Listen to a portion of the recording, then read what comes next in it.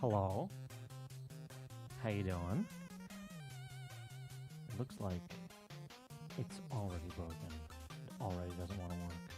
That's fantastic.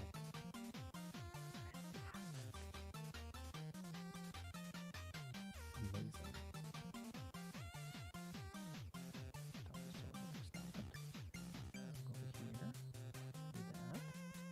Okay. We'll see if chat actually works tonight. That'd be cool. So I'm trying something. I'm trying a new overlay thing with chat. We're gonna see how terrible it is, if it even works. So I don't know. We'll find out, I guess. Yeah.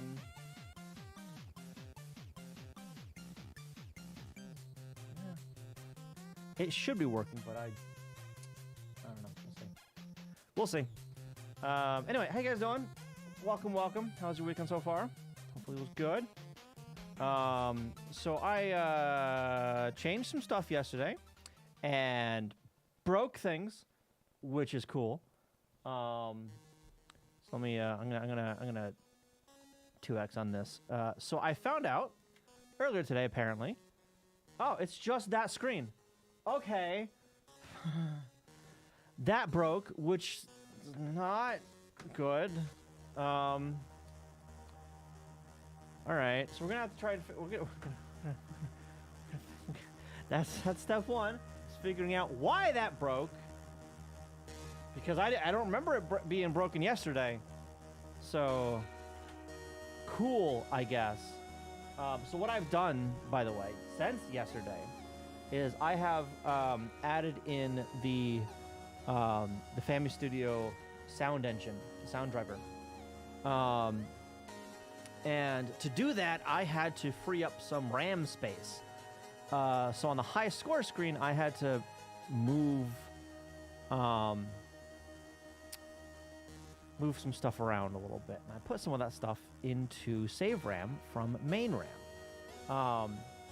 That shouldn't have broken this, though, because it was working after I made that change. All right, where... God. Scores.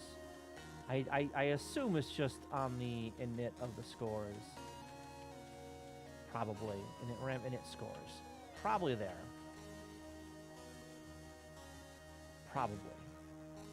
So I'm gonna go there, because it doesn't happen on the inner name. It just happens going into this. All right. I gotta figure out what's going on there, too. All right. Time map. That's a lot of stuff in it. I don't care. I want to do like that. No highlight. Okay. Okay. So it's already drawn up the base. Okay. Load some palettes.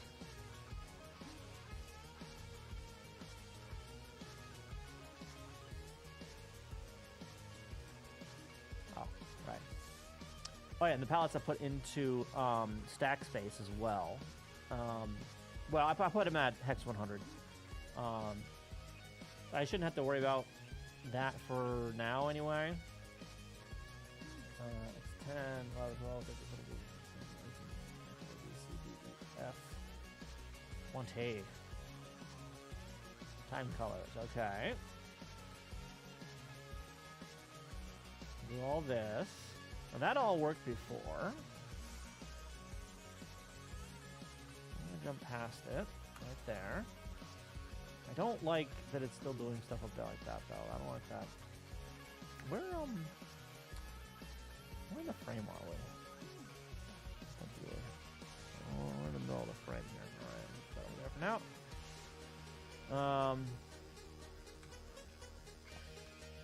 Alright, here's our load scores, because this might be breaking something. Possibly. 685F. Let me just make sure that that is writable. It should be. Should be.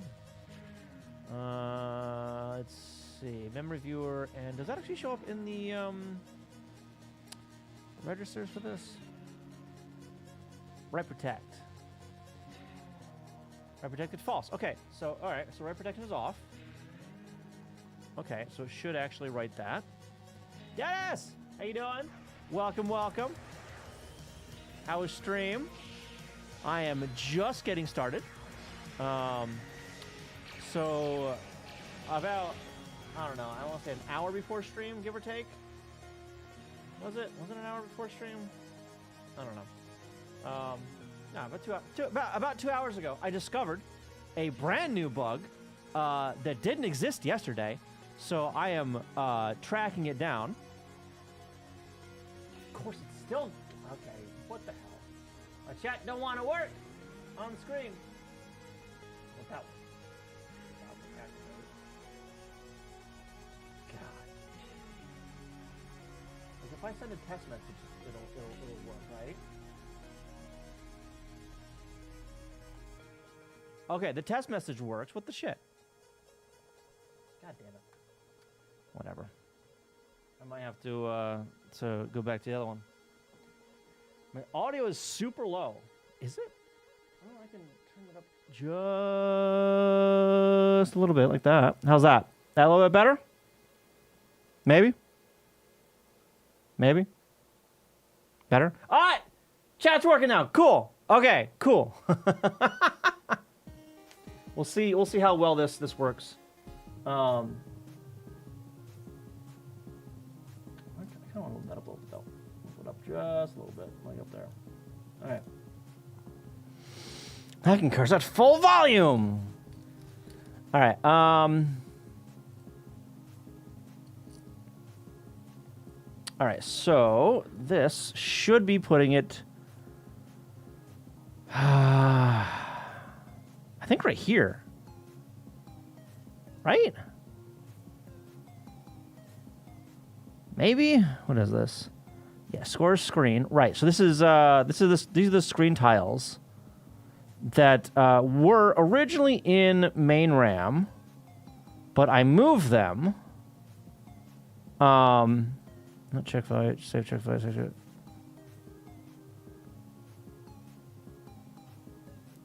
Sorry in there. But I moved them because I need a room. I went to part of the machine because Linux was being nasty to me. Removed the NVIDIA Quadro hardware and the machine would not boot at all. No post, no boot. Ew. We install a single card and the boot the FreeBSD install, which also fails to create a runnable systems. Oh no! Well, it's good to see you. It's unfortunate that, that your hardware is just not cooperating. Welcome regardless. All right, so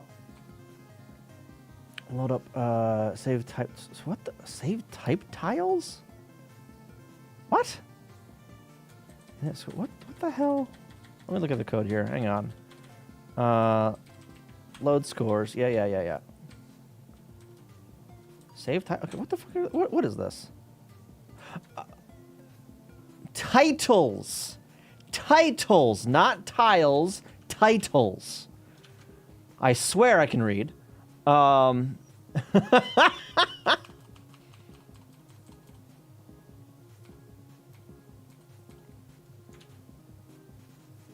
I? What am I? Where am I writing this?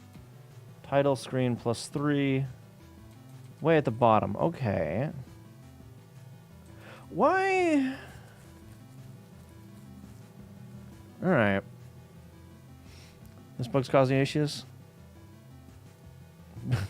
So they moved around some stuff in Linux firmware the other week that broke a bunch of shit. Oh, King's Food. All right, no worries, no worries. You know, yeah, I am the Colonel.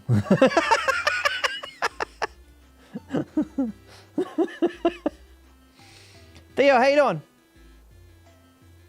What? God damn it! Why? Why does that one not want to work now? It's the entire reason. It's the entire reason I'm trying this fucking thing.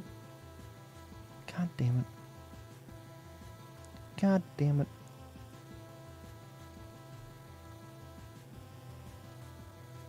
Son of a... Stop. Try again. Okay, let's see if that works. Anyway, doing good. That's good to hear. I'm doing all right. I'm trying to find out why things broke. Good worry. How you doing? Those are bug related to new GCC stuff. Yeah, I am the colonel. I am the captain now. Why am I writing this to RAM instead of just to the goddamn screen? Why am I doing that?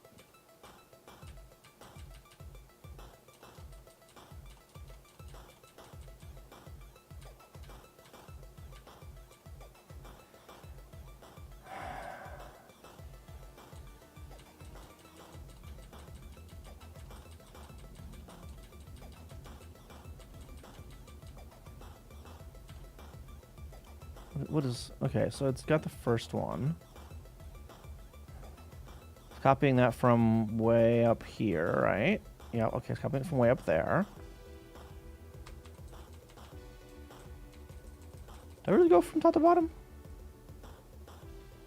Got a new speaker? Nice. Nice.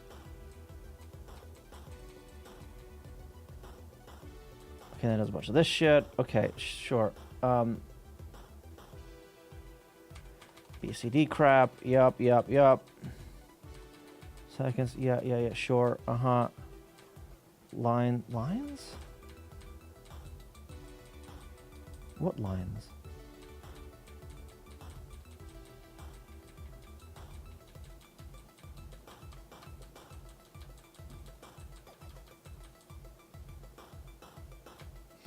Another copy. 1, 2, 3.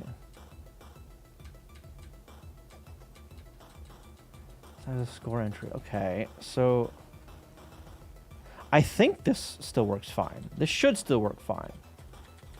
We're down here somewhere. Yeah, we're over here somewhere, right? Yeah.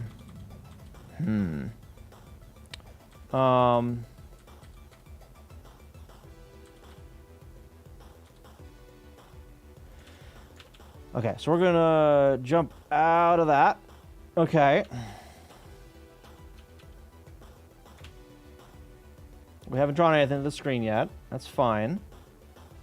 Draw scores vertical column 1. Column 2. We control. Column 3. Whoa! Okay, what the fuck? What am I doing with that control? What? What? What?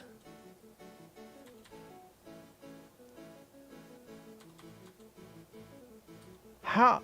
No, just do... huh? Do I turn on... how the hell did that happen?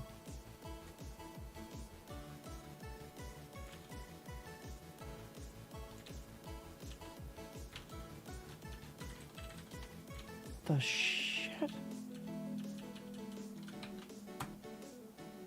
Yeah, when you spill the water. Yeah, when you spill water in your nose. All right, try this again. Still doing it. All right, where are we right now? Increment X. What the shit is this? Vertical column 3 is broken. Why is vertical column 3 broken? I didn't touch this code. What the hell? X is 21. It shouldn't be. Okay, we're gonna do that. Reload. Over here. Okay. Draw scores column 3.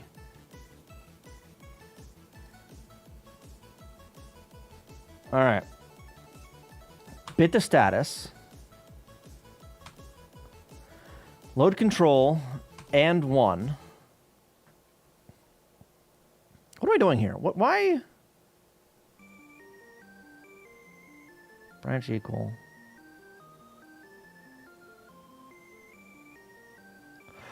Oh, that's a screen. That's that. Okay, that's the screen to draw to. That's all that is. Okay. 2354. Does not sound correct. That's like over here.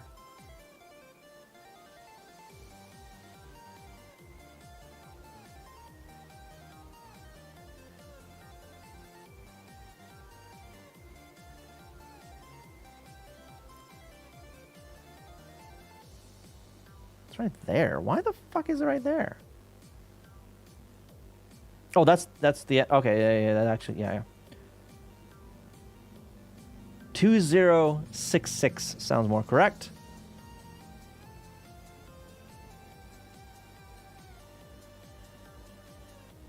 Maybe.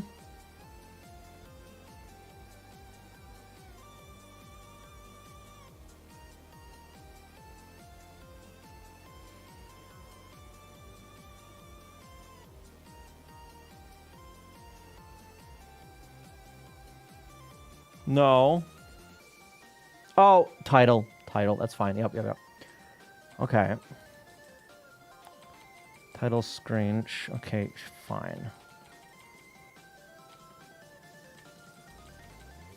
Why is it drawing that vertically? That's why I do... Okay. All right. That's why that was over there. Because that swapped the draw direction. Okay. All right. High scores. Don't need that. I do need this, though. All right.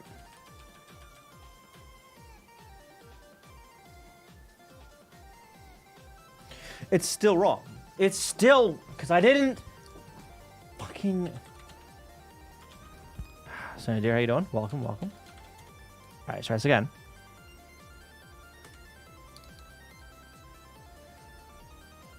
Change hello to Henlo. All right.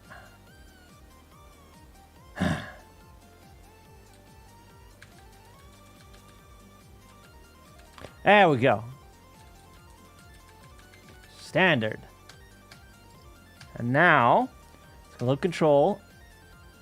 And it break. Okay, load that, store that there. Load control, or it. So now we do the vertical right.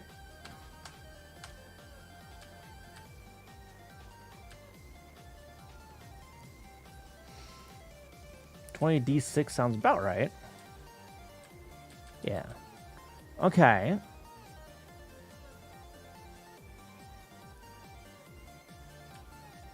Increment that. Yeah.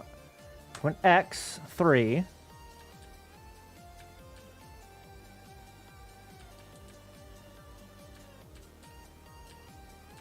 Four. Where are we on the screen, by the way? All right, we're just about to hit NMI. Canby, how you doing? Welcome. Okay. So NY is another, like, what, 2 scan lines maybe?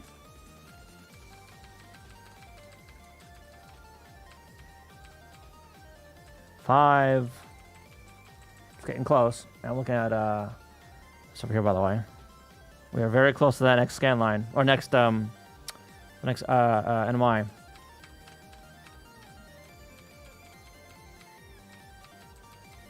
think it's the next scan line that does it. 6.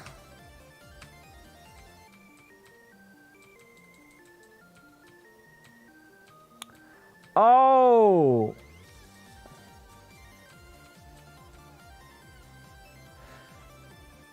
This is going to change the address. That's why. Okay. Bit sleeping. Yeah, sure, whatever. I need to check it for waiting for NMI. It doesn't... it should. It's fucking broken somehow.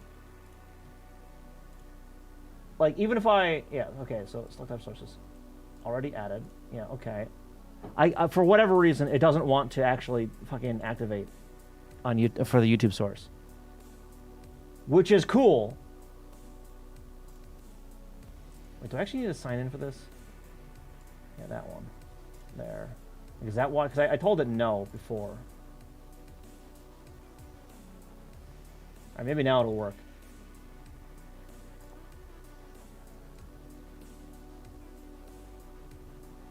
I don't know. We'll see. All right. Yeah, so this, even though this backs stuff up, it, we're at a different address now. There we go. That's better. Yeah, so now both chats should be up there. Because I mean, I hate YouTube for a variety of reasons, but it'll keep my VODs for however long, so I'm okay with that. I don't know. And it's not like I'm like being exclusive on YouTube either. I'm streaming to both, so whatever. It's fine. That's fine. To be fair, there are more people on YouTube, but I don't know. All right, so I need a. Yeah, YouTube streaming the actual video for it is fine. The chat leaves a lot to be desired, honestly. Jumping, how you doing? Yeah, Twitch rules with when it comes to chat interactions. YouTube chat is just god awful terrible.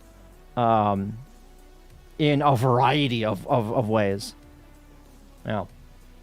Yeah, so this chat overlay combines both Twitch and YouTube. And you can see... Oh, my hand goes away. Over on that side of it, it actually has like a little Twitch icon for your chat. So I don't know what that one is, though. Emotes don't work.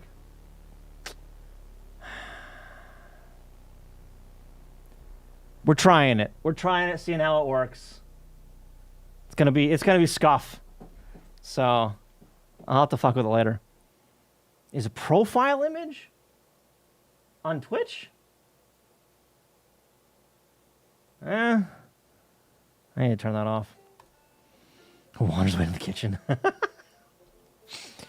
Well, yeah, because like I guess like YouTube chat has the profile images like in the chat here, right?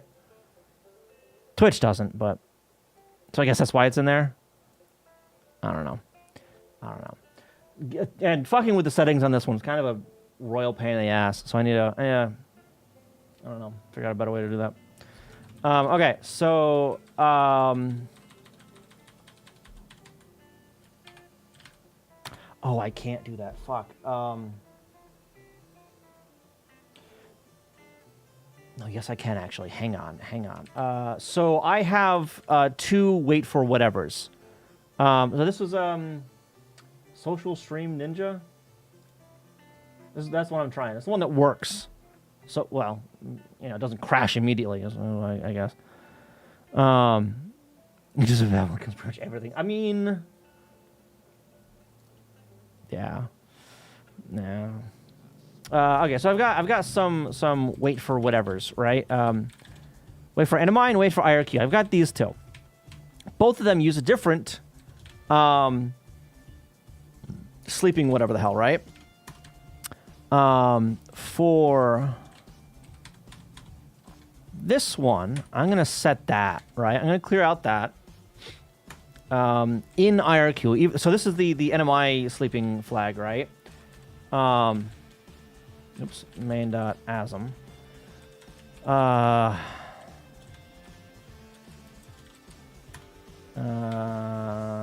RTI right there. I'm gonna okay, so now I can return early if I am not waiting for NMI.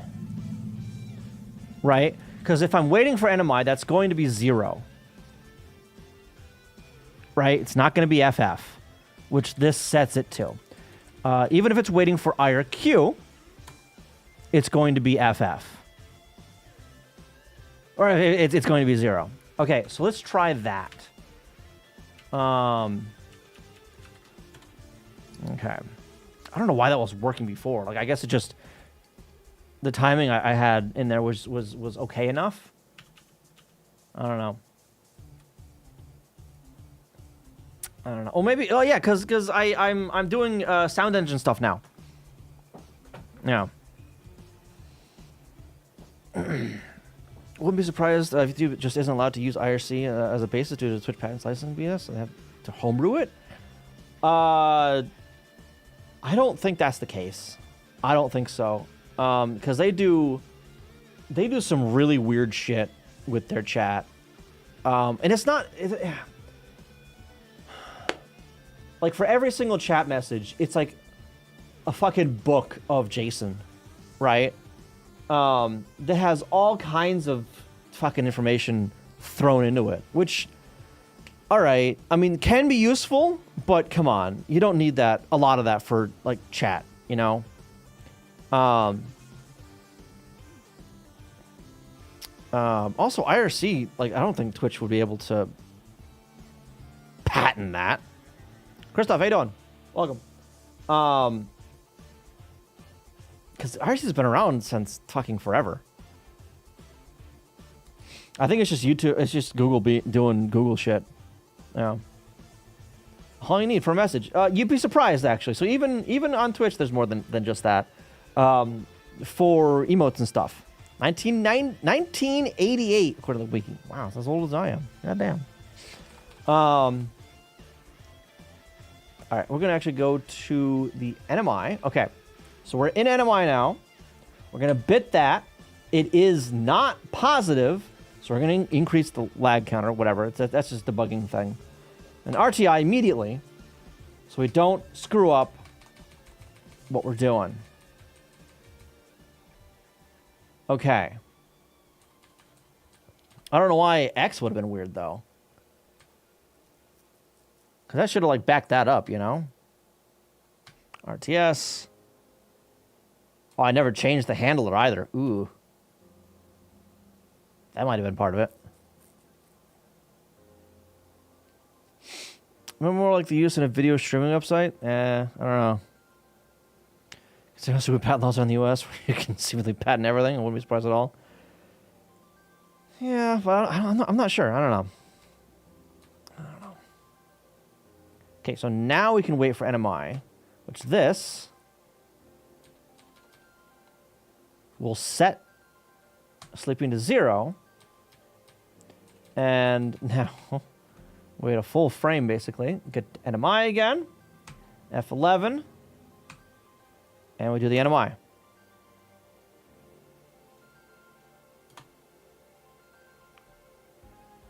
So I just had timing. It was just a timing thing that worked out okay before.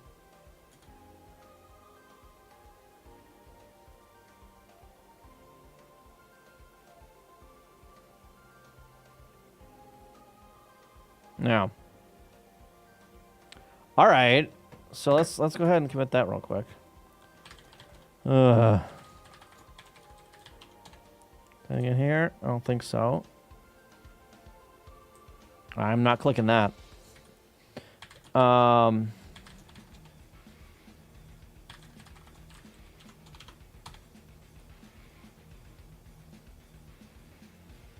right. So, yeah. So, okay. Let me scores. Yeah. Okay. So in scores, where is it? Yeah, like I said, I moved the score screen into save RAM. In what is that? That's in main, right? Yeah, that's in main. Load word. So that variable. I forget where I had it originally, but I guess I accidentally moved it into sprite RAM over here somehow. So I have code that clears out all the sprites. So it writes FF to the Y positions of all the sprites, which just puts it all the way down. So having that in there, it broke the load address and soft locked all of the practice boards, which was cool. YouTube is so bad it's still showing the chapters of the previous video you were watching. Oh my god. Yeah, YouTube is kind of ass. Especially the new bullshit they're pulling with what's it? If you have ad blocker running, they delay the start of the video. They just buffer for a little bit just to fuck with you. Right? Elena, how you doing? Welcome. What? An article of manufacturer therefore. God, that's so dumb. Am I a software engineer? I mean, that you could call me that. My day job is a software developer. Yeah. All right. That one and archaeologist. Yeah. Yeah.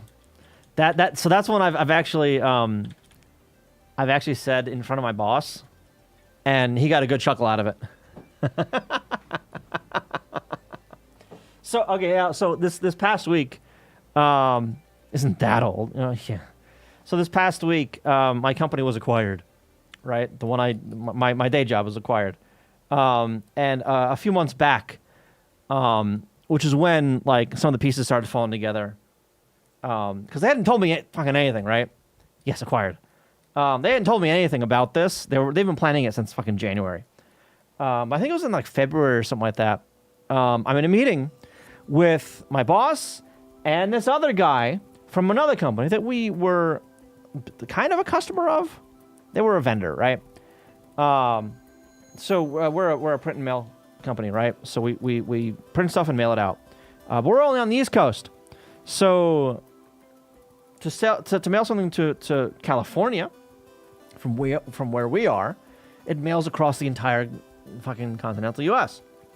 So it's cheaper to send the data over the internet to a facility on the West Coast in California to print it and mail it from there if it's mailing to California, right? So we had a vendor with that, and one of the higher ups from that vendor was in the office, and he was showcasing some internal tools, right? And he basically for the introductions, right? He like asked like what my position was, and I go, well, technically I'm a software engineer, or software developer, but when people ask that, I usually like to tell them I'm a software archaeologist. I got a chuckle out of it. Well, who is so dumb to buy that incompetent place? I don't know. So a bunch of people were let go before the acquisition because they didn't want them coming over. And the dipshit CEO that was driving the ship is no longer a part of the story. She's no longer in the picture, which is beautiful. Yeah. Peaceful. I didn't mean it to be a reference, Theo.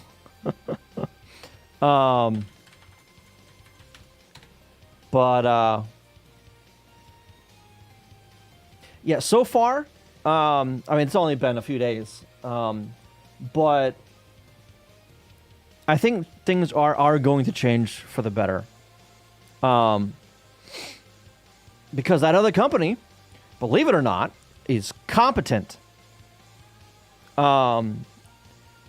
Unlike the old guard at my old company, of his boss, not my immediate boss. No, he's still around.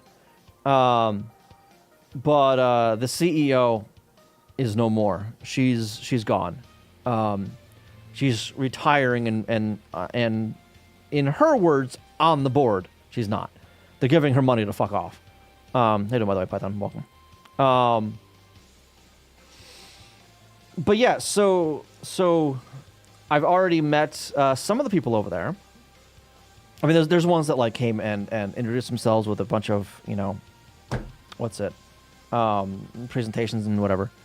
It's gonna shove AI down your throat. So there's actually an AI clause in a bunch of the paperwork, the employee agreement bullshit, right?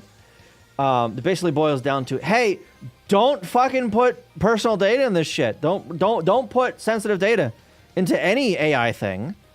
And in order to use any AI thing, you need approval from your supervisor. First and foremost. So saying people, wow, yeah, right. But yeah, they have an entire graphics department that knows how to that knows how to use the software they're given. Put it that way. It isn't stumbling around with shit. So that's a plus. There's a developer department over there that I haven't met yet, but we'll get there. I'm looking forward to that. Looking forward to meeting those guys. 'Cause there's a lot of work to do.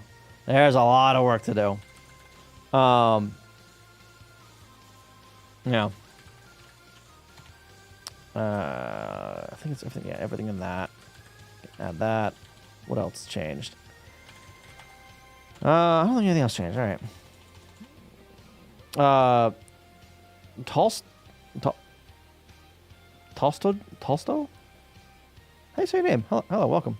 What are my plans for the game? My plans are basically just bringing modern Tetris to the NES. Tolstoy.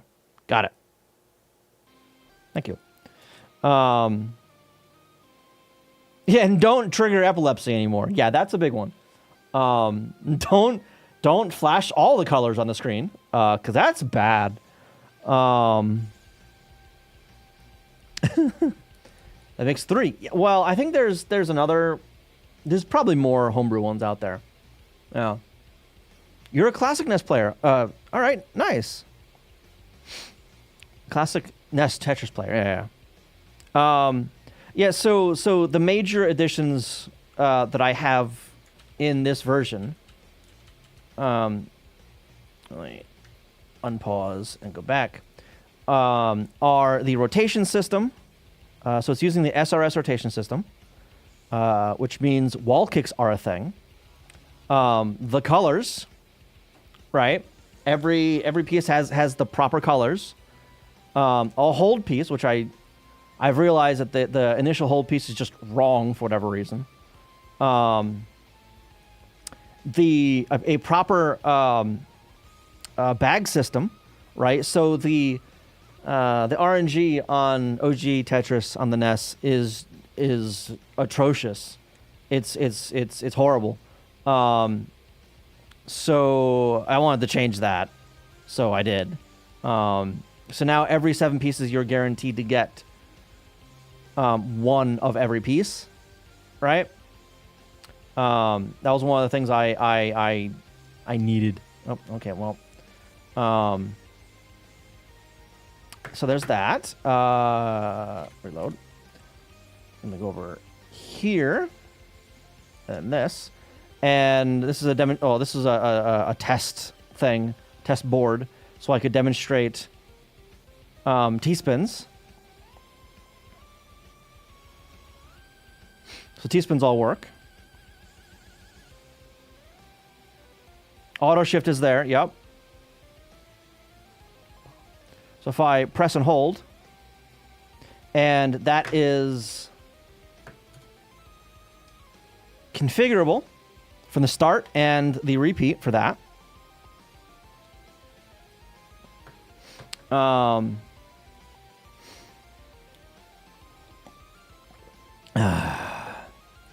Drought PPs in the 40s. Let's see what else. Versus mode is apparently broken. How in the why? How did this break? IRQ broke it.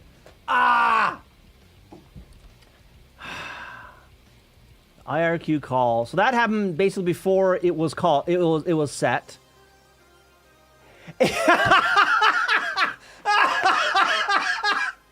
The IRQ fired off as I was updating the pointer to the IRQ. Amazing. Okay. All right, so I need to update that first.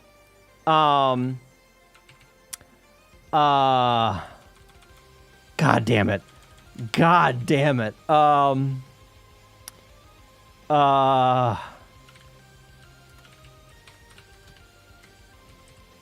Pointer IRQ, yeah.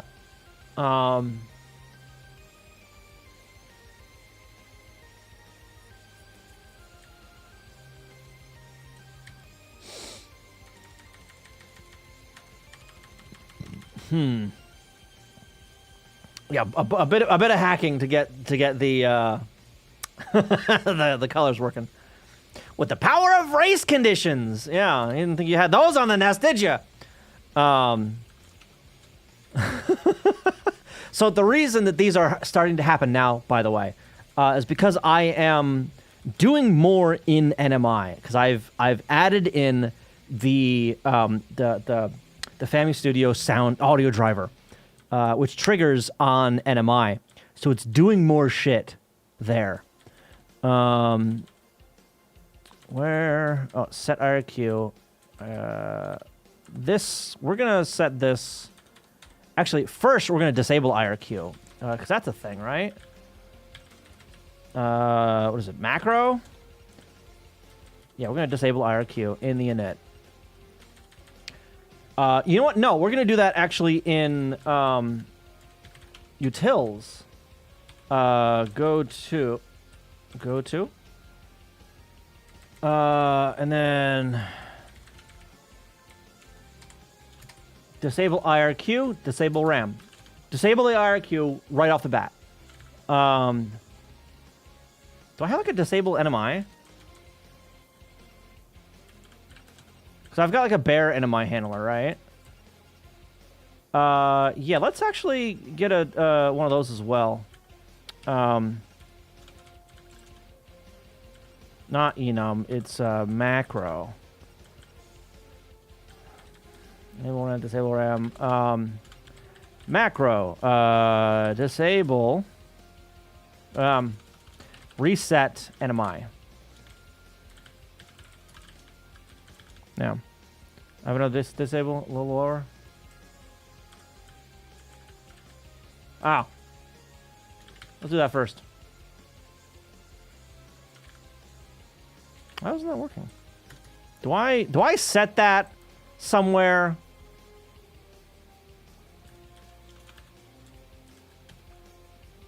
No.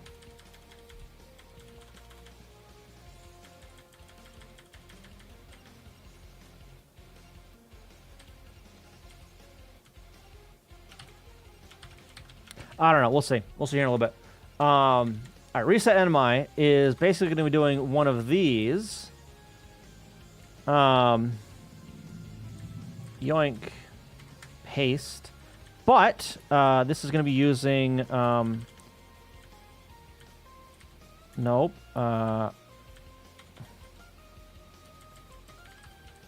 This.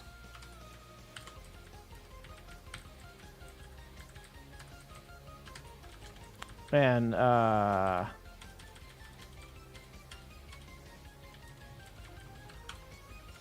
my handler.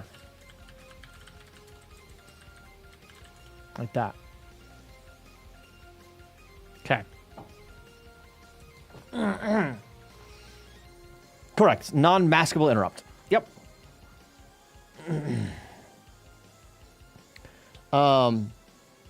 Yeah, fun fact, before this project, we didn't even know how T-spins are defined or work. Yeah, I'm learning a lot. The Tetris game crash? The Tetris game crash? World records in the hundreds. All right, so... reset NMI, disable RAM, disable IRQ. Okay. Well, that's that right there. Whoa, load 0. Load 0? Wait a minute. I don't check for that, do I? No. Ooh. Oh, that's disgusting. Nope. Nope. Okay. Yep. Haha. Similar to the NES Tetris. Okay. I see what you're saying. Where you like get a score high enough and do a line clear and it breaks and like soft locks or hard locks, I guess. Yeah.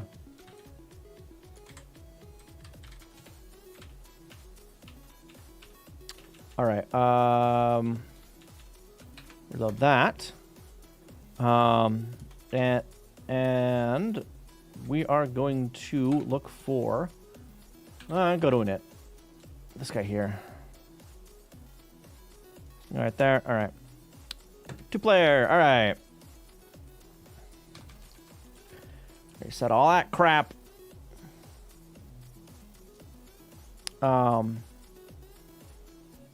Actually, what I probably want to do is I want to turn off NMI on V blank. Which this does right there. Okay. So it shouldn't be hitting NMI. Draw the screen. Fill the screen. Init routines. Yup. Select the bank.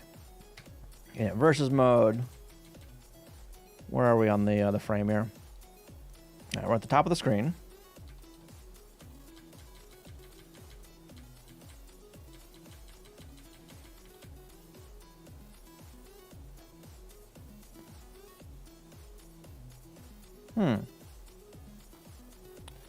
All right. Go down here. Because that was initializing the two boards to be blank, because we want that. All right, there's this stuff. Oh, right. Okay, this is all like color crap for some borders. All right, this here is the start of clearing out variables for things. Hold pieces, initialize the bag. Next block for both the players. To prime that, set the NMI handler, turn it on, wait for it.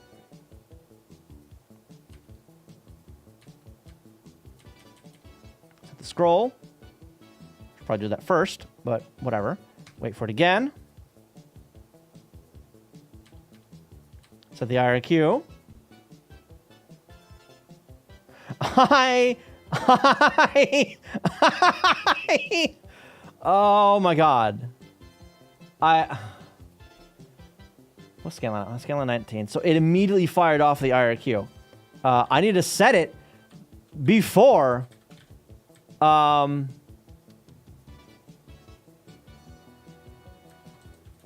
turning it on.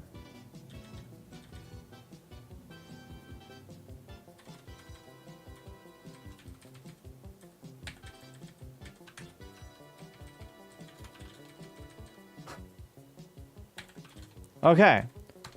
How is that not broken yet? Like what?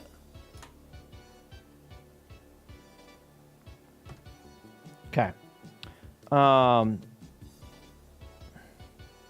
Get rid of all of this stuff. So I don't need that anymore. Delete all that. Let's go over here. Yep. Getting it.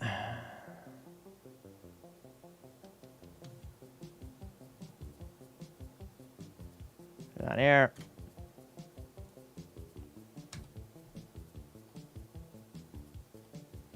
Because that will immediately fire off. All right, so for NMI. It probably didn't break before because I was in NMI during this spot. Because I just finished waiting for NMI. But now the NMI time is doing audio shit, which pushes it past that. Ooh. Oh, that's actually not good. Scanline 5. I'm going to have to change some scanlines for that. I need to make that like scanline 6, I think.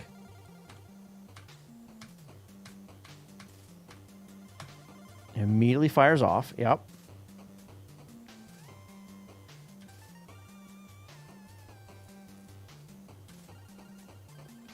Oh, and that needs to return immediately because we're not waiting for that. Okay, so I need to do the same thing with the IRQ.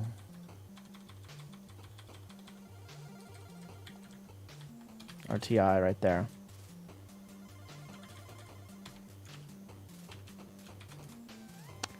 And you know what? Let's change this to 6. Honestly, I probably need to change the others too, but whatever.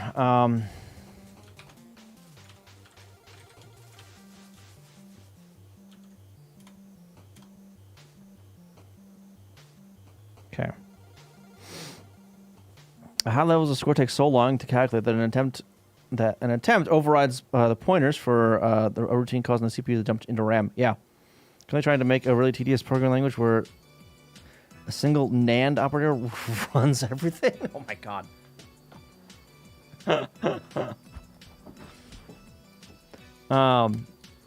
Okay. I'm gonna jump down to here.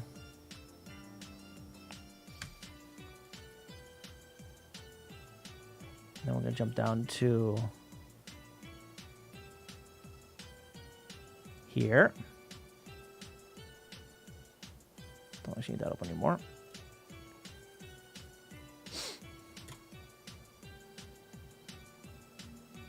I should have kept that one there, but whatever. Well, yeah, I'll keep that breakpoint there for now. All right, then it does that, turns it on. Why does it call it immediately? At any rate, it's going to immediately return.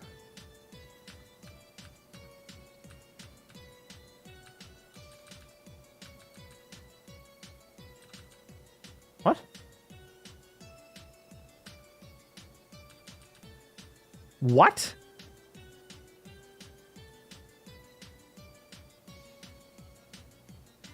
IRQ cart. Oh, that's still firing.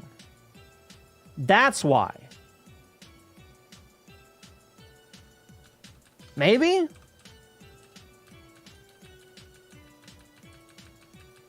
I mean, it's not putting anything else on the stack, which is nice.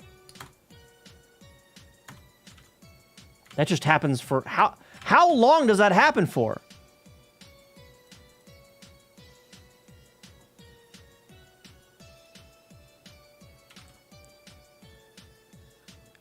Is there a way to, like, acknowledge the... Hang on. The IRQ... I think I remember seeing something like that, where I can acknowledge the IRQ so it doesn't, like, fire again. MC5... Yeah...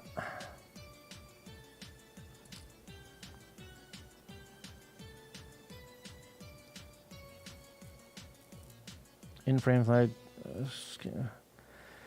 Scanline pending flag becomes set anytime that the internal scanline counter matches the value written to register that. If the scanline IRQ is enabled, it will also generate an IRQ on the system.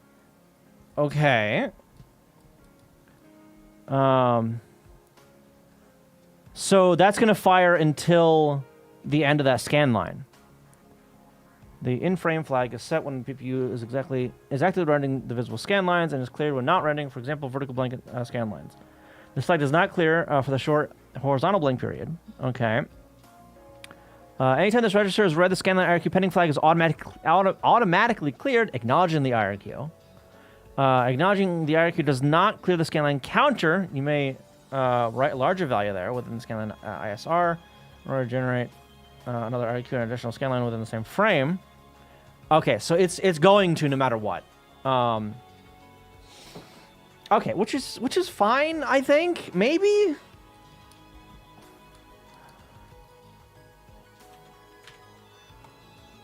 This is what we're gonna do. We're gonna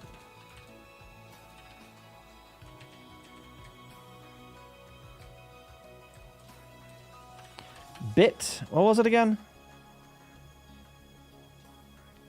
5204. We're going to bit that and then return. That's what we're going to do.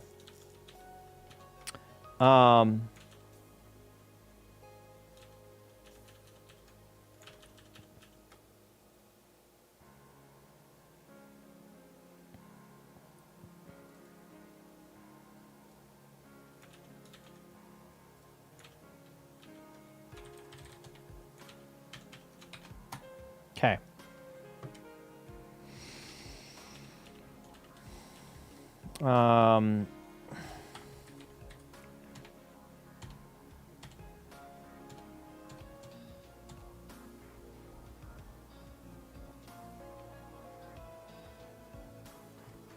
IRQ. Oh, that's not. That's a different IRQ. That's a different namespace.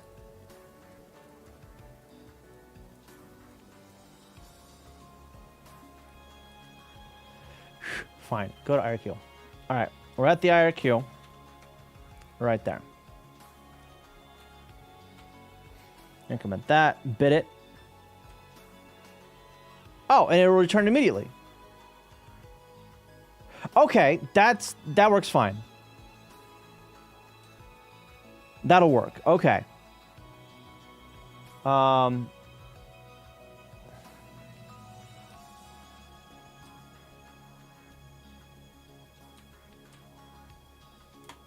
Okay.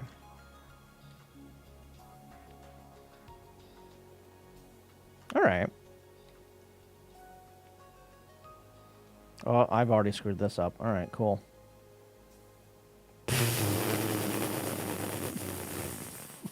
Can you tell I'm not very good at this game? Could you tell? Could you tell?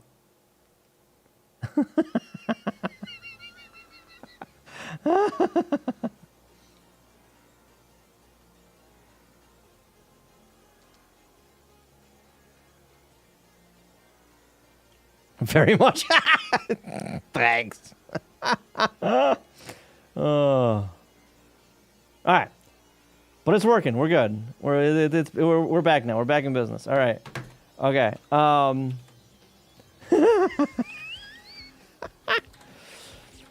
Diff utils. What did I change? What else did I change here? Add that. What else did I change here?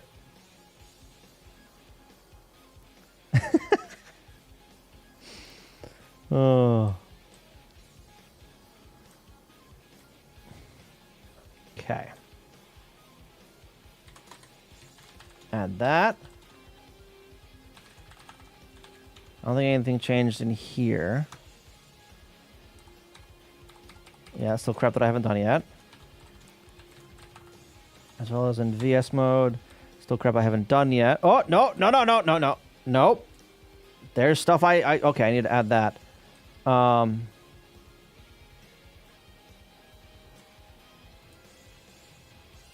don't remember doing this, though. When did I do that? Add partial. No. Nuh-uh. Nope. Yes. Nothing else. I think. Right. All right. What else? I think that's it.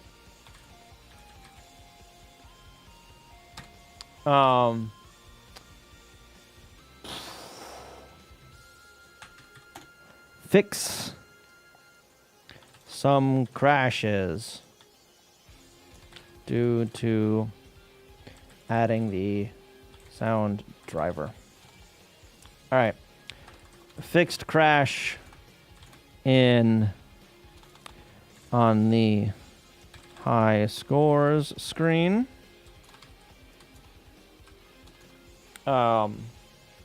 When NMI happens during the initial screen draw, fixed crash. It was a crash, right? Yeah. On the VS mode in the VS mode init, where the IRQ fired before being properly set up. Yeah. Both the IRQ and NMI handlers will exit early if they are not being waited on.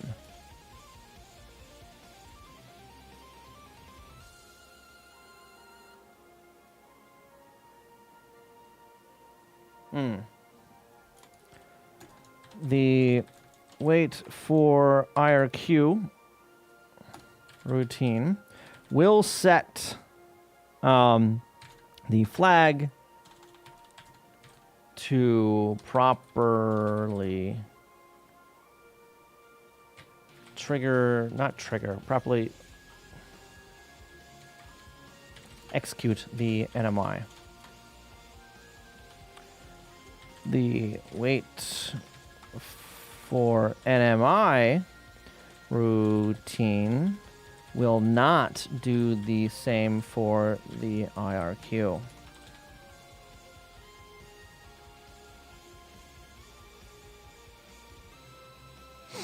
Which won't necessarily stop it from firing, but it will stop it from executing anything. So if I want stuff to happen in the IRQ, I have to wait for it to finish. I have to explicitly say, hey, I'm waiting for the IRQ. Which I think I'm doing everywhere I need to do, I think. Okay.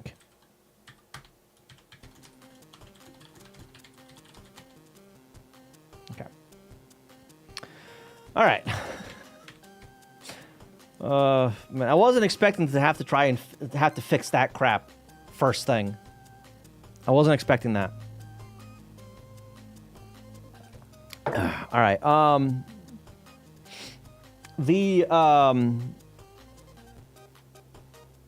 hands all. Yeah. I think I need to screw my camera settings again. All right. The next thing I want to fix is why? As soon as I start looking at it, it's not there anymore. Was that because of the IRQ? That was probably because of the IRQ. No, because that was broken on Friday, wasn't it? I think that was broken on Friday as well. Which means it wasn't the... Well, that doesn't necessarily mean that. Okay.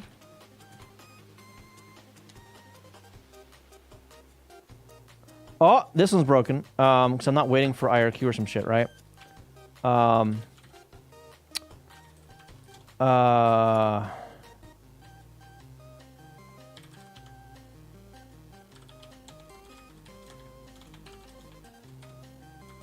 This waits for NMI, doesn't it?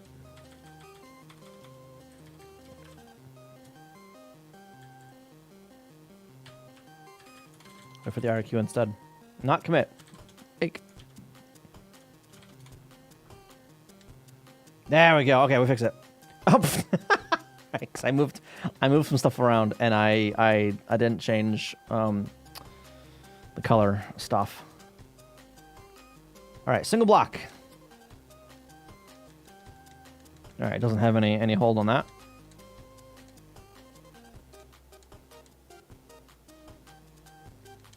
Yeah. Okay. I don't like how sometimes I get like the screen shake a little bit. You see that? I don't like that. I want to fix that. All right, so that's an easy one to see. Go to init. We're gonna break on this again. Oh, it's already there. Look at that. Go to init. Reload.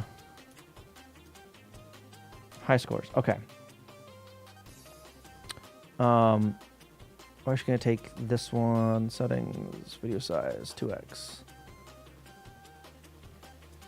This is something similar to screen shake. Well, this is not. This one's not intentional screen shake. That's for sure. Did my... Oh my god. Okay, so YouTube, go to hell. The fact that these two things, like top chat, is the default, fuck you. Like, no, don't hide messages. Show me every goddamn message. So I saw your message on my my teleprompter, but I didn't see it over here on my other screen, which is where I'm reading it from, right? Fuck you, YouTube. But yeah, that's unintentional screen shake. That's one I don't want. I'll move that over there because I want that. Is this showing the Yeah, it's on the scroll overlay. Okay.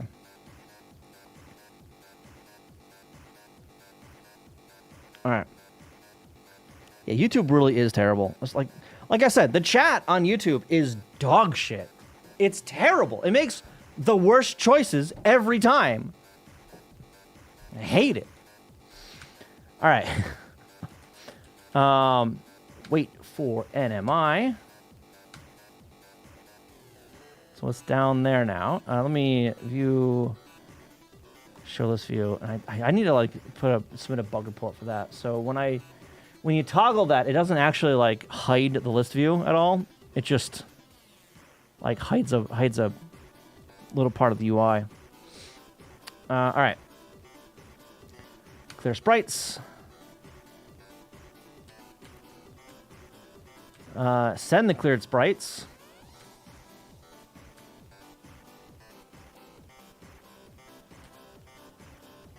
And sent them. Okay. Why do I not see the Oh, because it's underneath all that, isn't it? Fill the attribute table. Clear the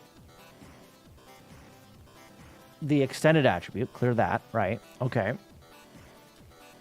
Select lower bank.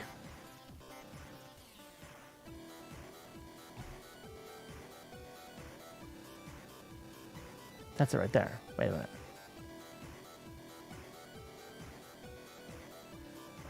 Oh, because I don't turn off drawing before waiting for the NMI.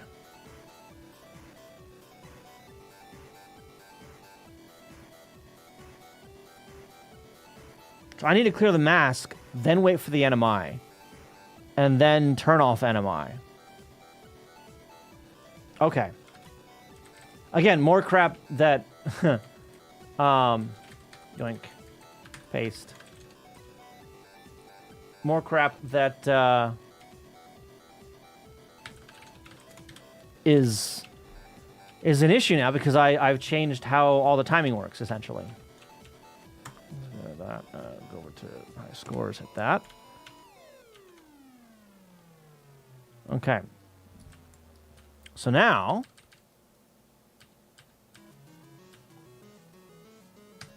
oh, that turns it off and then does the same thing. Okay, so what we're going to do instead, we're going to burn some more frames here. So we're going to wait for NMI, turn it off, because we want to be aligned with that, right?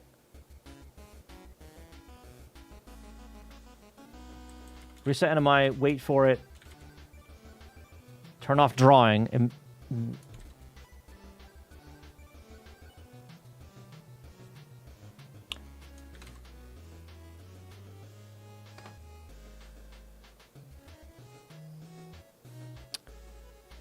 I can't do that outside of NMI.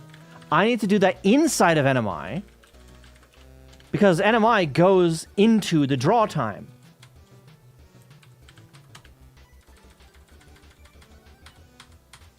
Because of this. All right, so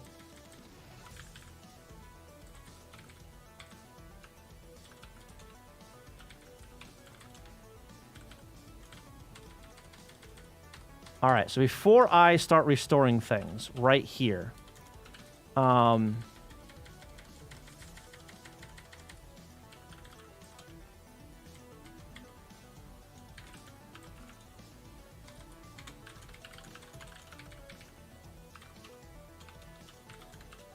one, store that into turn off PPU. Load A, turn off PPU. Branch equal Load 0. Store that into turn off PPU. Okay. Now the mask. We'll stay that. Let's stay on there for this.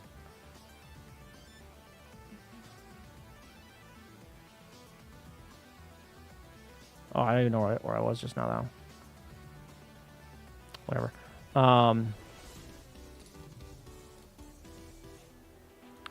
CPU registers this guy. Oh, I can just register all that. Okay.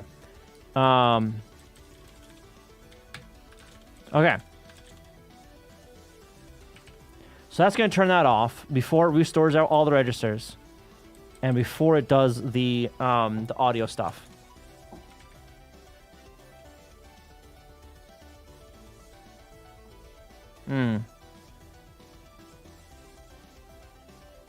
I'm in danger. Nope. Temporary. Reddit, what the shit? Ew. That doesn't look very nice. That looks, yeah. Oof. Oof. Yeah, when I went out to get food today, it was 90 degrees outside, which was lovely. Yeah, yesterday, like last night, it was, I think it actually hit the 60s. Right? So I opened my window last night because it was warmer in my apartment than it was outside, and I didn't want to turn my AC on overnight, right? So I just opened a window and put a fan on. And then this morning, it's 90 degrees. So I'm like, oh, I need to quickly turn that fan off because, oh my God.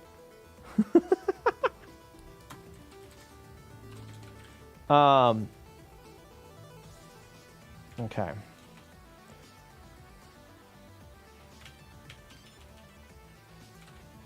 Nope, that's not what I wanted. Make. Come over to this one.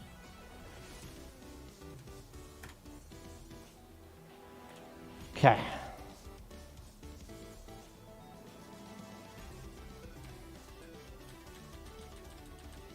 Turn off CPU. Wait for NMI. We're actually going to jump to NMI. Whoop. I know this is right at the beginning of everything, but whatever. Trampoline, where are we going? Bearing on my handler. Okay, so this just updates the palettes. That's all that does. And sends the sprites.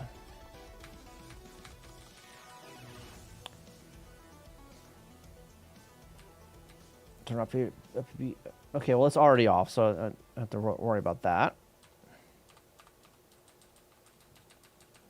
And then, okay, so we are halfway-ish through NMI right now. If I jump over this, oh my God, that's atrocious.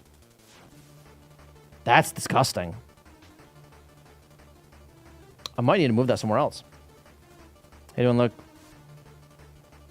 If it's that bad in other places, I might need to move that somewhere else.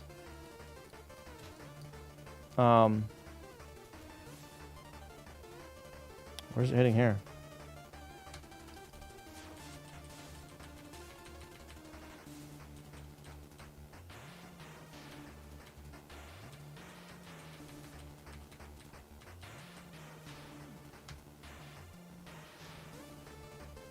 Scan line 4. That's not terrible. Not great, but not terrible.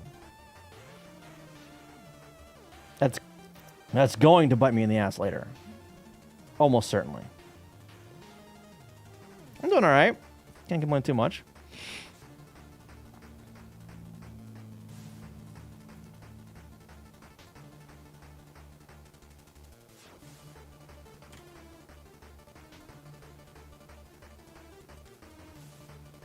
Okay.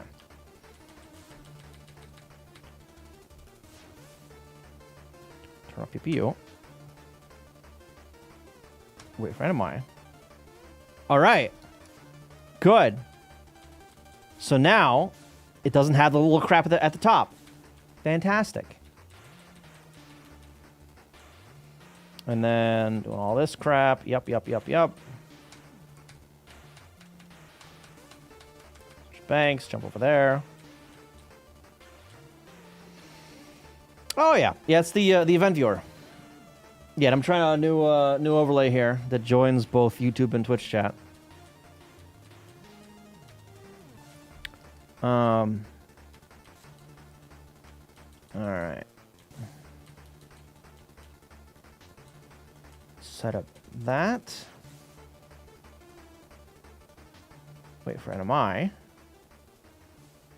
Not IRQ. Even though I turned it on. My controllers. That didn't hit this frame. All right.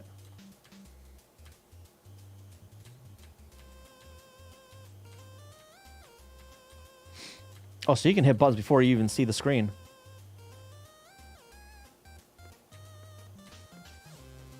Where is this guy? Huh? Oh, because that is part of the IRQ, isn't it?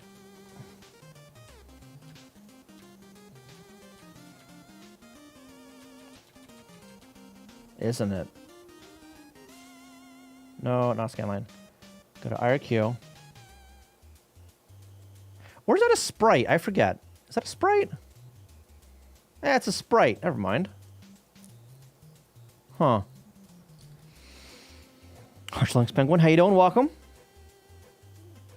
I'll keep my YouTube stream on another tab, and I'll be using that one every time I get Twitch. That's fair. That's fair. Work on that NAND language, and I've added an instruction called sad. Yes, I make extensive use of the multiplier. Yeah, I use that in a lot of places. Table lookups and some other things. With the scores, I use it with the scores all the time. Yeah.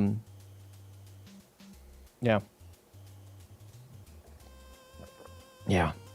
I mean, if it's there, I'm gonna use it. You know. Appreciate it, Luke. Appreciate it.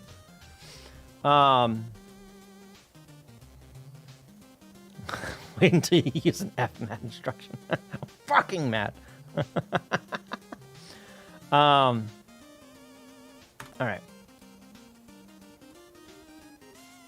I don't like how that takes longer sometimes. What is this? Are these? Oh, that's okay. A little taller.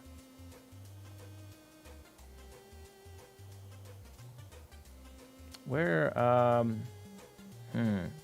kind of want to highlight the audio stuff. Oh. Used to play the super old ASCII. Oh wow. Okay. Did you feel it's got a decent ad cut on Twitch? It's all right. It's fine. You know, it's okay.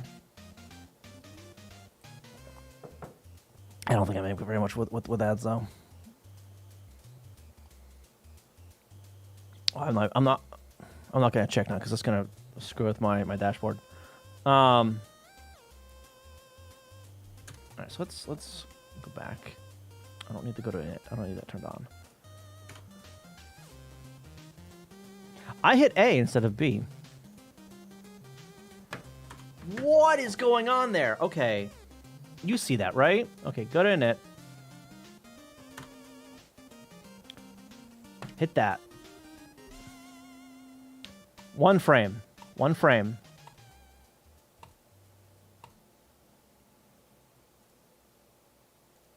That isn't scrolled correctly.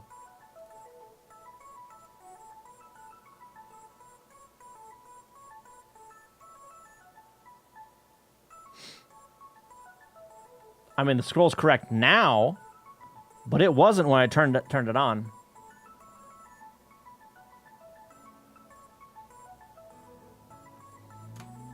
Okay, we're gonna...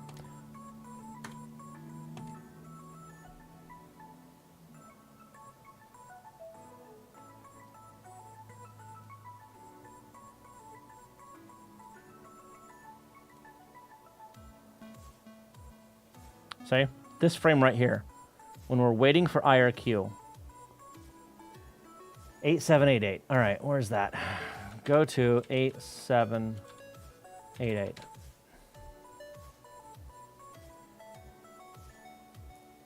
Right here. Jump frame mode menu.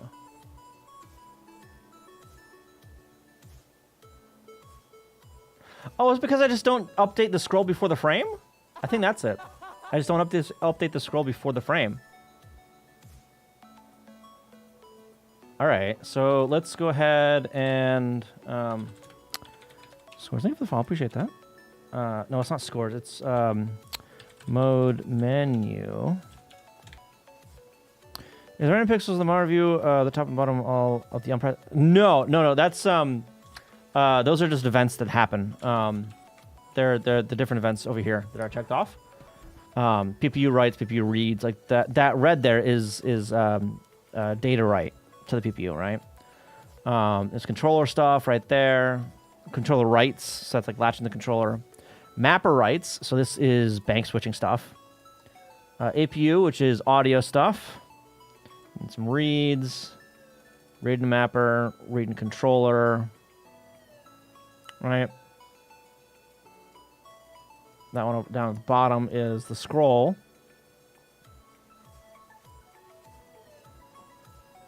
Is PPU data read from the CPU or the cart? It's read from the cartridge, actually. Well, I mean, some of it is anyway. So there's the name table data, which is on the PPU. It's on the NES in RAM there, and then there's the tile data, which is on the cartridge. So it's a little bit of both. All right, mode menu. Frame mode menu. All right, so we're going to load up 0, store that into 2005 twice. That should fix that.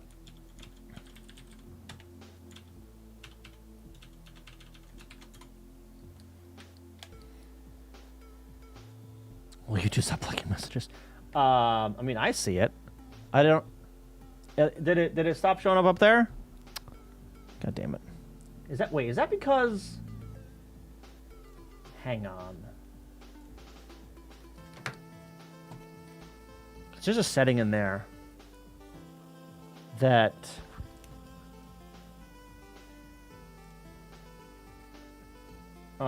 specifically for YouTube, I think, where it will show like the top versus the all.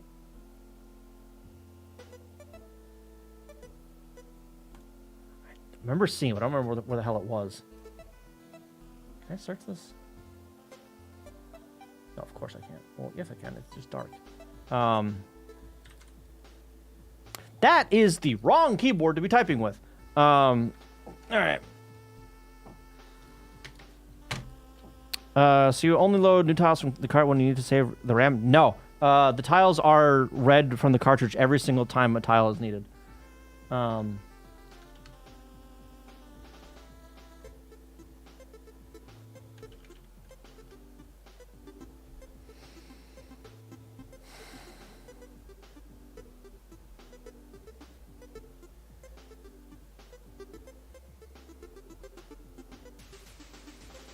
Really?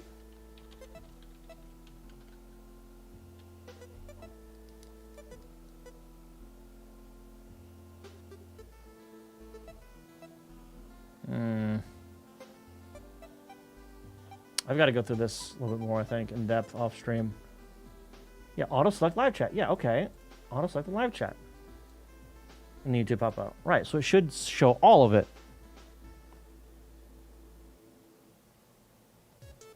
All right. Let me... No, you bastard.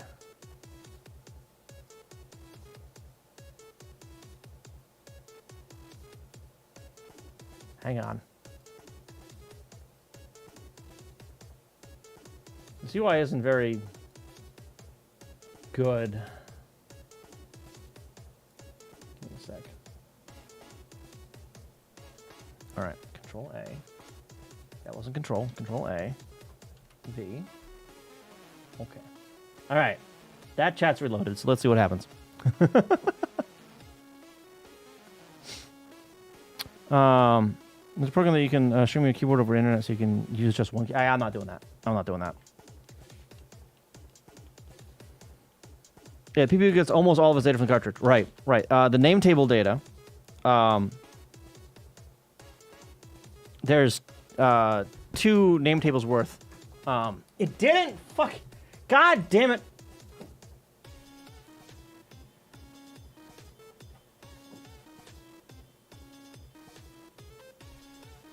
Reset.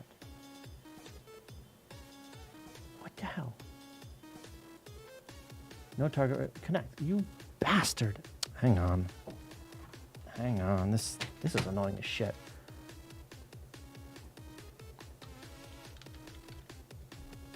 Connect. There we go. Okay, now it's connected to the live chat. Son of a bitch. It's so goddamn annoying. But the CPU always has to go back to the CPU to access RAM, right? No, it has its own. It has its own RAM that the CPU needs to go through the PPU in order to access. So it's the other way. You got it the other way around. There we go. Thank you for bearing with. I appreciate it.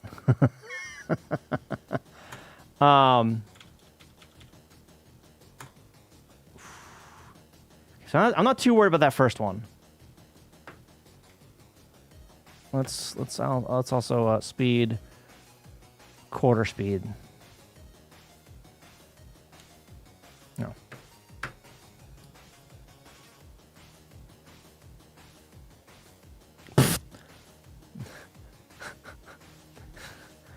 That's because I'm updating palette shit in the middle of the screen, which is cool. I shouldn't be doing that.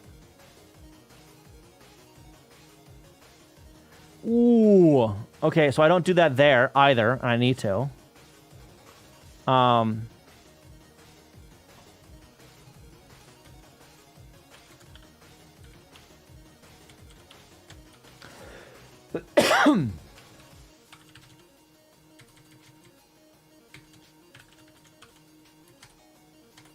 Cool. Still my pace buffer. Make. Reload. Okay. High scores.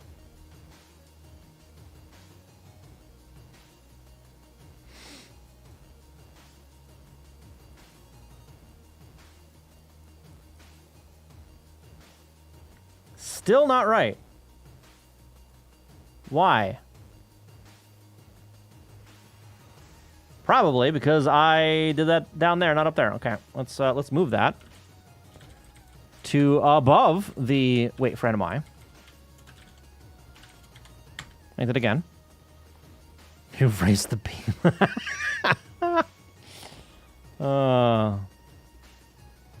It'd be cool using a real CRT and recording it with your phone in slow-mo to debug. I'm not sure phones are quick enough for that. Especially mine. And that'd be like difficult to trigger a single frame event. If it was a multi-frame event, right, where it happened the same every single frame, that'd be a little easier. But if it's a single frame event, that's a bit different. All right. Over here. Let's try this again. What's over here? I know you can't see it over there. It's fine.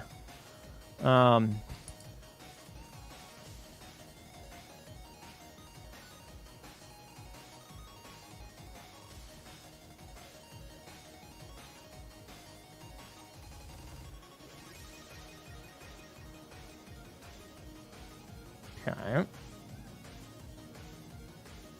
Oh!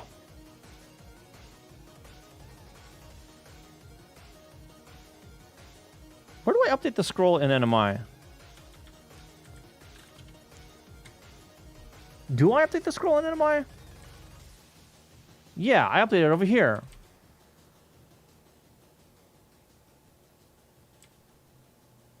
Why is that not working?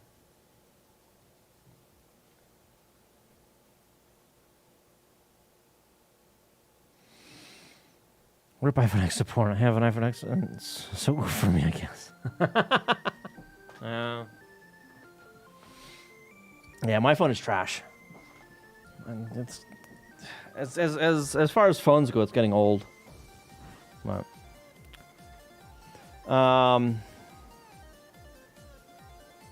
this is really bugging me. 'Cause it happens for like a few frames.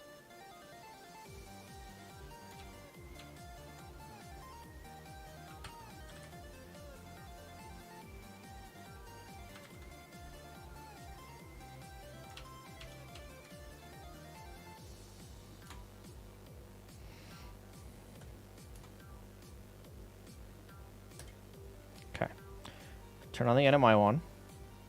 So now we see when the NMI starts. We can step through it for a little bit.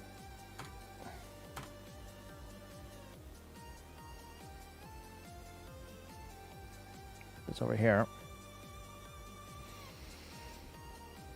Yeah, I have Samsung phones, and I hate Samsung. What do I put? Aircos? I have one too. Portable? Oh, air cons. Oh, air conditionings? You mean the ones that don't go in the window, but they have a pipe to the window? Yeah, those suck. Haven't you seen Technology Connections video on that one? Come on. CRT glow on TV is an extremely short event. Yes. You have a quite fast camera to usefully work at that level. Yes. And I saw that Slow Guys video. Yep. Almost 4 years. I forget how old mine is. Mine's about that age, 4 or 5 years old. I mean, it works. But it's starting to show its age with like battery and just being dog shit slow, honestly. All right. Lag RTI. Okay. This one didn't lag.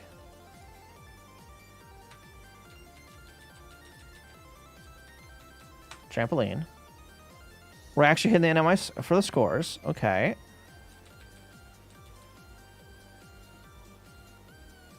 Oh, that must have exited quickly. What the hell? Where are we on the frame? Oh, we're right at the beginning. All right, so yeah, it aborted pretty early. All right.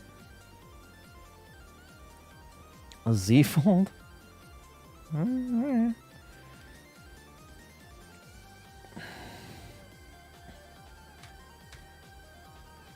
Okay. It re-scrolled.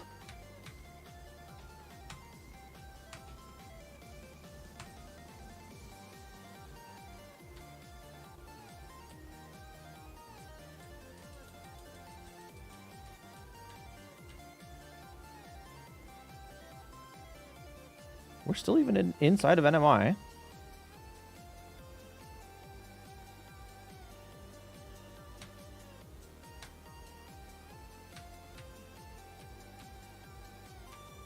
Scroll again, just for shits and giggles.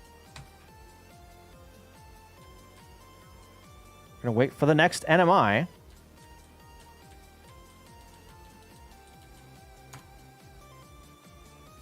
Did I just, like, not recompile or some shit? Is that what happened? Is that what happened?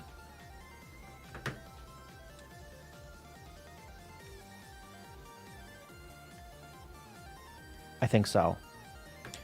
All right. Okay.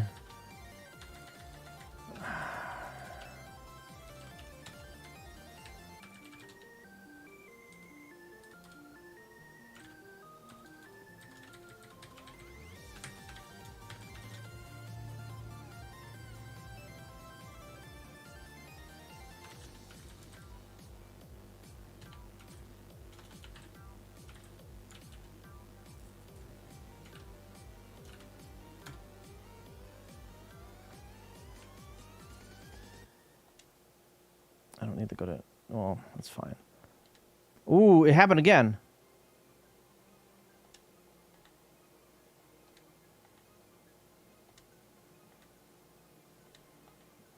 Hmm. Hmm.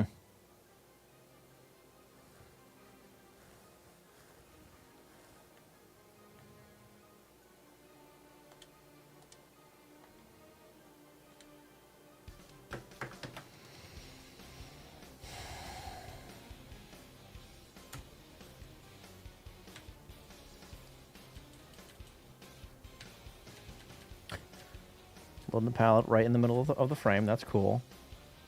Well, that doesn't actually write the palette though. Okay, that should be fine. Why do I write the palette so early then in on the other screen? Okay, reset the scroll.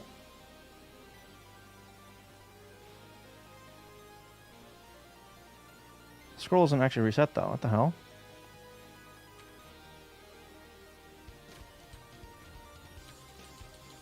Why is this? Why is that going crazy? Well, okay, so it doesn't actually, it's not gonna be drawing anything anyway.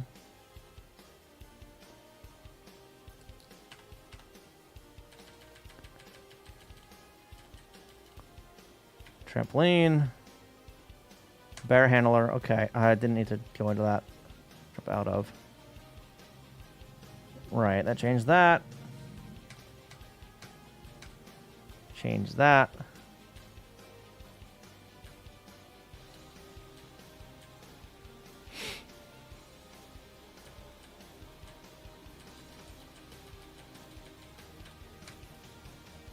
Why does that change it? That shouldn't change any of that shit. Why does it change that?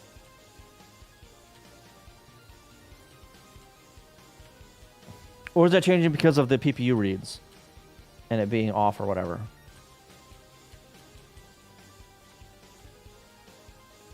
It's another way friend of mine. This is the one.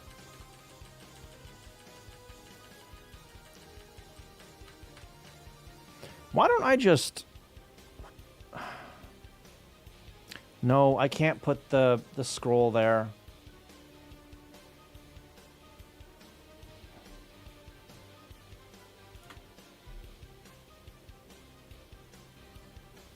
Did that turn on the NMI? Turn on the drawing? 2001.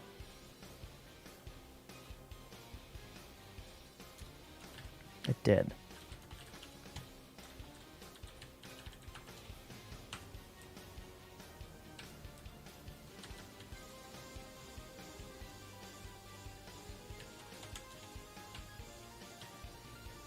CPU control. That's 01, right?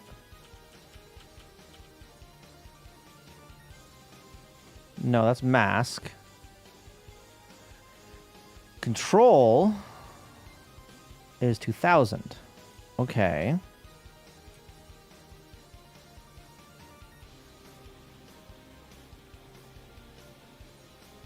Well, no, that's written... What the fuck? Can you not, actually? Oh my god. Huh.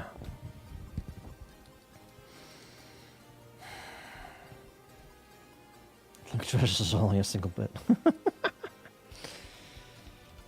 Portable ACs, we call them aircos, are only bad if they suck in inside air. They just cool and dump that outside. Two tubes doesn't have the issue. Not that bad. Right. Yeah. I've always had Samsung stuff besides the iPhone 8.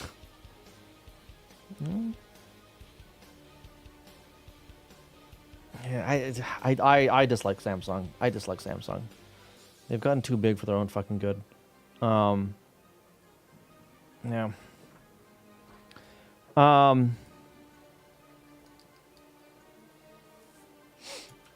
what the fuck is going on here? Do I need to store that into 2000 there as well? Like, do I need to do that?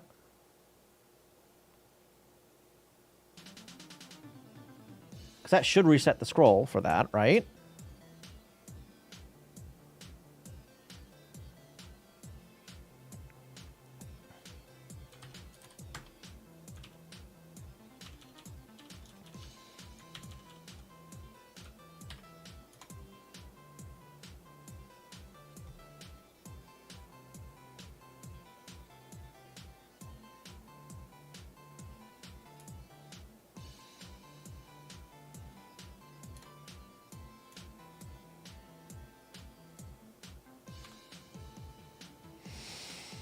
Oh, I try to pick some. No. Nah. Not for me. Where the hell am I? Edit menu. Okay.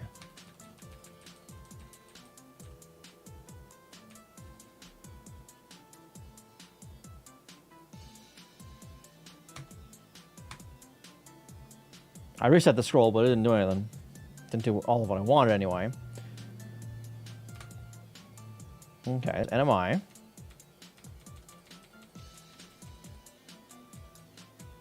Where's this going? The bear handler. Okay.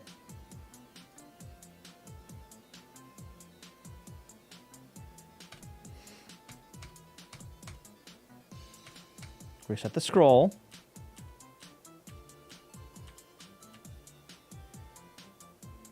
And be blank. So it's not turned on yet.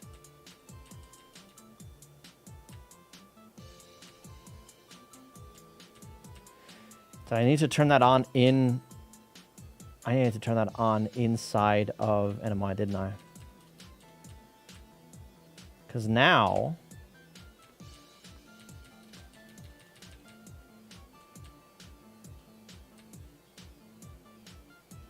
Yeah.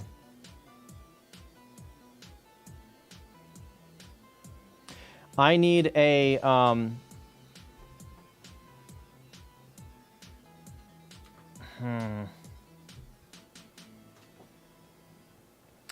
I need a like a mask buffer. That's gonna be annoying.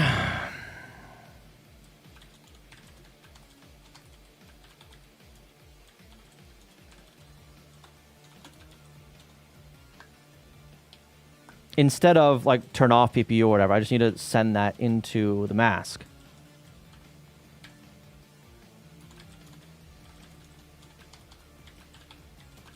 Like that.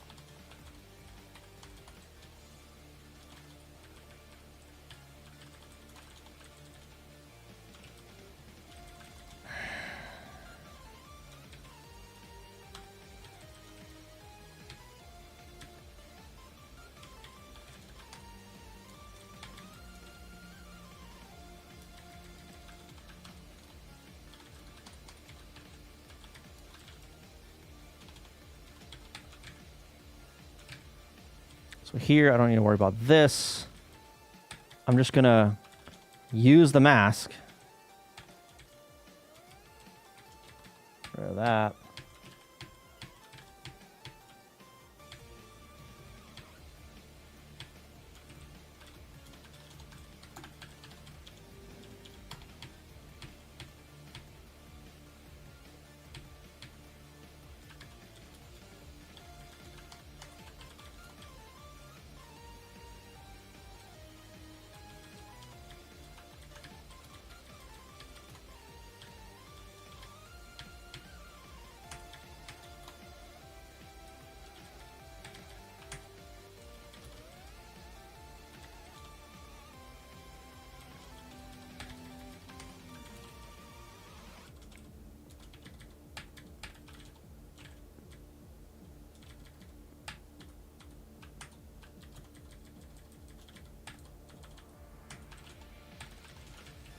Okay.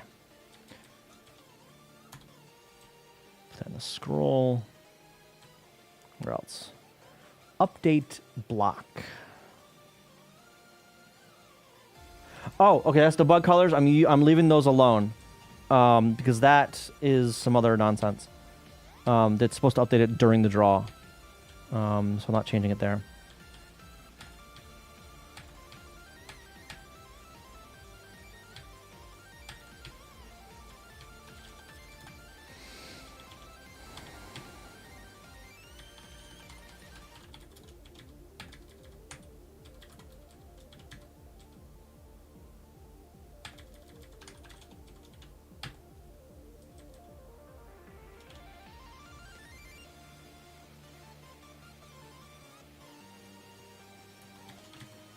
Okay, so that turns on, waiting for NMI. So I kind of need that there, I think, don't I?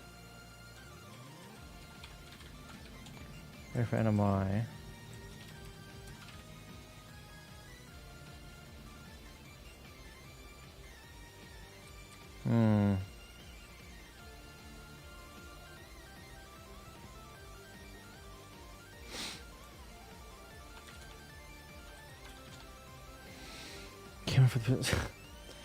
So, I don't get a phone for the camera. I have a real camera. So I'm gonna use that. Alright. I don't get phones for the camera. I'm not a big phone person. I don't usually give a shit. NAND language lock is almost complete.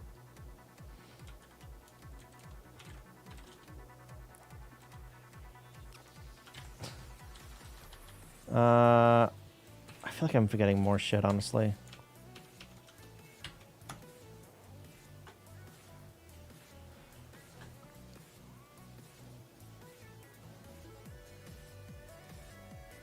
Did it again. Okay. Turn off the NMI one.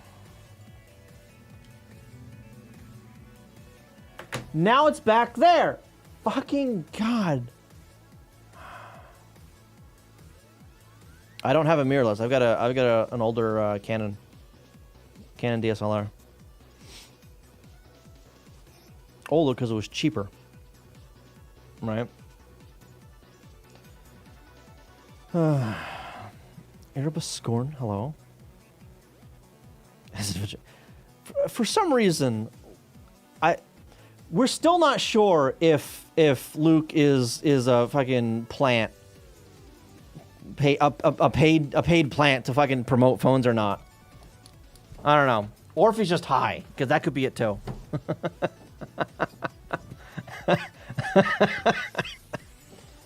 Oh.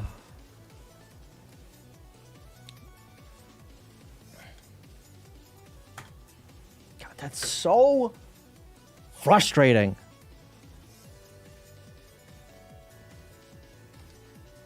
Because I had this working just a few minutes ago.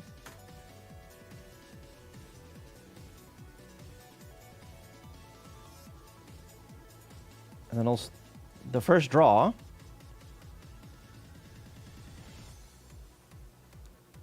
No, go to hell. Go to hell. It's not doing it when I look at it. It's not doing it when I fucking look at it. How dare you?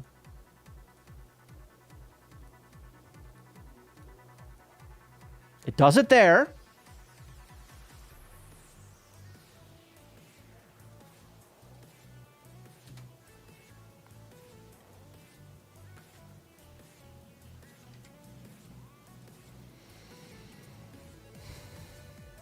Actually, I don't need to have that on there.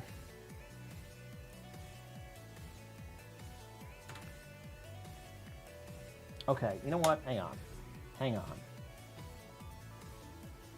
Hang on.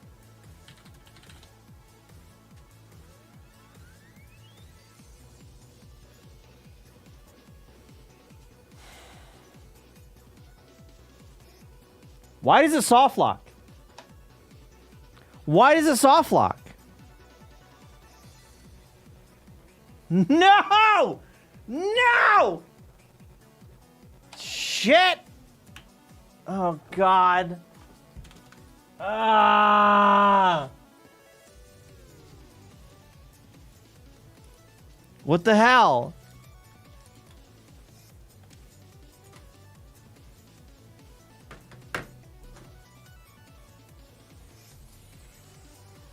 Whatever it is, it differs.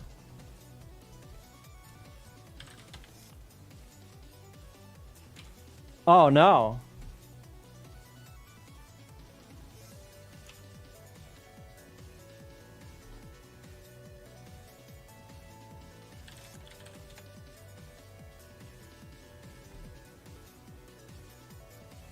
Whoop, not that one. No, no, no. Move it out of the way. Thank you. Actually see what's going on over there. Okay. Can I get in here? It showed it for a split second, and... Okay, I'm not getting anything there. Uh-oh, I think I saw something else too. So, okay, so it's been muted for the entire stream so far, but I do have a track playing. I do have an audio track actually playing on that. Because like I said before, I've got the what's it? I've got the audio engine on there.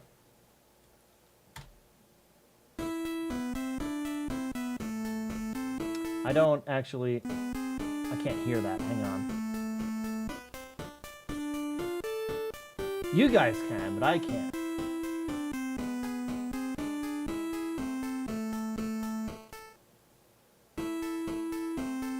All right. And then I go over here. NMI is never triggering. It just has a solid tone. Boo. NMI isn't triggering. Okay.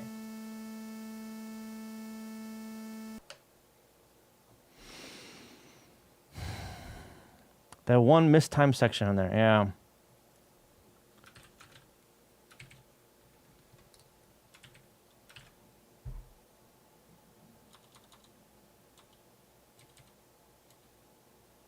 Is it because I'm not like turning? Hang on.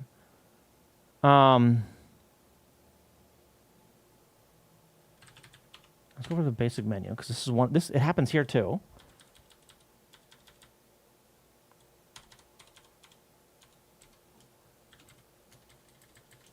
Turning it on there.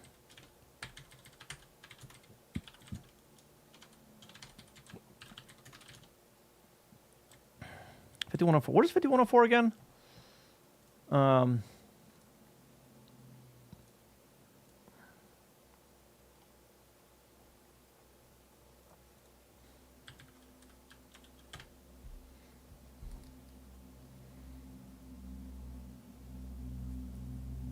Okay, that's 600 RAM. Okay, that's what that is. All right. Do you have to disable the APU IDs? No. All right, so this right here should turn on the NMI, right? And we're writing it directly to the register.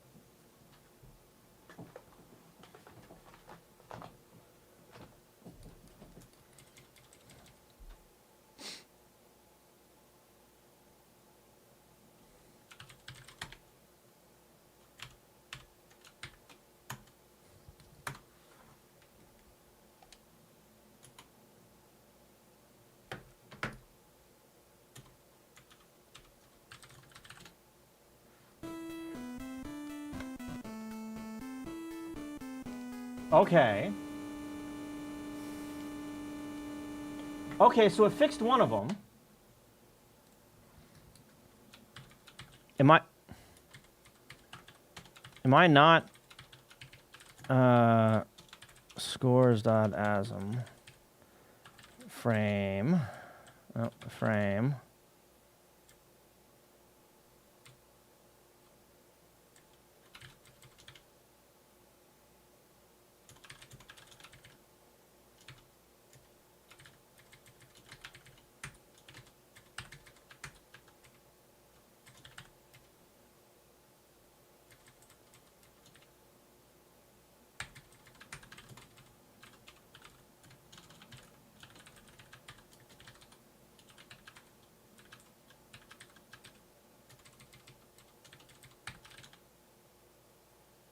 I shouldn't need that second one now.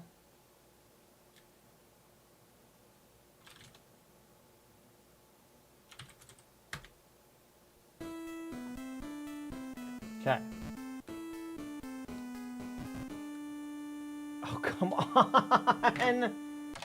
Yep. Okay, so, all right, I need to go through all my screens and fix them. Menu, modes, no. Mode. I need to rename my files as well.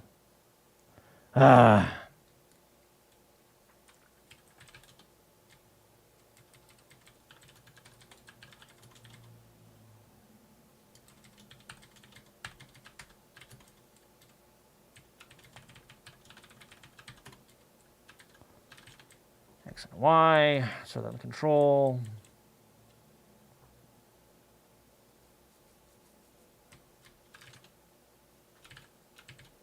Set the IRQ right before that.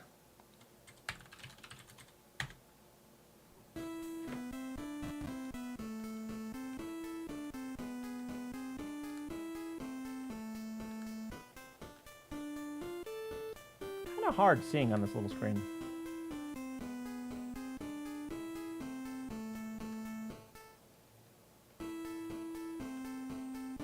All right.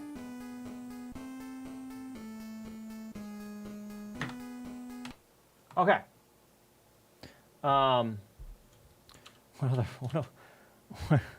Where else is this?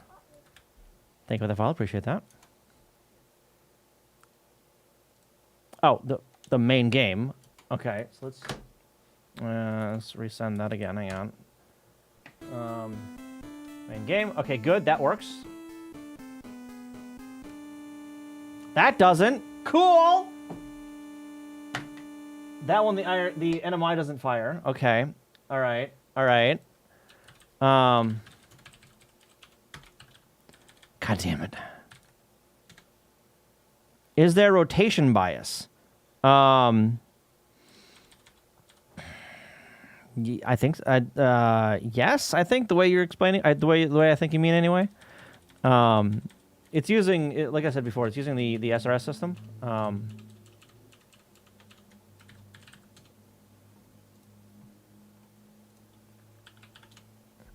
This right here.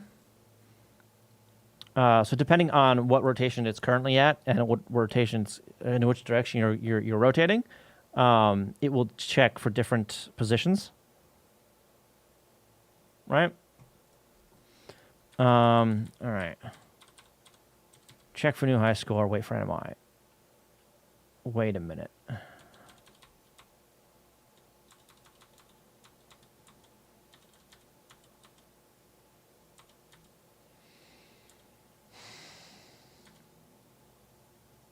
Disables IRQ, and then the dead game. And then some sprite crap that I have unrolled because it's a bunch of math, number one. But the screen's still on during this. Oh, hang on. Let me... Settings, speed, normal. There we go. Game over. All right. That's the rest of us. I don't remember. I don't remember. Okay. Where are we? We're waiting for an IRQ that never happens. Because I disabled the IRQ. Why am I waiting for an IRQ? I disabled it. EB33.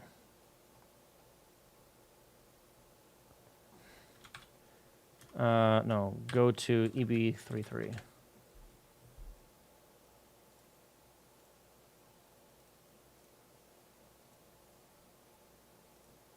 Frame enter name. I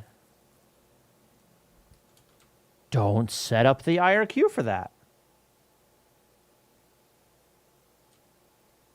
How? What? How did this work before? Wait a minute. Wait a minute. When did that... When the fuck did that break?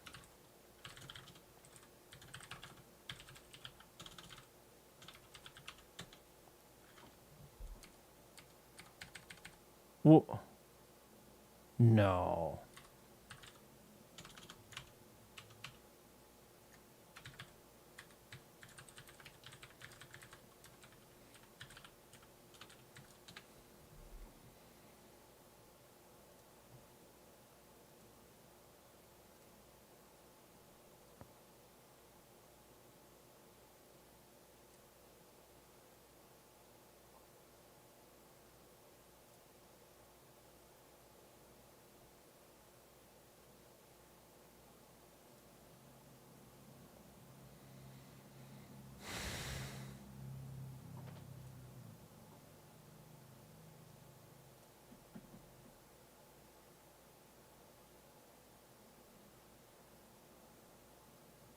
What the hell?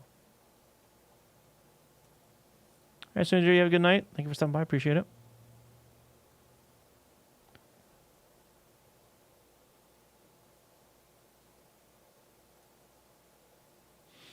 Ramazan, how you doing? Welcome.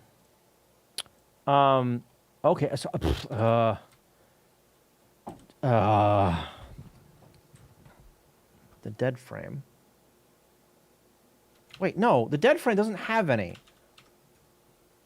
It's enter name. That's in scores. I was looking at the wrong one. Enter name here.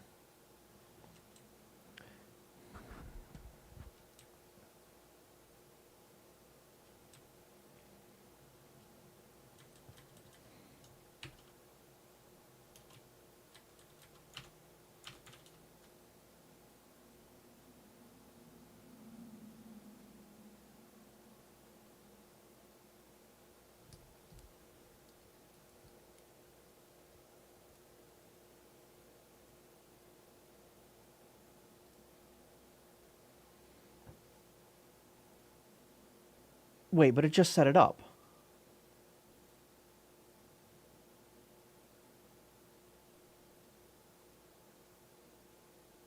It just set it up, but it's not drawing anything.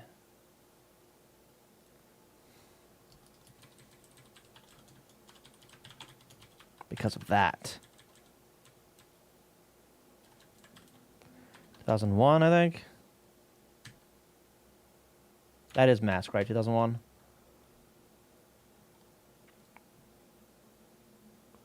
Control 2000. Mask is 01. Yes. Okay.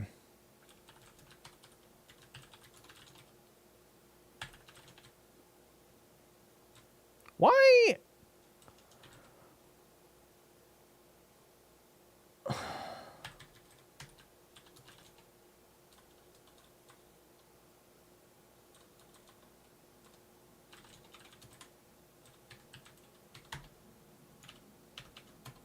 Okay. I'm going to try that again. Okay, there we go. There's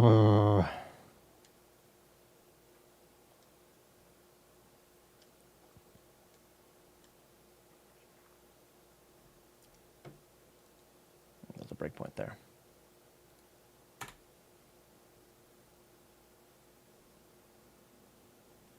That breaks. Okay, where are we there?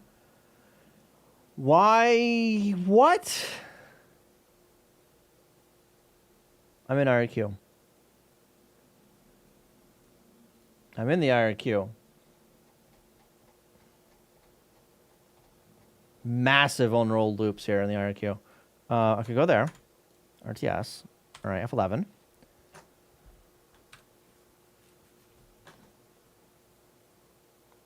Don't tell me that took too much time.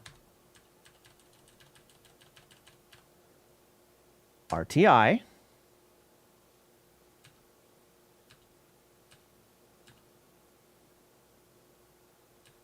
Oh, no, I just don't do anything. I never finished coding that, which is why that's broken.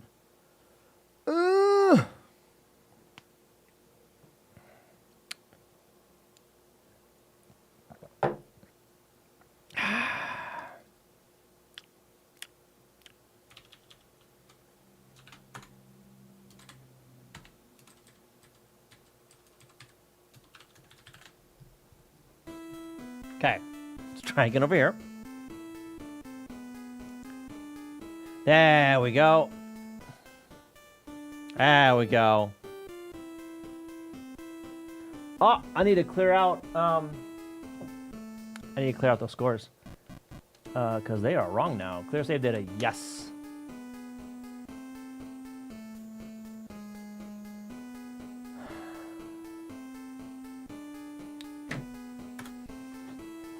I hit escape on a thing that oh my god.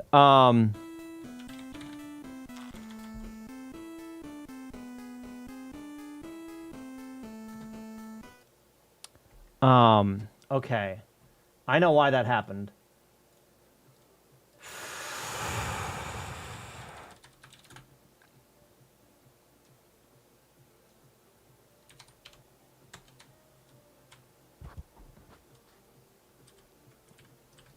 Clear save.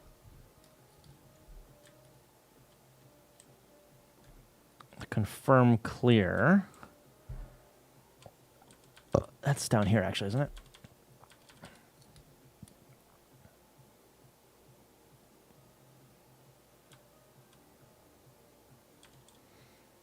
Data confirm clear. This guy. And that clear, it writes some shit to the PPU right here.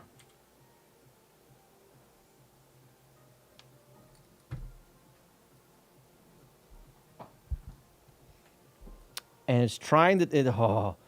Originally, that was fine because the NMI was contained strictly inside of NMI. But now I'm doing audio shit, which pushes it outside of NMI. So I need to buffer this somewhere. I need to buffer it somewhere and handle this properly. Do I have space to buffer this anywhere? Hang on, every time I look over, this is bugging me. So give me a second to actually fix this. C mode.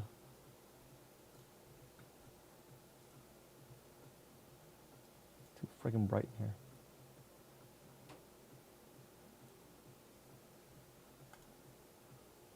There we go. Now my head isn't as shiny. Good. Okay, how much...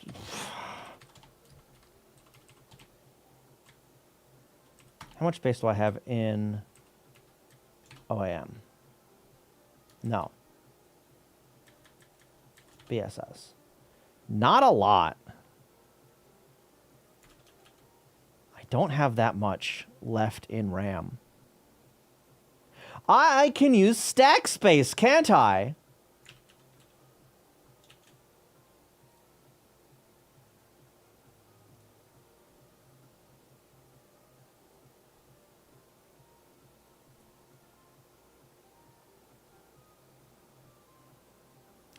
Fuck it, I'll use stack space. What could possibly go wrong?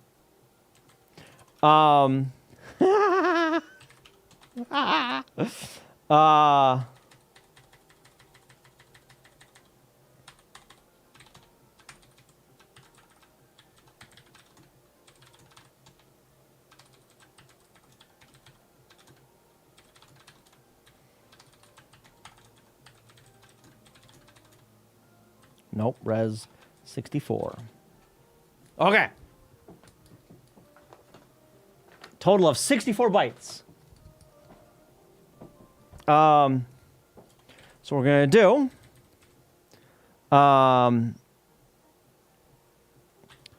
load Y0 as well. Actually, no, I can just use X for that. Store that into PPU buff data.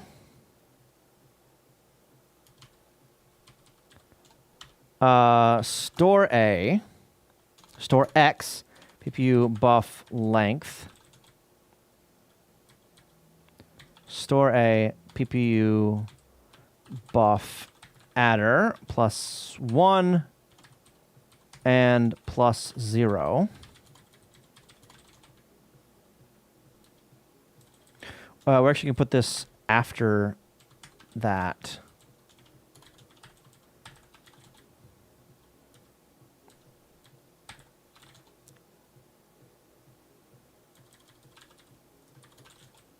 At X.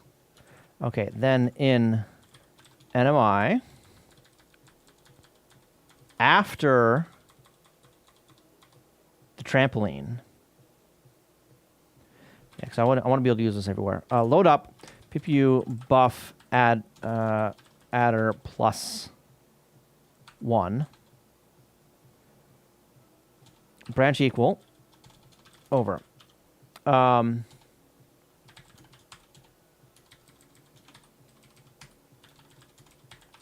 it, store it there. Actually, we're going to clear up both of them. All right.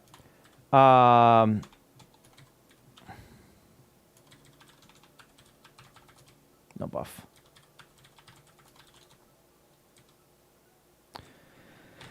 Load X, load Y, PPU buff length. Load X, 0. Load A, PPU buff data at X, store A, 2007. I need to set the address first. I'll get that in a second. Increment X, decrement Y, branch not equal. Over there.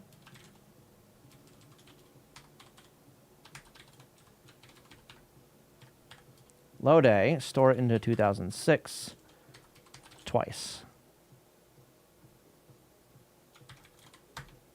I didn't mean to send that. Just make. That's fine. Okay.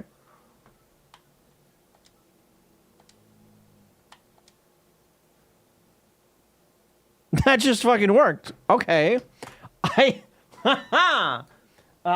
wasn't expecting that to just work, actually.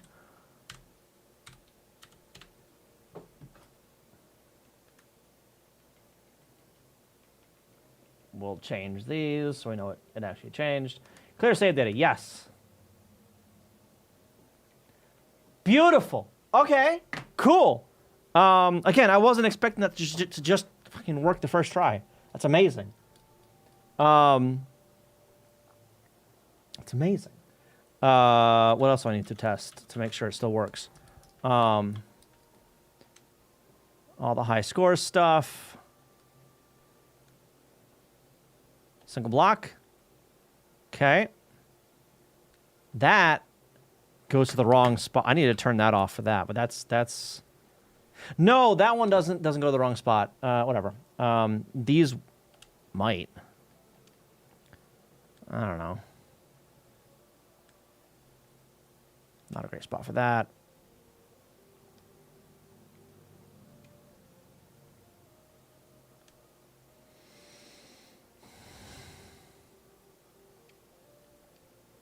Not great for that either.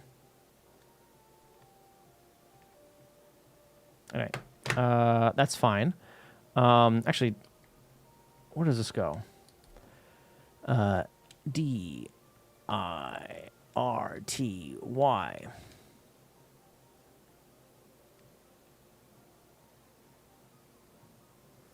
It goes to the wrong place, number one.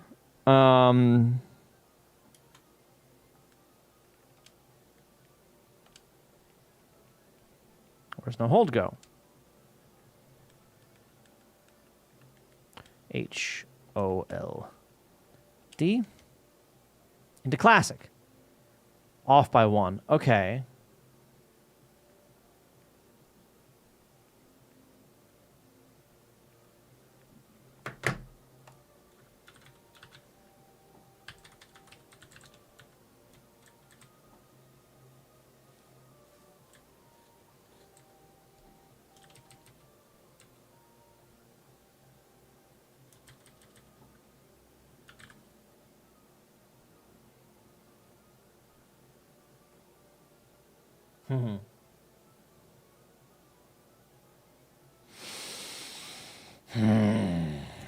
Hang on, let me oh God, let me add in some of these fixes first. All right.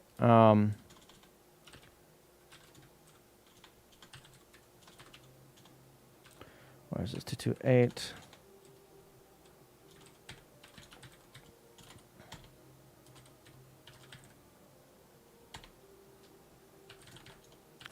Diff game.asm.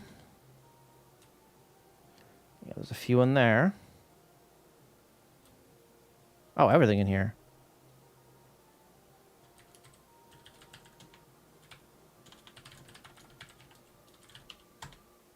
This is the one with all that extra crap. I don't think I changed anything in there. I didn't change anything in there. Main. I can get rid of that turn off PPU.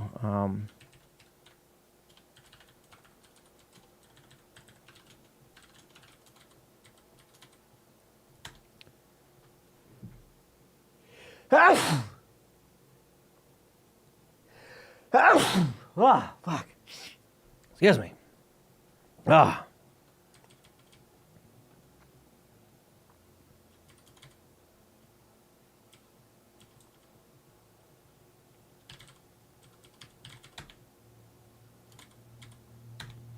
Okay, everything else in here is good though, right? Yes. Add. What else? Diff menu dot ASM. What's in here?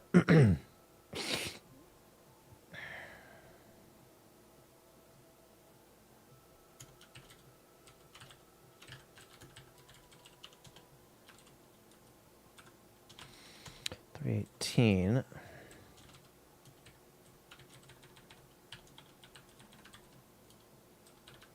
Scroll X and Y.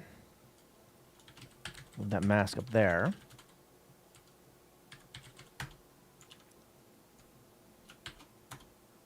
Oh, I think that fixed... Okay, that fixed that scroll issue. Cool.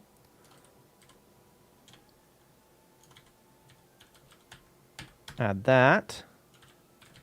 What else? Mode menu, ASM.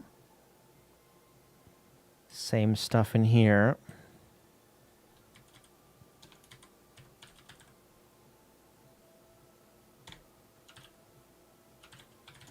All right. Next, diff options.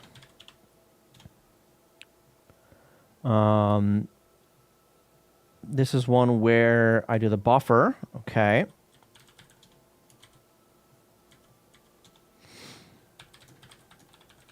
Scores. Some reorganizing there.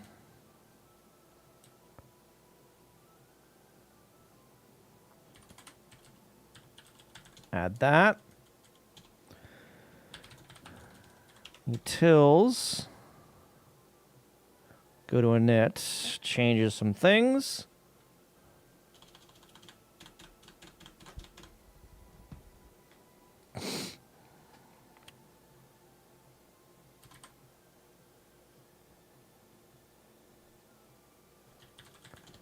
I'm not sure I want that there, but whatever. What else? I don't think I changed anything in versus mode yet. Actually, maybe. I did. In the init. Okay. No. No. No. Yes. No. No. Okay.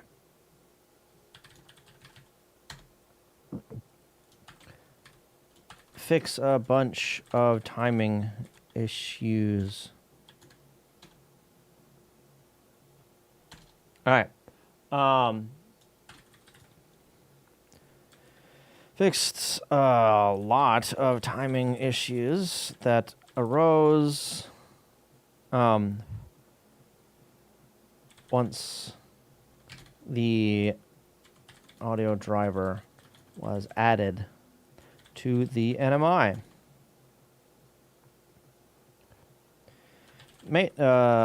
This mainly consists of adding a PPU mask variable that is written to the PPU register during NMI, similar to the PPU control variable. Yeah. It's in a working state. Nice. Also added a PPU buffer, PPU write buffer that can be filled outside of NMI and will be drawn during NMI. This draw happens after the trampoline and before the call to the sound Driver update routine.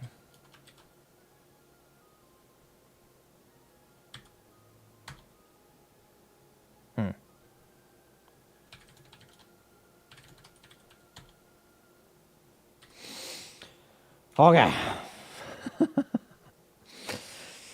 Lots of bug fixes. I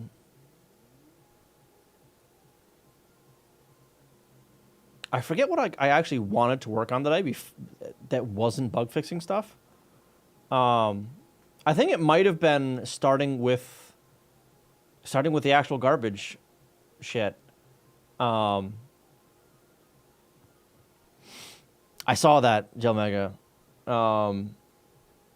It's unfortunate because that starts in a half an hour, and I'll still be streaming in a half an hour.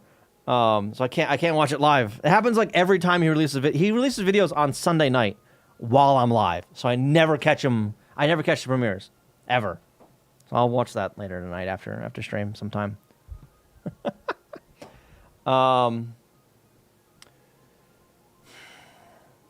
Yeah, so the only other major thing to finish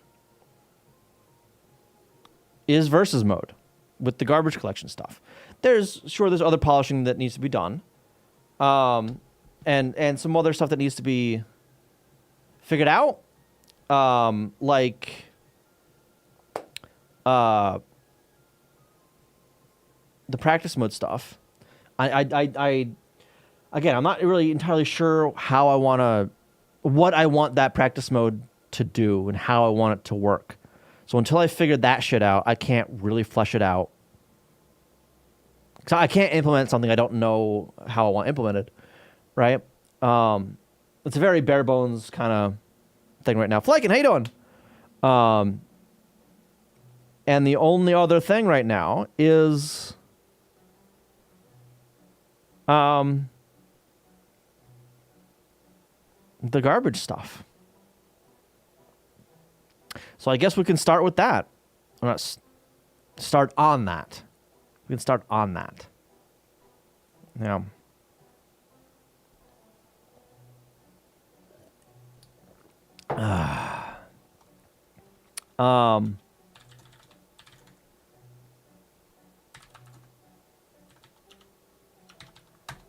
Okay, so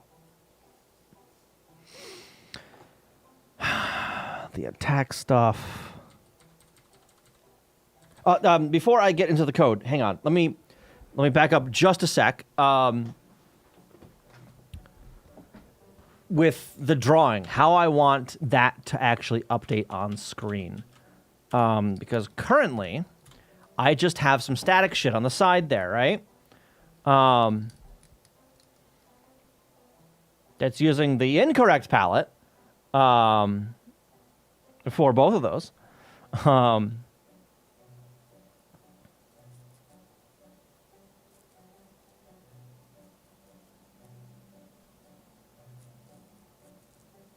So,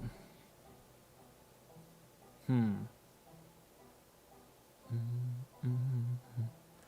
bum, bum, bum, bum, bum, bum. How do I want to handle this?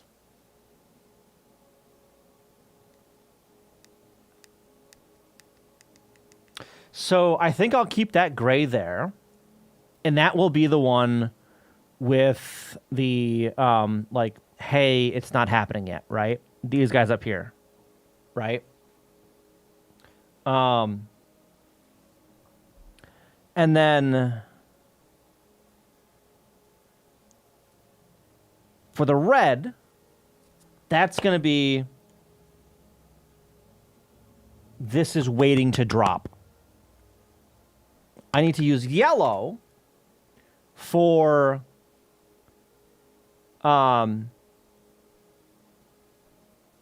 hasn't timed out yet, right? Okay, so let's start with no, over here.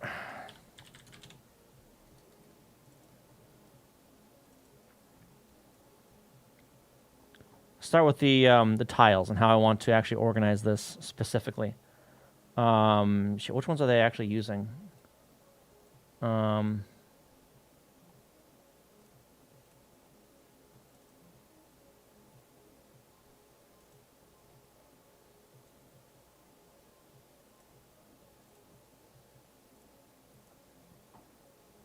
Tile set 3.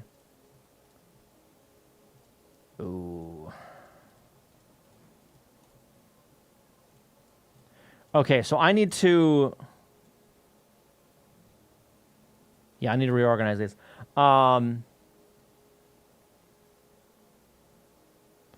Okay, so they're going to be one of three separate states, right? For both sides. So let me grab that, put it up there. Well, three separate tiles in three separate states. YouTube chat broke. Why does it keep breaking?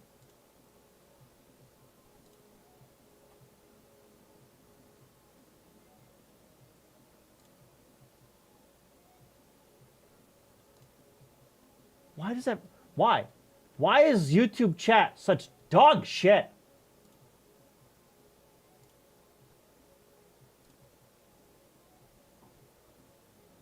It's even like connected via WebSocket. Like what the hell?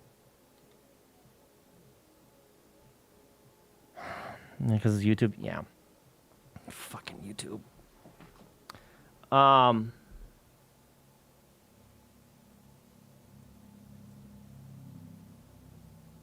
I'm gonna need to update these basically every frame.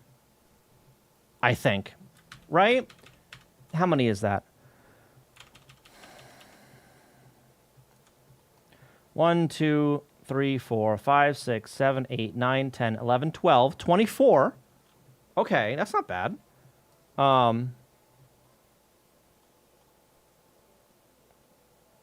24 vertical though.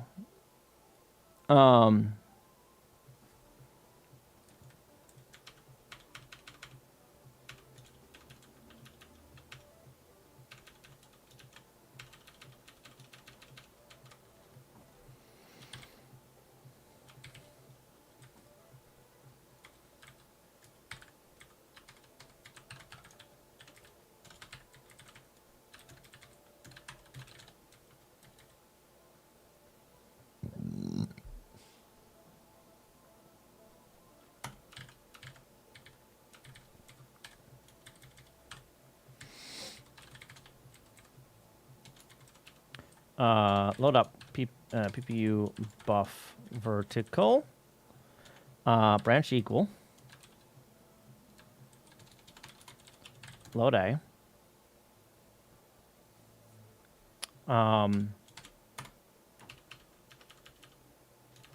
What is that? What is it? Control.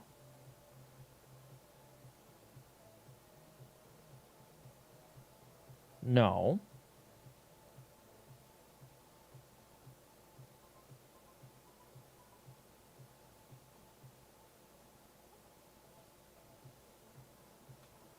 Yeah, wait, what the fuck?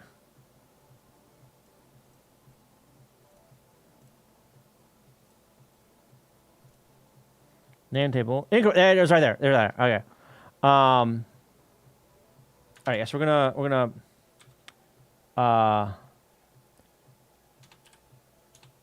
percent 1, 2, 3, 4 1 1 1 1 or that with PPU control. Is that it? PPU control. Yep. And then store that into 2000. Okay. Takes a control, or is it like that? Stores it. And that will reset after. Okay, that resets there. Okay. And then here, PPU reset that there.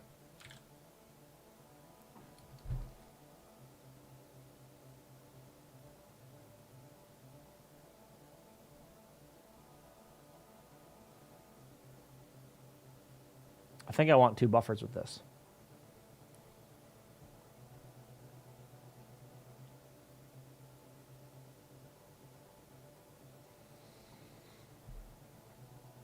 Maybe? Oh, God. I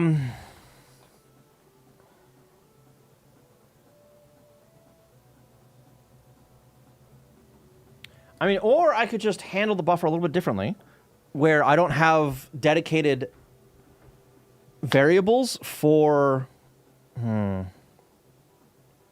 what does that mean? It means nothing. That's just a visual separator. That's all that is. That's so it's easier to read. That's it.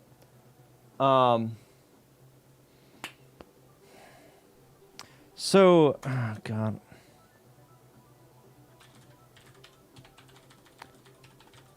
So what I can do is either embed this stuff into the data, or duplicate all of this and cut this in half, right? Because right now,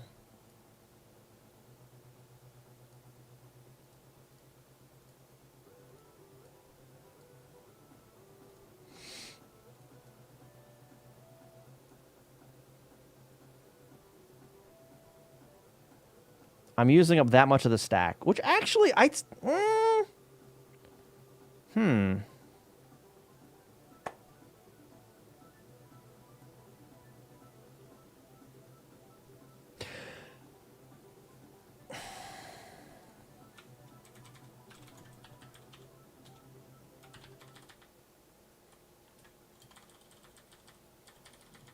versus mode has its own NMI, right? NMI versus game. What is in here? Because I could just... Yeah, because it does that with the pause.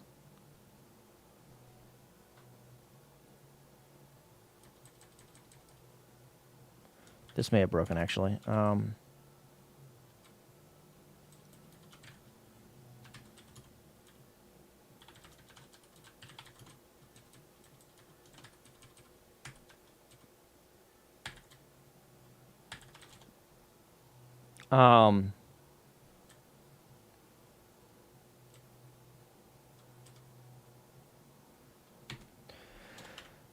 Why don't I just have dedicated buffers specifically for those?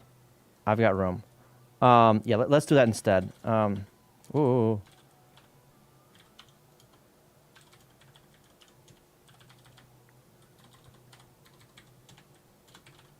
VS, garbage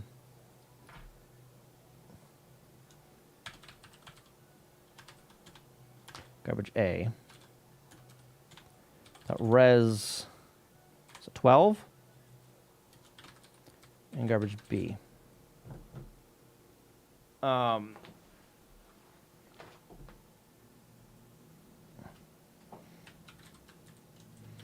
Tiles, and these are going to be MMC5. Okay. Tiles, attributes.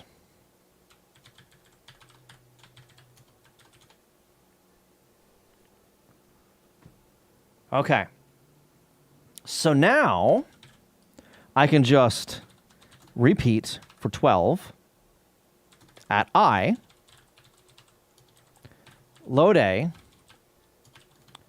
VS, garbage, tiles, A, garbage A, tiles, at I, store that into 2007 after I set the address. Load A,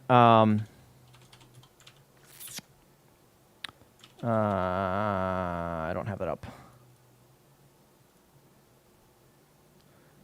This one. 21E2.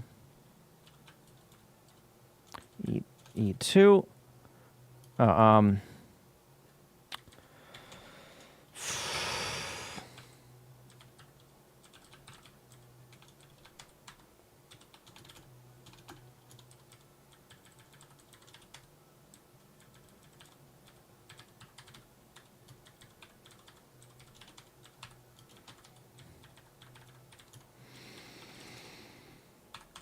2006.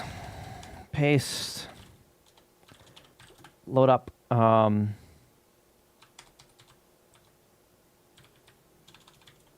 Control or it with 1, 2, 3, 4 underscore 1. Vertical mode.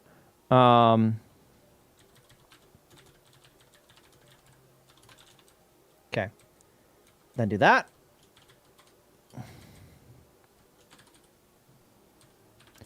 Player 2 is going to be 21FD.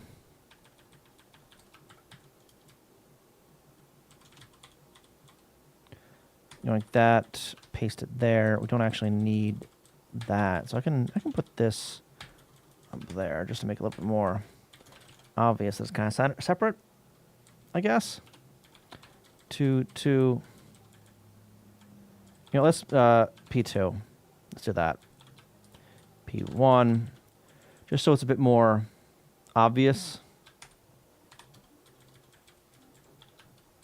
what these mean. Okay. Init versus mode. Those are going to initialize to what?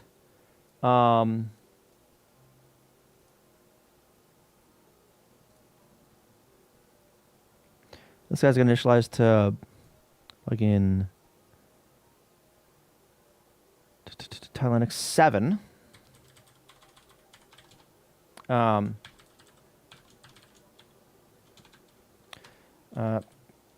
P1 tile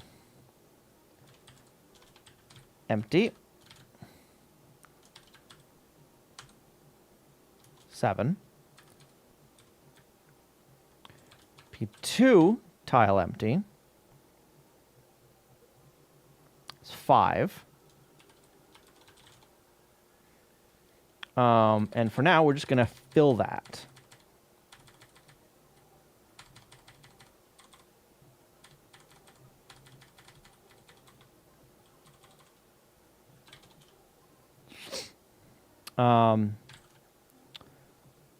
Load X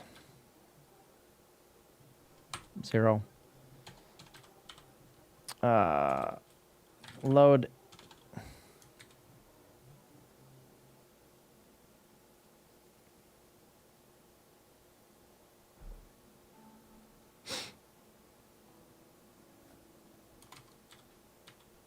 no, god damn it.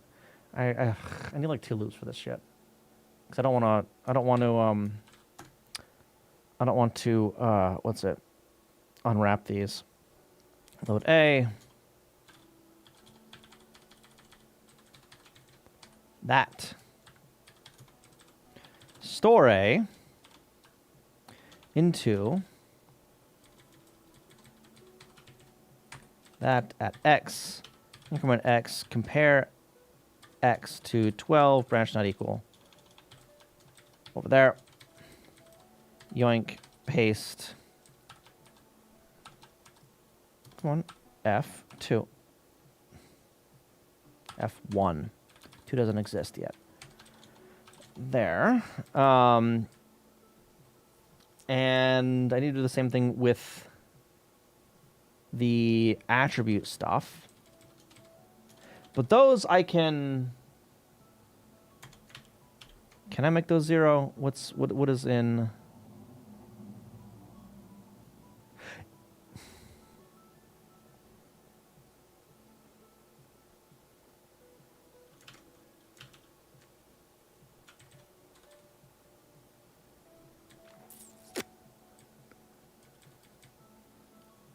Literally this stuff up here. It's literally this up here. Sides.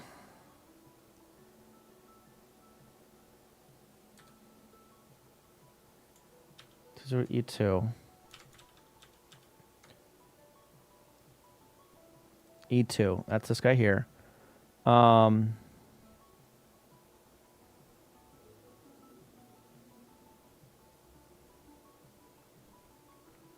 Is that clearing it out?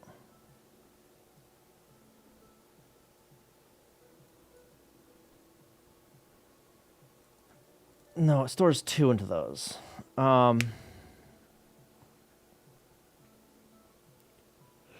Which isn't what I want, I don't think. Or no, yeah, maybe? Actually, yes, I think it is. That is what I want. 2 for the blank.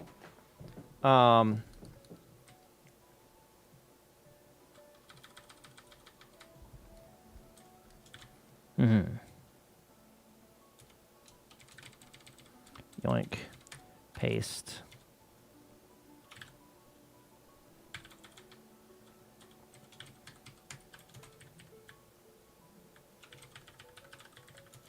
Attribute empty. No. Garbage bar, attribute empty. That's going to be O2.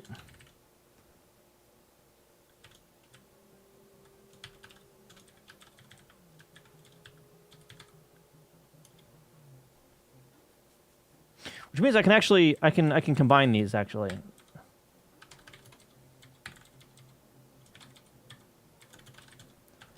Instead of going to 1, I can go to 2.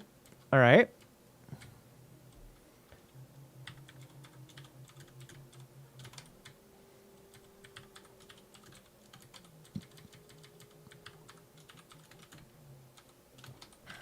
All right.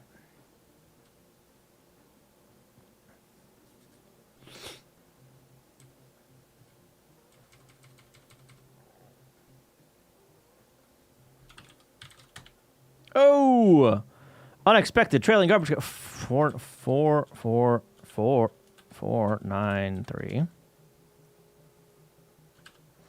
Aha, no. Plus I, not that. Okay. I do it more than once. There we go. Reload. Down here.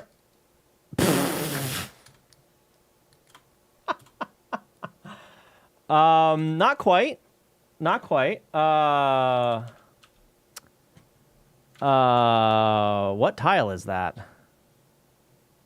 Tile index 2 is incorrect. That's because I wrote that other stuff to the wrong... I wrote the initialization code of the wrong stuff. Not tiles.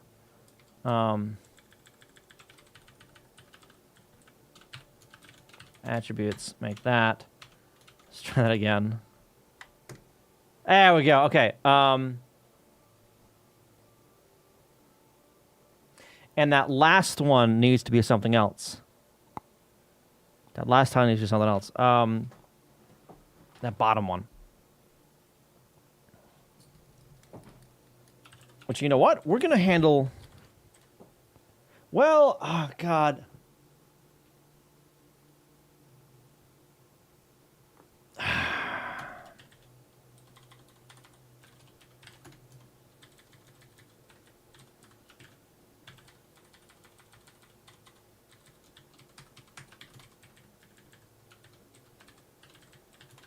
Empty bottom.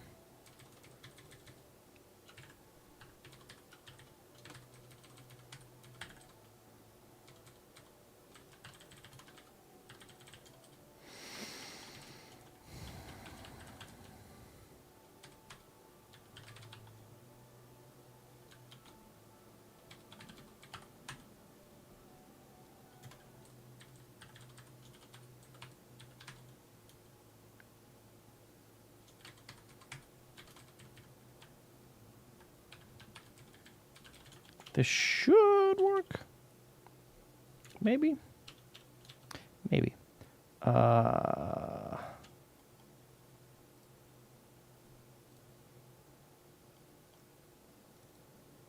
1, 2, 3 for player 1.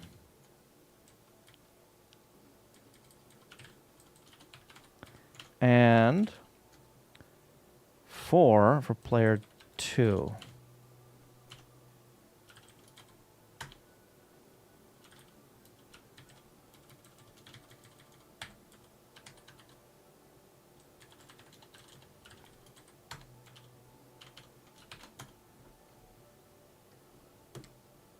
Good.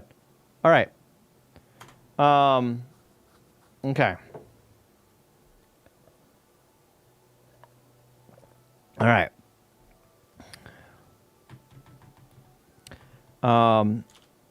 Now I need to figure out how I want to display those bars. So it's going to be static data for now. God,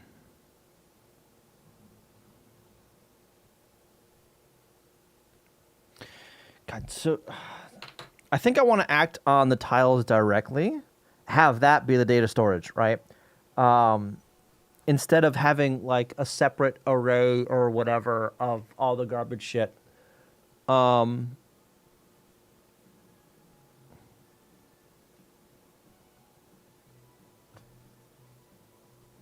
Yeah.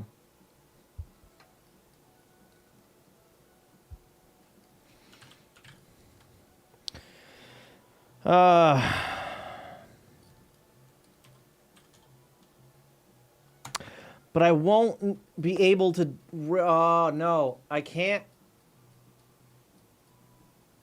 Well, no. Okay, so the tiles I can use for number of rows, but I'll have to have separate like counters and countdowns for the colors and the attributes and all that shit, which I'm gonna need anyway.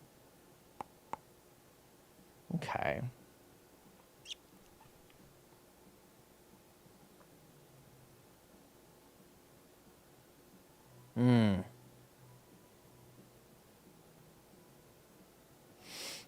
Okay, so I need like a queue garbage routine. So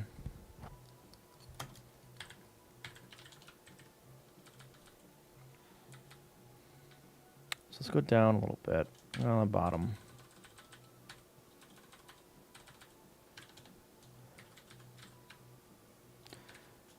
Queue garbage RTS.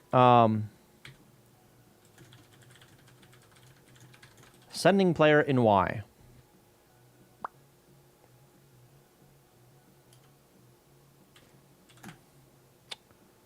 Lines in X. Maybe.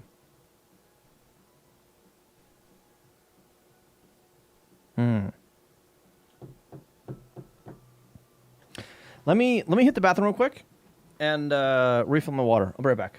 Don't go anywhere.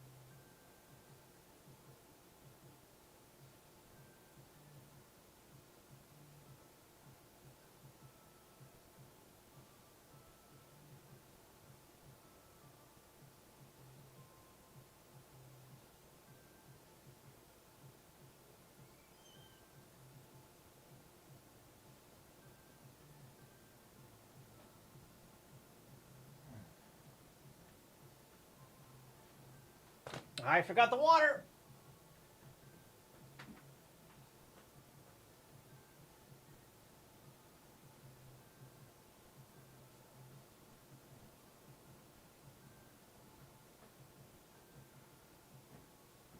Okay.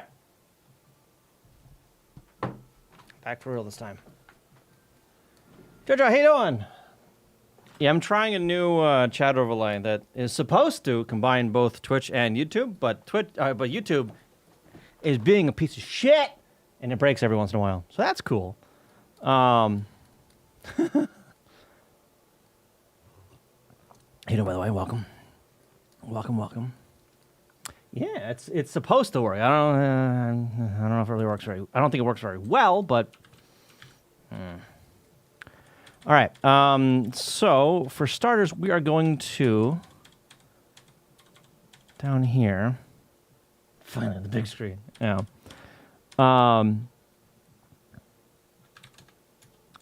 We are going to JSR Q garbage. Load Y. Player 1. Player 2. Load X 3 and 4, and then another one of 2. Okay. Yeah, I need to fuck around with the formatting. It's a lot of like settings on the thing that are in depth, sure, but require a lot of tweaking. And every tweak like needs you to you have to like refresh the goddamn page, and there's no preview, and royal pain in the ass. That's what it is. But yeah, trying to heal a twisted ankle and procrastinating making up some time for work. Oh boy. Huh? All right. Okay. So how am I gonna handle this? So I guess, first off, I need to figure out which player I'm going to. So, compare Y to player 1. Branch equal. Send to P2. Otherwise, send to P1.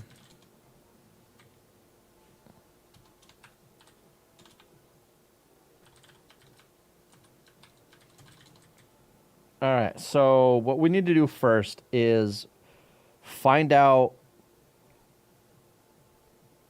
if there's any room for garbage.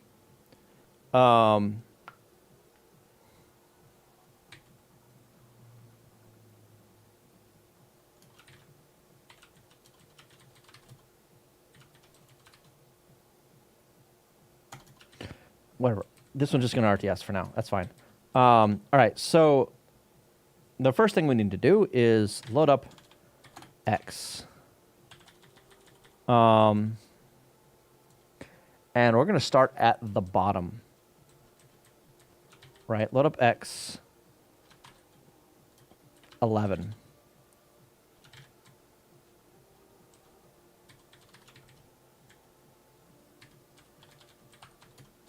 Size of that -1.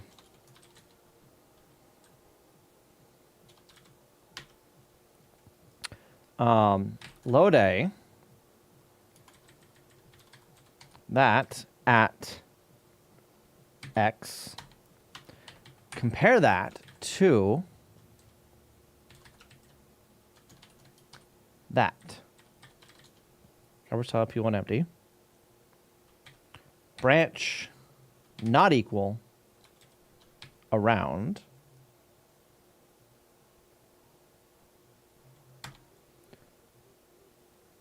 no branch equal to done. That's over here. Otherwise, we're going to decrement X and branch plus back up there. Okay.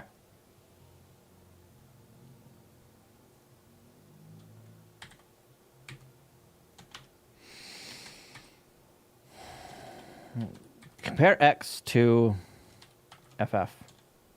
Branch not equal. RTS. Exit early if we have nothing left.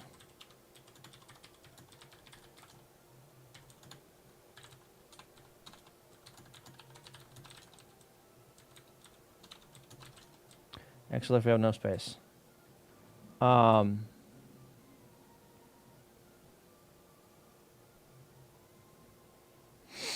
Otherwise,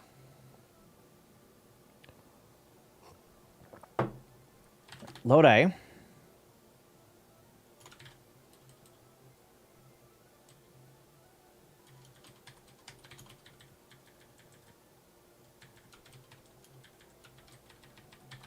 Tile bottom. Get you on Pocket Theory Diaries? Yeah. You need to. You need to. You didn't see that spoiler, did you? Please tell me you didn't see that spoiler. Okay. Bottom with something on it.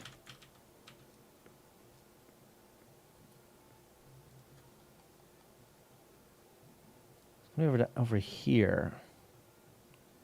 No, on 3. So that was a yes. Okay. This one. F012. F2. And the other one is going to be F3, 4, 5, 6.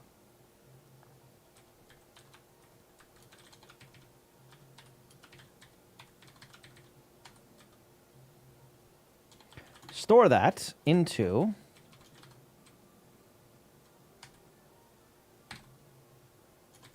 that decrement X branch plus RTS.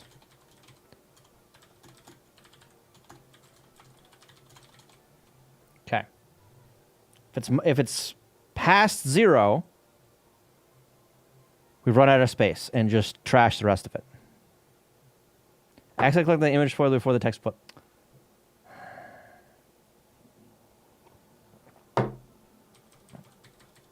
How far behind are you? How many? What episode are you on?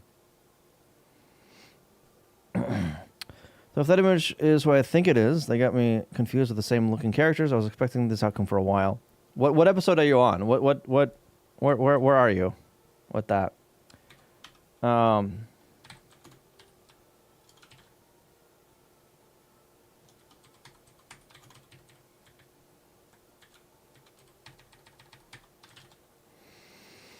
It's caught up for the manga, so I'm looking forward to what episode they release it. It's past the manga. It's past the manga. So I think the last 2 episodes are past it. The English TL I can find. That's outside of Manga Dex. Yeah. Garbage tile. Okay, so what is the garbage tile for that one now?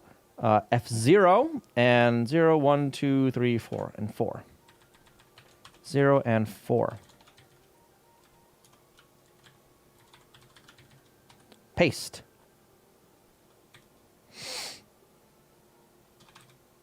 Store that into.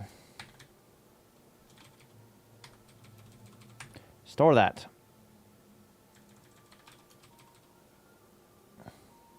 Branch plus.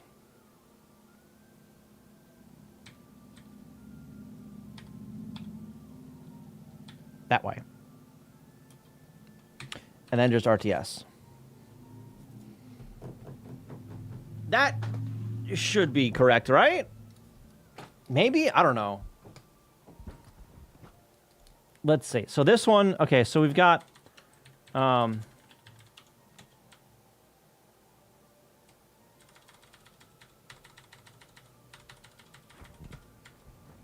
right, so it should queue up 4 of them. On player 1 side. Let's see if it does. As soon as it loads up, it should queue it. Whoa, okay, not quite. Not quite.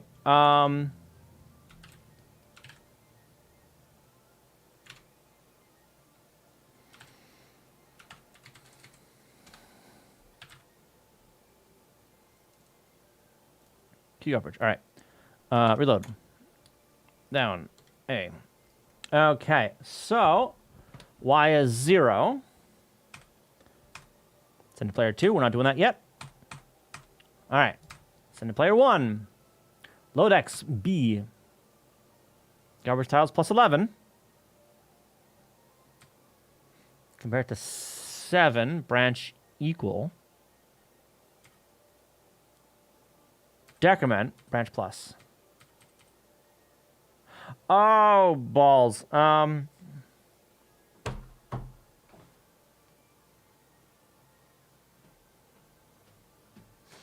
need to compare that to 7 or 3.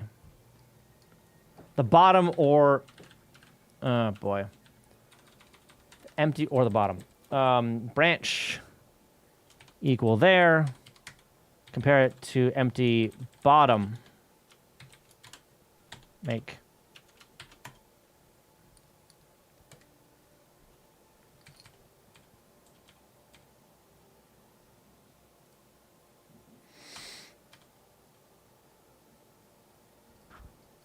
This is 23, I'm at 21.5. Okay, that isn't bad.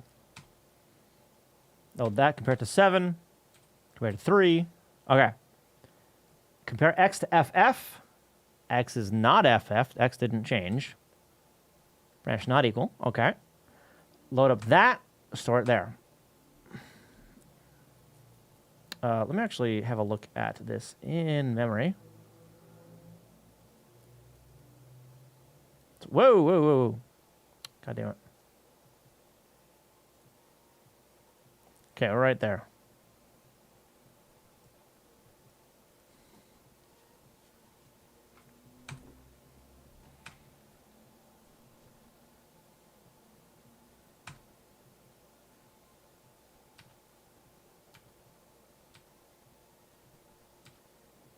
Why is X 9?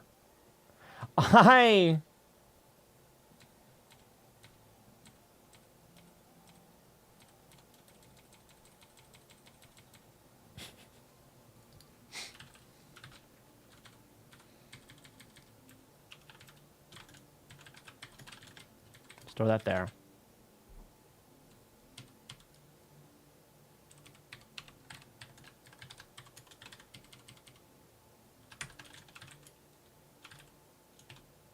Decrement, branch, minus. Done. No. Let's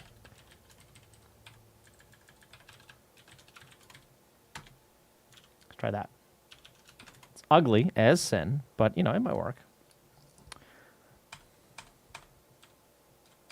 Okay. Do you have any salt on you?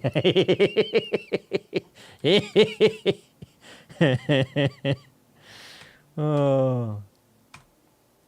All right, store one there.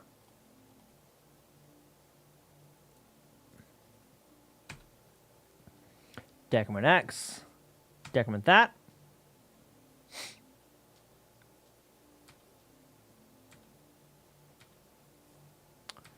So I'm going to branch minus, it's going to be branch equal, isn't it? Because that right there is where it should stop. No, so it's branch equal. Because that gives equal, right? Branch equal. Make.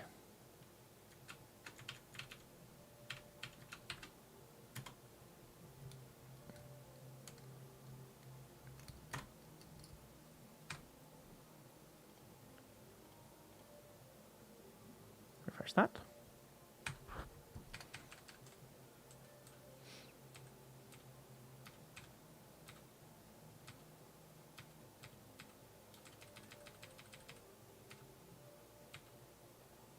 There we go. Okay. And then this one is going to just return because we haven't done anything with that yet. Okay. Good. I don't have the colors lined up yet, but that's fine. That's fine. Okay.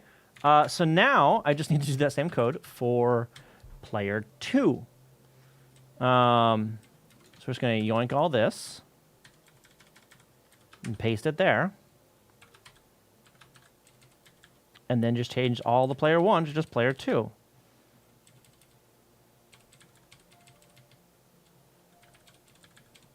Shouldn't be too bad. No! I ran out of space! Oh no! Shit. I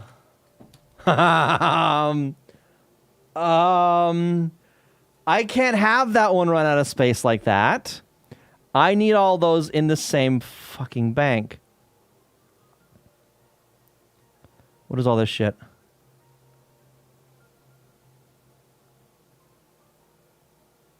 Block tiles. Block tiles used?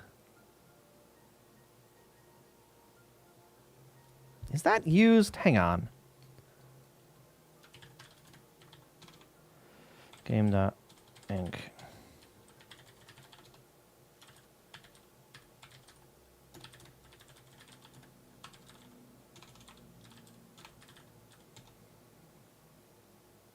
Yes. Why?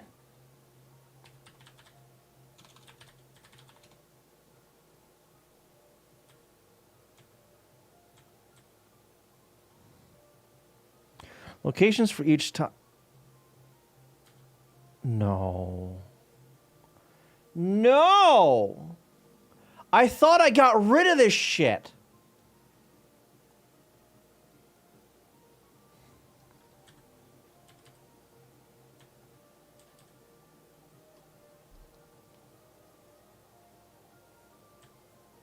You know what I can do though? I don't you do the rotations. It's fine. I can take out the rotations in this. Watch this break fucking everything.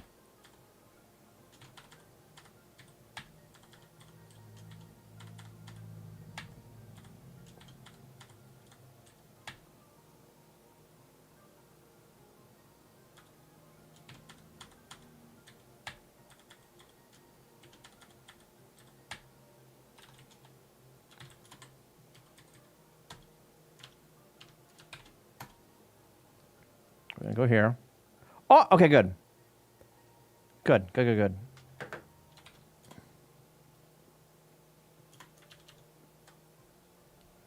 Oh no, I need go over here. Oh, that actually just worked. That's cool.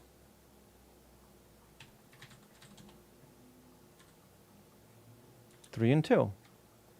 All right, cool. Good.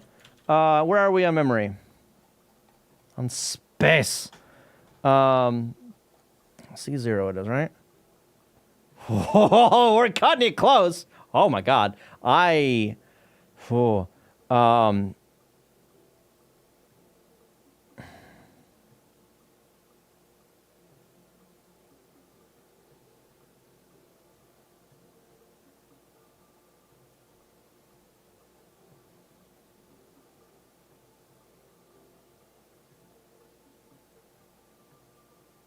I'm gonna need to move the menu stuff, I think.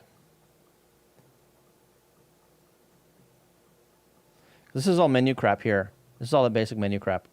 I might need to move that to a different bank. Whew, look at that. That could fit there, actually. God damn. A new till bank? That could fit there.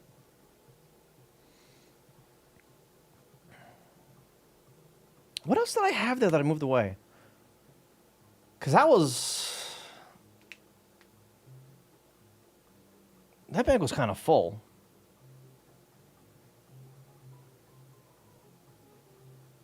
I don't remember what I moved out of that. But yeah, well, we'll worry about that in a little bit. Okay.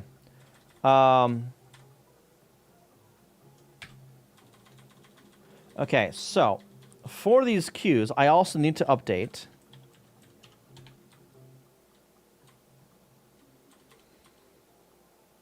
I feel so slow. I remember why I read manga more. Yeah, well. I also need to update the attributes. Do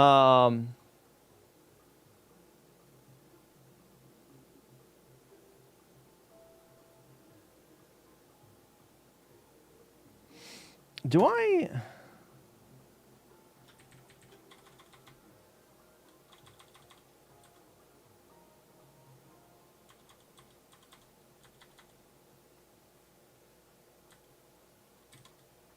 I think it's this right here.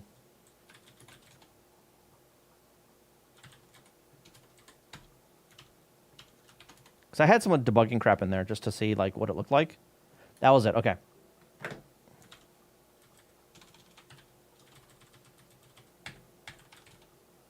Okay.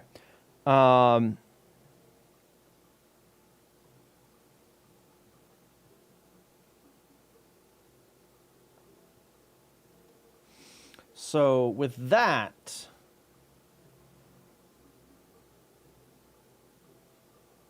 I think I might have that somewhere else because that's going to be kind of separate from queuing, right?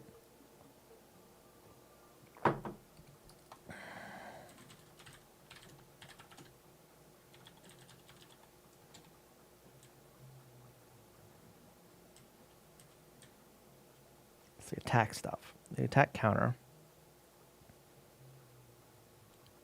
Attack. What the hell is? Where do I? Huh?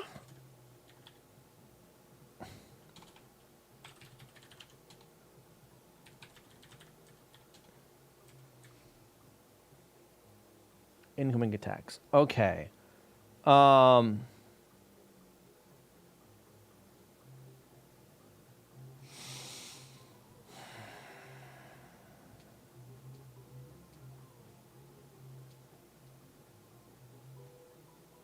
I don't think I need to do that anymore.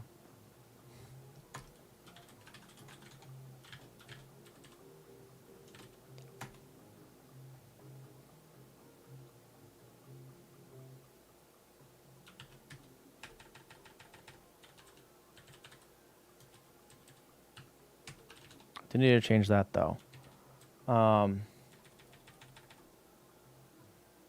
Well, no. VS garbage.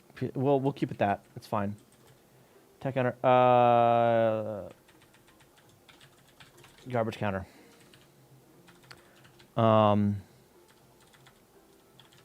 States.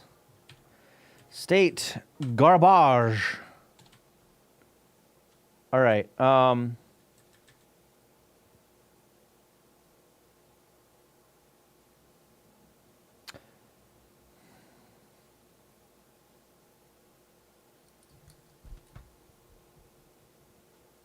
No, that ticking down needs to happen outside of the state.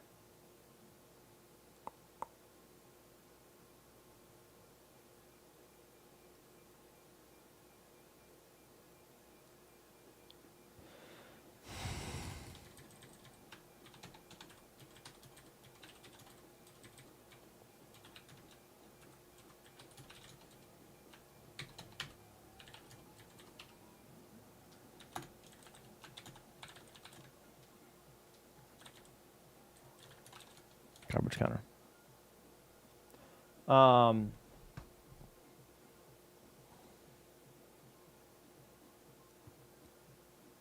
What was it again? Like, how many seconds?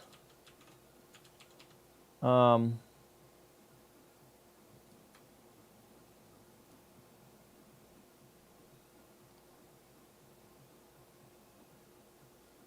Tetris 99.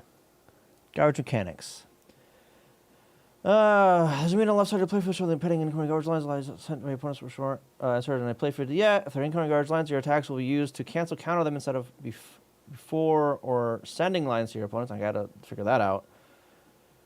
Three-step insertion algorithm. The lines from the first incoming attack appear in the meter as yellow blocks. After a while, they turn red, 2.5 seconds after they have turned yellow. Okay. And that times 60, what is that? 2.5 times 60. 150 frames. Okay, so I can just... Yeah, all right.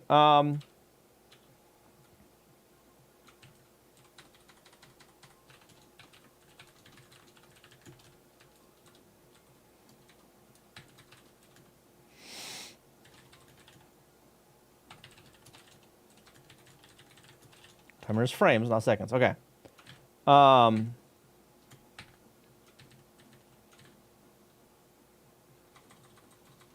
Garbage tiles. These... Okay, so these need to be inside here.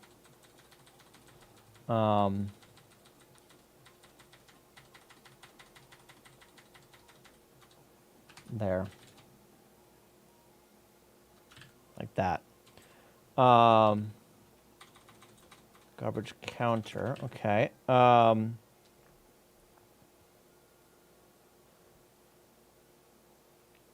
So,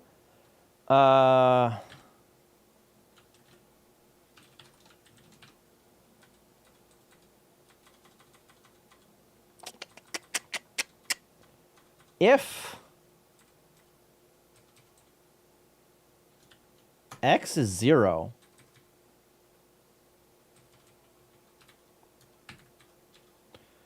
compare x to 0. Branch not equal. Load A. That. Store it into that at Y. We don't clobber Y in this, right?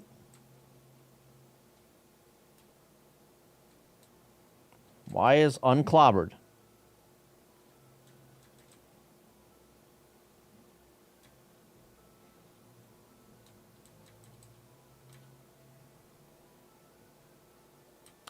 I need that inverted, actually. No, so hang on. Nope, nope, nope, nope, nope, nope, nope, nope, nope. Plus 0, plus player 1. Yoink.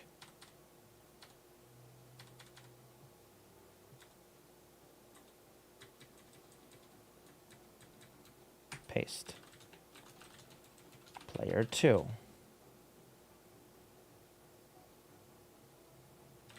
All right.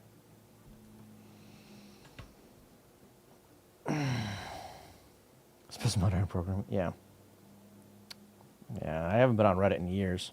Like, I haven't been active on Reddit in years. Yeah.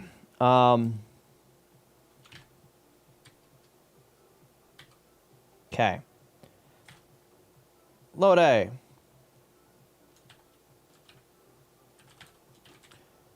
Garbage counter plus player 1.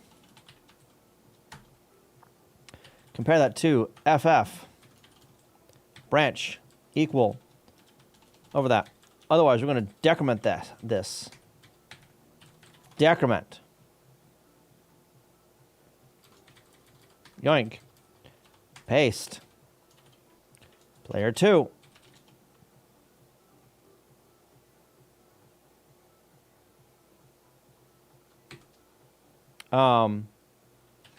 Compare that. No. Load it. Compare it again. Branch. Not equal. Over that.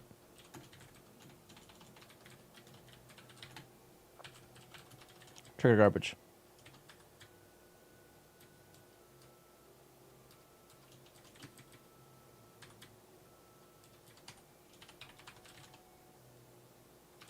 Okay.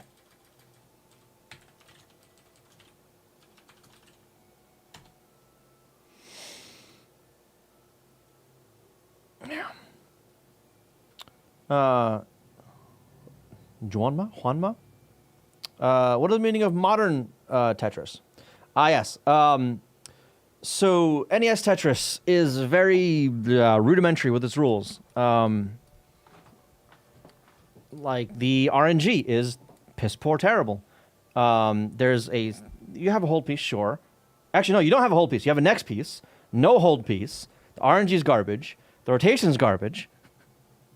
So I've added in a bunch of the modern features. Proper colors, number one.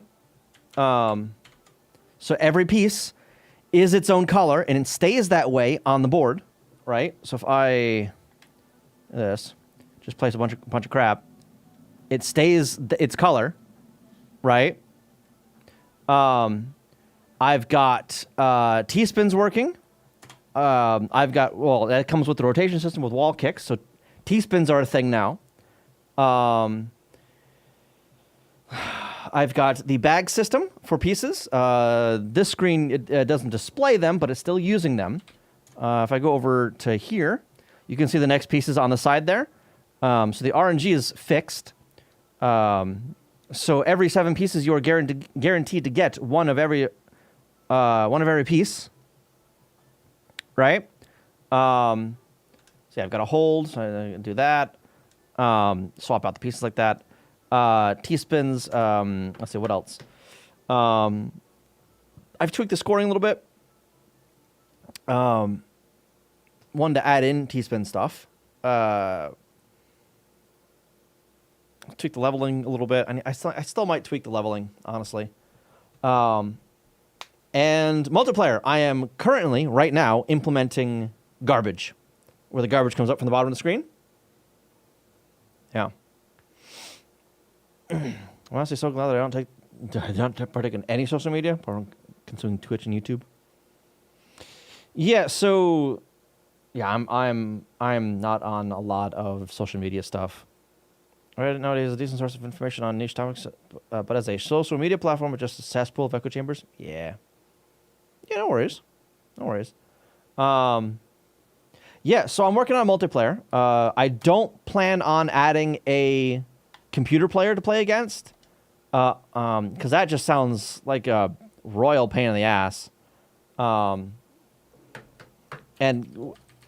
really complicated, honestly, especially to do in assembly. And I'm not sure I have the space or the time to time per frame, right, to actually handle that correctly. Yeah. What's the green stuff below the play field? Shit that I haven't implemented yet. Those are supposed to be the little like notifications for, you know, the number of rows you've cleared and like for T-spin stuff. But the text for those are on a different bank that I'm not swapping out to correctly there, and I haven't gotten around to doing that yet. I'm working on the actual garbage stuff first, the actual mechanics for the garbage. Yeah. We'll get there.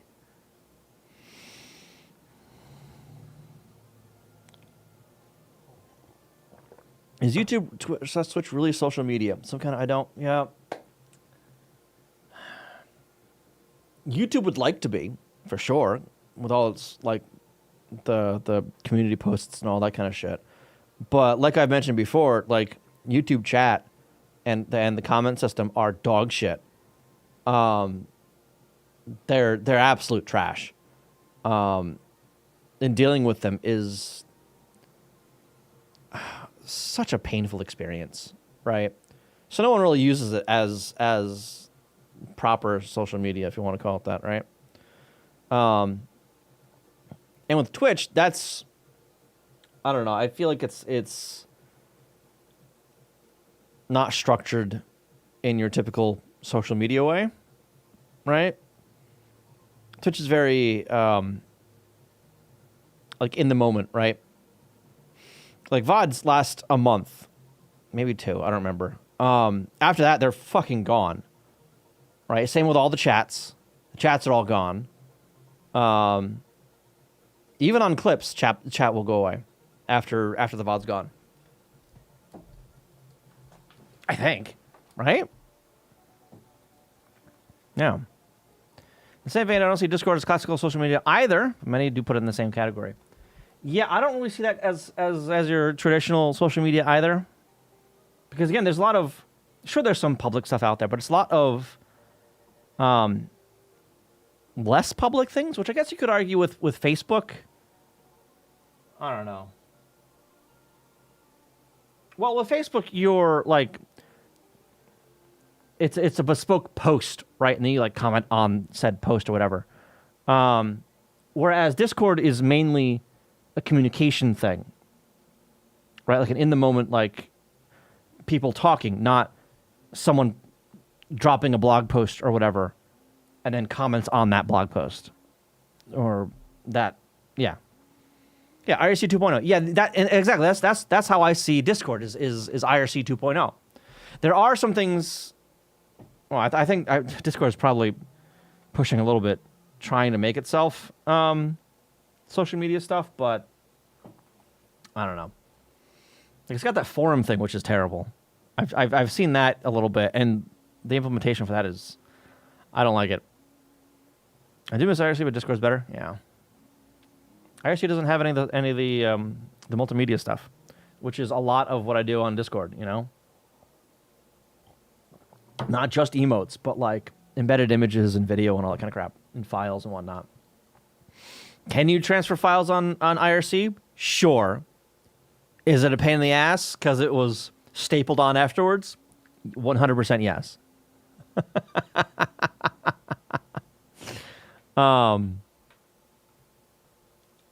Yeah, I don't know. Mediocre at best? Yeah, I'm not even sure if I'd call it mediocre.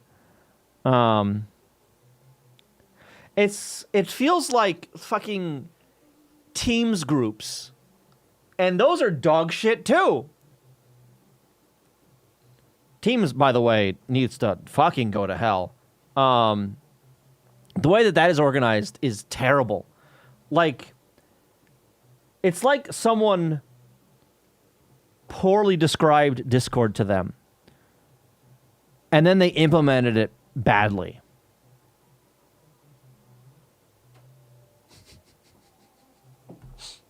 Absolutely terrible. You can't find shit in it. Yeah. It's a support medium. But I don't like Discord as a support medium. Does anyone even use a classic forum anymore? I haven't touched it in a long time. I mean, Teams organized. Yeah, Teams is not fucking organized. Teams is terrible. I hate Teams. Hey, by the way, Steel Toad. We use it at work. I mean, it's better than nothing. I'll give it that. It is better than fucking email. Kill me now.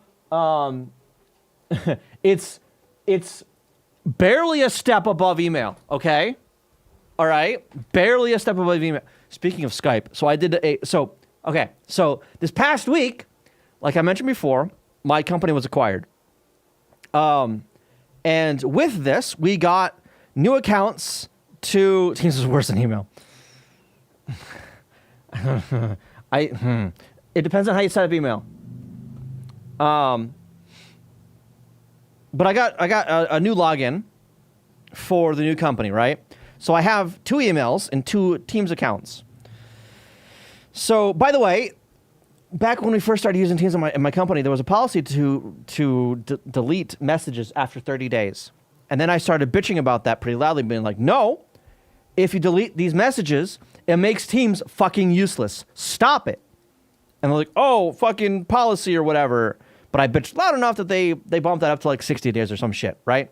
And then they deleted some of them. So with the new account, they imported all of my Teams stuff into the new account, including the alleged deleted messages from like 2 years ago, a year and a half ago. So I had like 2,000 unread fucking messages from the migration, whatever the fuck bot.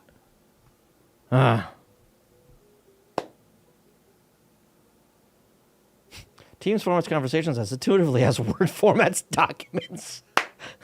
That's a good one. Yeah, Teams is dog shit, but I would rather have Teams than email. Yeah. Because there are so many times where, like, you're in an email chain and someone replies to the wrong fucking email, like not the most recent email, right? So now you've got fucking 2 chains. It forked itself. So, and then there's people replying to both chains of it now, and then, oh god. And then there's the fucking signatures in every goddamn email, right? Holy shit. And the fucking head of IT puts a background on all of his fucking emails. So that is broken, by the way, because whenever I receive those emails, it shows as a single fuck off image, and then the rest of the body. Because I have dark mode on. Which, by the way, when people copy and paste shit from the fucking ticket system into an email, it copies and pastes the text color, which is black, because they don't use dark mode, but I use dark mode, so that I can't see shit in the email. Fuck email.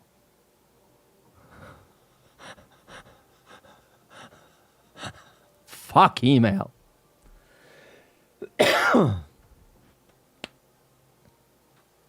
When you reply on an email, it covers the entire fucking conversation. Yeah.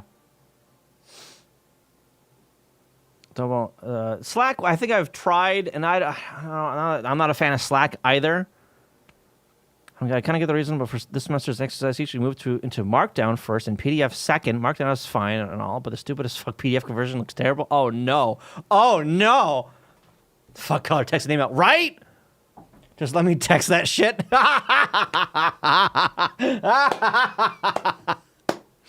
Yeah, so the markdown conversion to PDF is just, do they strip out all the fucking formatting or something?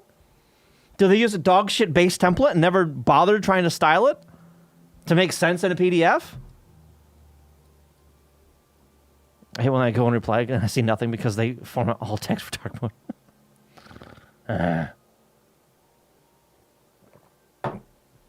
Why do I need a whole copy of all the preceding conversation when I can see it right above it? I've needed the entire conversation because search in Outlook is fucking stupid and I can't find the other emails in the conversation.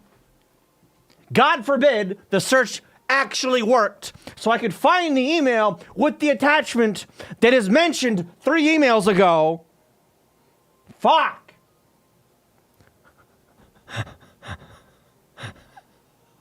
They tried, but it breaks hard. Oh, no. Oh, yeah. Yeah. So what JoJo's saying, yeah. If you need the whole context and someone forwards it to you, you know, they don't attach 17 emails. They just forward you the chain. Yes. Yeah. And those, if you're replying with just okay, I think you need Teams. You need a chat client of some sort. Fucking IRC or something. Which I debated spinning up at work before Teams. I kid you not.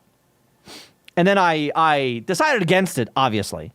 Because, God, no. But I got close. I got into, like, proof of concept territory. God, but yeah. So, fuck Microsoft. I guess. Mid-formatted code is better than IRC.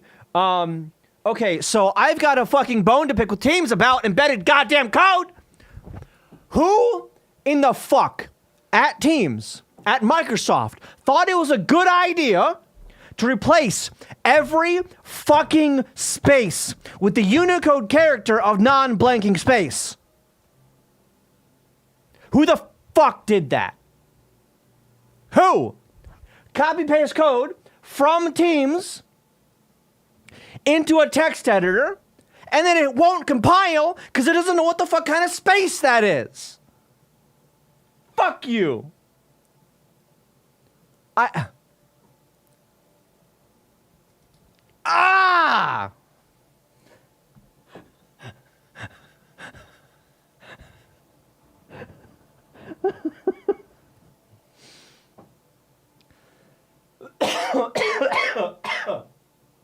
God damn.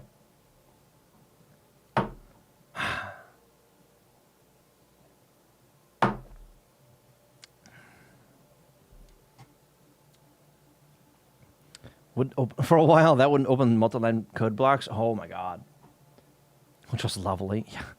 Teams formatting, by the way. That. Oh my god, someone needs to rewrite all of that shit. Oh. So, for Discord, it lets you turn formatting off while you're typing, right? Right? So if okay, so in Discord.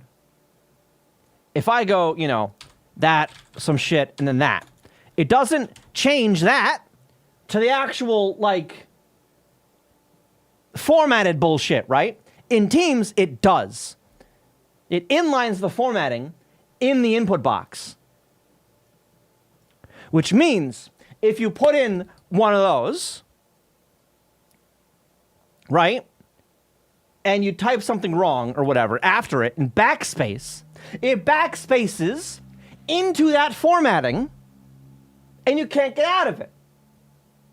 I think specifically with the backticks, it lets you get out of it. But with shit like with like bold and italic and shit, you have to delete the entire bold thing, redo it, and hit space.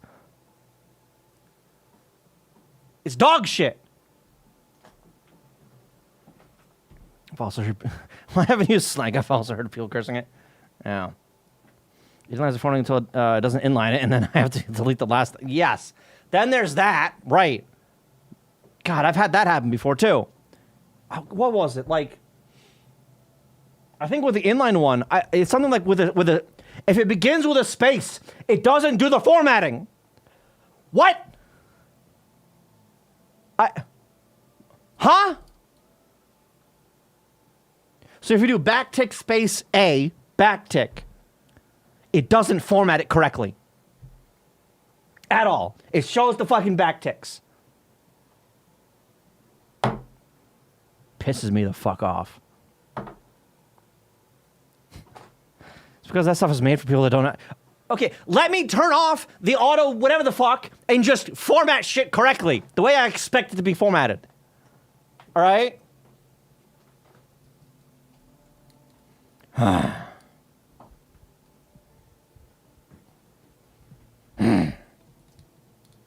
Fucking Teams. Oh no. Who needs minimum column widths? What? No. No. Who needs proper itemization? What am I even looking at there?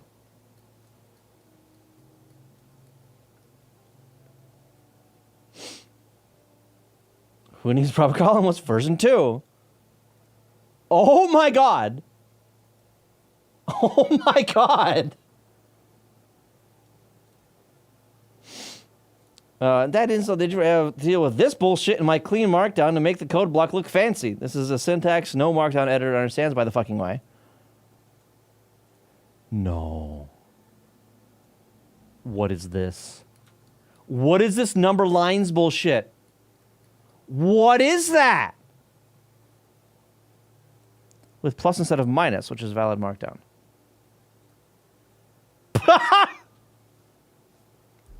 So, from that plus to here is supposed to be an item. From that plus to here is supposed to be an item. That's disgusting. Oh my god.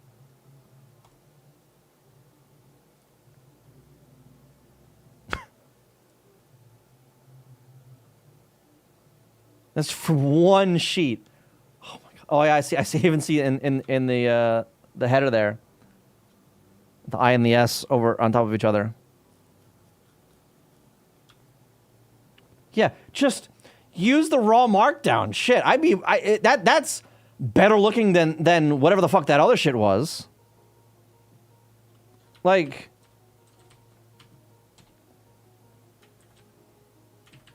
just use the raw markdown at that point, you know? Holy hell. Where's another one? Where's a better example? Don't worry about this stuff on the side. That's something I'm working on. Yeah, just this would be better than whatever the fuck that's doing, you know? Oh, yeah, don't worry about this either. This is some other crap I'm doing.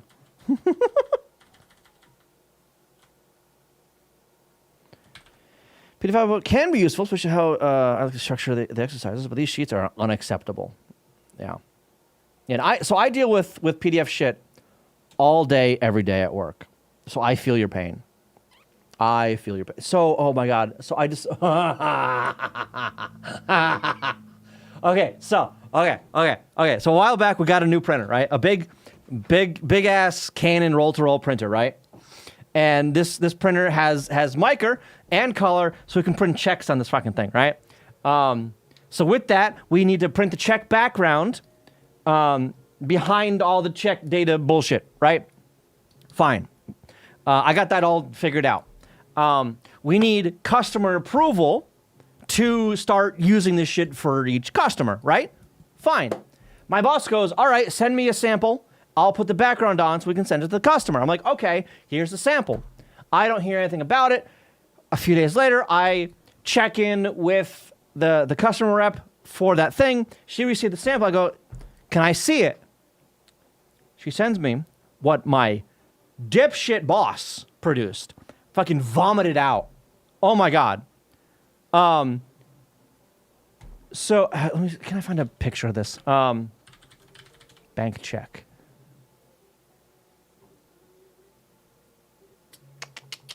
What's a good example? No, I need a good example here.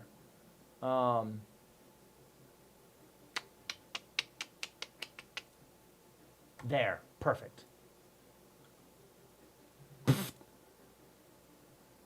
Okay, so this check I found on the internet. This is not my check. All right, I just want to make that clear. This check is not mine. I found it on the internet. Okay, so the background for this. You see this box, right?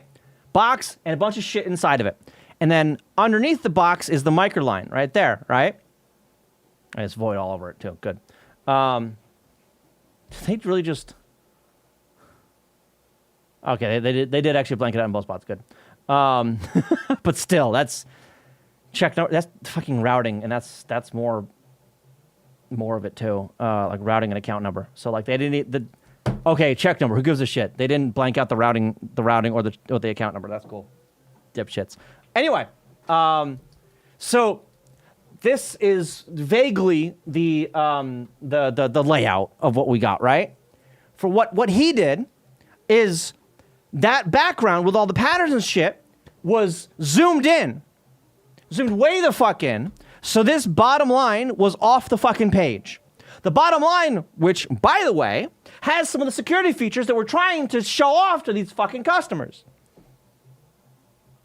So the micro was also on this patterned background bullshit. And I'm like, what is this cancer? So I asked the CSR and I go, please tell me you didn't send this to the customer. Because she goes, oh no, I didn't send this to the customer. Thank fucking God. Oh my God. So then I turned around and made a good sample for her. Jesus. After that, I no longer trust my boss with even more things.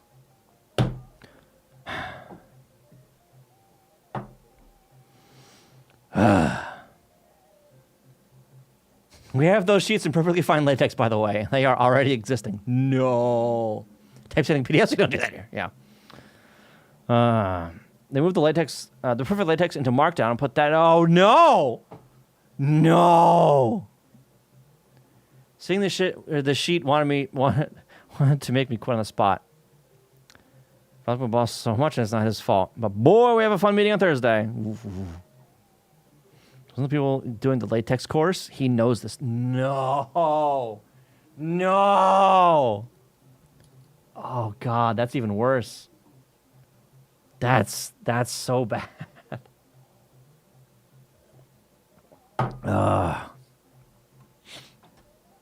But yeah, so my boss not understanding layout stuff is in the same vein as that, honestly. And that's like, here, send this to this large bank customer. And I'm like, the fuck you will. Nuh-uh. The fuck you won't. Don't you fucking dare. The ability to repair items in Valheim is entirely too missable. Did you not know you could repair items? Uh-oh. It's probably after me the next best guy with latex layouting in the entire fucking comp science department. Oh no. Oh no. Oh man. Oh yeah, so unrelated, but because I'm on work rant shit at this point, so I might as well. This right here was my oopsie. So you can see that the paper's ripped right there. The paper's supposed to go, that little sticker says over. It's supposed to go over that, and in through here, and then it's supposed to connect to this other sheet of paper over here. This right here is our perforation machine that adds perforations into pieces of paper.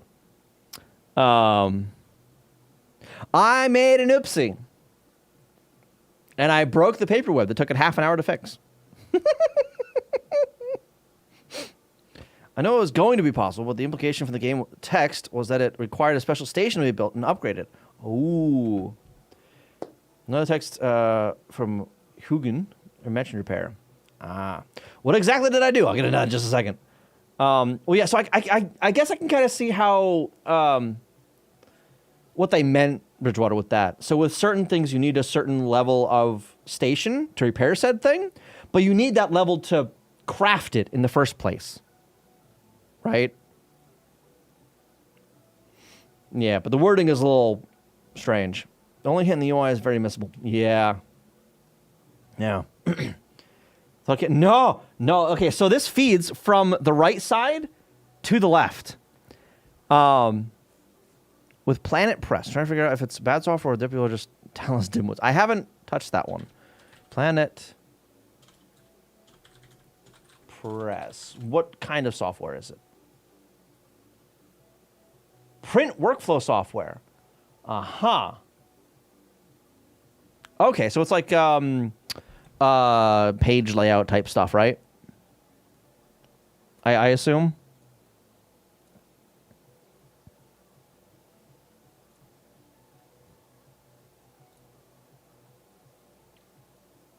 Okay, yeah. All right. So yeah, data in, barf it out on a page in the format that you define, and then it barfs it out as a PDF or whatever, right? I haven't used that. What we use at work is called Quadient Inspire. It's all right. Somehow it's better than some of the other stuff we use, which is surprising. It's supposed to do a lot, and we're lucky when we can get it to print to network printers. Oh no! It'll print directly to the printers. Send directly to printers. All right. Direct to printers. Yeah. So at work we've got a bunch of software suites that do various parts of that. So we have one that just does the layout of the PDFs, right? Of the printed sheets. We've got another few pieces of software that handle getting that to the printer and in the correct format, right? So for the standard cut sheet printers, which are, you take a stack of paper that's already cut and you put into a tray, right? For those, I mean, it's dead simple. Some of them we can add as like a Windows printer, right? But there's this software we use is called Solimar, which is a queue manager kind of thing, where you select the file and send it to the printer, kind of whatever. And then the software for this one here, because it's on a roll, it needs to do some special shit to get it onto the roll to up nicely, right? So it's 2 pages next to each other across the width. So there are 2 8.5 wide pages here, right? Yeah, so I'm not familiar with Planet Press. Sorry. But yeah, so what happened here? So this page is an 11 by it is an 8.5 by 14-inch piece of paper. So theory on what happened? Different work speeds? No. Speed is involved, but not different ones. So this is a U.S. legal size piece of paper. It's a lot taller than your standard letter page, right? A letter page is 8.5 by 11 inches. This is 8.5 by 14 inches. So there's an extra 3 inches on that, right? And this particular thing was for a what's it called? Like a bill, kind of like a bill demand or whatever. But it had 4 separate sections on the page that you needed to rip off, and like one copy goes here, another copy is for you, and here's the thing you send it back with, right? So there are 3 individual perforations per page, right? Now, why did it fuck up here? Because as of this picture being, this picture was on Thursday. Wednesday, the day before, I had finally successfully printed a dynamic perf print job. Which means, you can kind of see it actually. This little right here, that little thing right there, that's a 2D barcode on the very edge. There's a camera right off screen that reads those. So no perforation is 0. No perfs on that page, right? A perf of 1 is, we have it defined as a bottom perf. So the check, right? So the upper 2/3 is 1/2 of the perf, and the bottom 1/3 is the other half of the perf, right? So it's a third of the way from the bottom of the page is that perf, right? Every job that has required a perf that we've sent through this since we've gotten this printer has been static, which is, hey, here's the perf code, perf every goddamn page with this perforation. Even if it shouldn't be there, fucking put it there, right? That's static. Dynamic is, for every single page, read that little barcode and then decide which perf to do, if any, right? Okay, so the day prior, I had just gotten dynamic perfing working, right? This day, I get the plant manager coming to my office being like, hey, we need to set this up with a triple perf. I'm like, okay. I thought originally that meant 2 perforation lines, 3 separate pieces. That's what I thought. Triple, 3 pieces, right? And I guess the other guy in Florida also interpreted what he was saying that way because of how he worded it. Thank you for the follow, by the way. So he said, yes, we have a setup for that. So production manager is talking to me saying, hey, what's the setup for this? We need to run it and test it. And I'm like, what? No, what do you mean? Okay, first off, I only just got some shit working. We haven't gotten the Orlando stuff, the Florida stuff working yet. And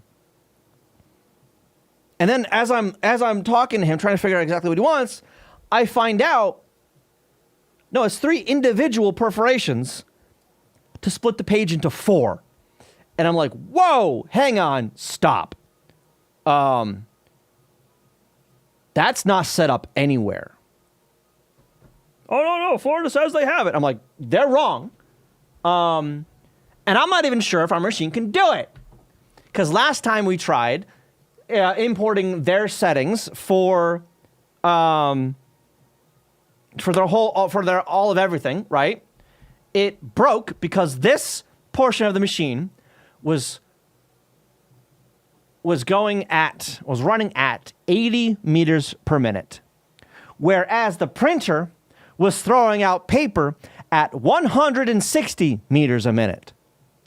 So the little bit of space between these 2 machines, after it started up, suddenly had a lot more paper than it should have had. Bad. It's very bad. We'll try it in production, basically. So I'm like, that's not set up, and I don't know if we can. We're going to find out. So that was the afternoon on Thursday. Like 2 o'clock in the fucking afternoon. 2, 3 o'clock in the afternoon. I then stayed until fucking 7 p.m. that day getting this shit working. This was at like 3 o'clock. Yeah, 3 o'clock. This was the first try, right? I went, all right, so dynamic fucking doesn't want to work right now. Let's first try, because I'm setting it all up from fucking scratch, right? Figuring out how this machine works and how it's configured. So I'm like, all right, dynamic doesn't want to work because I don't know. It's giving a weird error that I don't know how to fix. So we're going to try static perfs, right? Every time it sees a new page, it's going to perf that page, right? Because the job that we're running, I mean, every page is perfect like this anyway. So, okay, sure. So we set it up, we run it, and this happens immediately. This colored text this colored right here, that is the very beginning of the print job. That's the printer warming up, right? Prints out a bunch of lines, and then it starts the print job. It broke right in here before it even got to the print job. And it broke because you see these lines? You see this little sensor right here? That sensor is the new page sensor. This print file I sent over had a line across the entire page for where every single perforation should be. So it read every single one of those perforation lines as, oh, we've got a new page.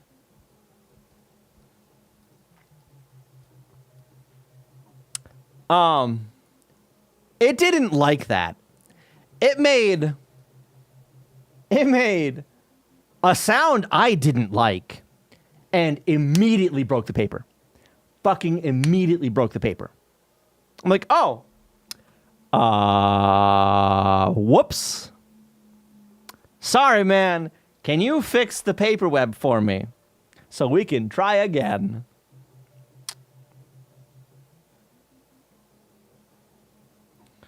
Anyway, I eventually got it working, and we sent like 500 sheets through it. It did all of them fine. At 7 o'clock, I'm like, all right, fucking, I'm done. I'm going home. I go home. Friday, the next day, right? I tell production, I tell them, hey, when you get ready to print this job, let me know. I want to see it start. I want to make sure everything's good when it starts. So he's like, okay, fine. So it's so eventually it's like the afternoon again, and he's about to start the job. He doesn't have anything else to run. You tried running the machine faster than it was designed, and you fucked around and found out? No, I misconfigured it. Is what it is. So this. Eventually, we moved to the outside, and I changed the print job to not have lines all the way across. It was only like a little portion of the page, like a third or so of the page width, right? It read the warm-up as perfs? Yes, it did. Yep. But it's supposed to ignore like 15 meters or whatever it is, right? Which is basically the length of the machine. Something like that. Okay, so yeah, so when he started it up, for whatever reason, it immediately broke when it tried to perf. This gave some errors. It didn't break the web. Yeah, it didn't break the web, but it broke it gave an error, threw an error on this, right? So like, what the hell is going on? We eventually moved some of the stuff around, reload the config a few times, restart the print like 2 or 3 times, and eventually it starts going. It's going fucking 160 meters a minute, and the perforation is making it's making an angry noise, but it's working. It's perfing all the time, right? So I leave, I go do something else, and I come back out a little bit later. I don't remember if I was out there or not when it happened, but I go out there, and the printer stops. And I'm like, it's not done printing yet. Why did it stop? He didn't tell it to stop. Why did it stop? Go over to the little control panel that's like right here off camera. And I saw a new error. Tool access 1 overheated or overdriven, whatever.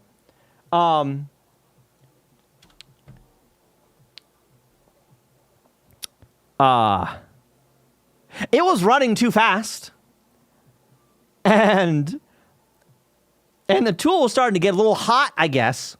And a safety kicked in on the machine and went, no, we gotta stop. We gotta stop. This isn't good. The tool, the perforator, the perforation machine isn't liking this. And I'm like, oh no. Uh-oh. I didn't see this coming. So what happened there, better than catching, yes. You are correct. It is better than catching fire. So what ended up happening, turns out, so these two right here are two individual perforation blades, tools. And you can see they've got a blade for each side of the paper, for each half of the paper, right? It's like a fan on it now. This right here is the bottom half of the tool. And I noticed that this spun whenever it perfed part of the page, and it wasn't spinning whenever it wasn't perfing the page, right? This one was spinning like a fucking madman.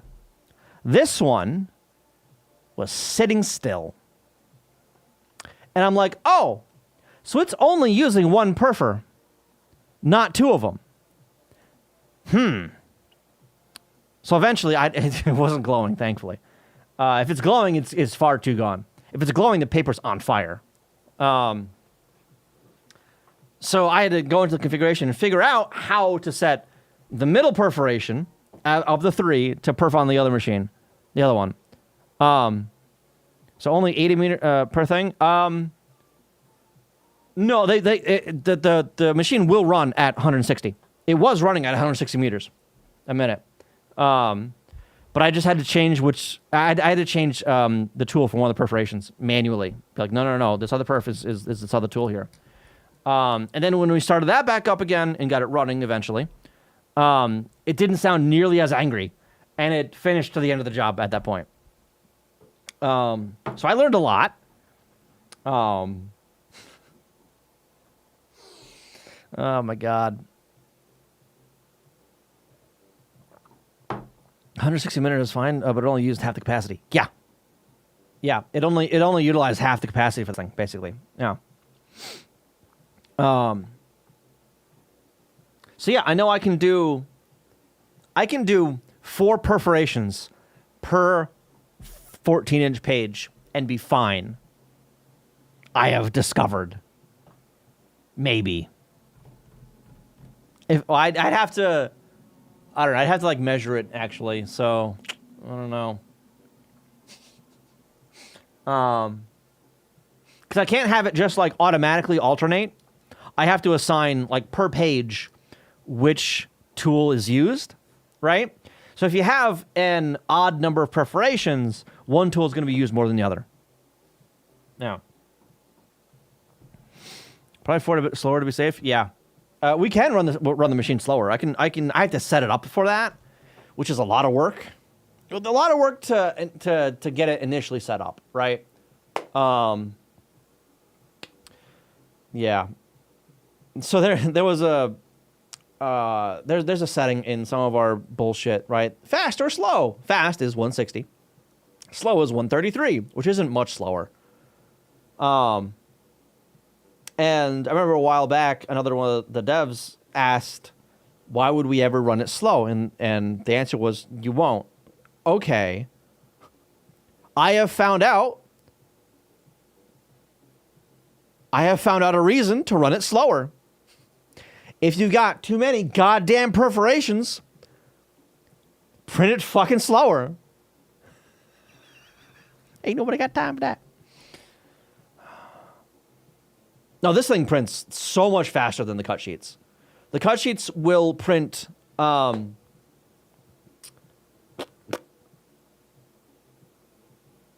I think like 120 pages per minute, 120 sheets a minute. Yeah, so let me do this. Nope.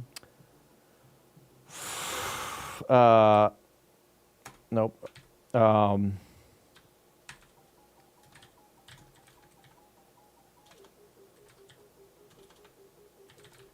inch to meter.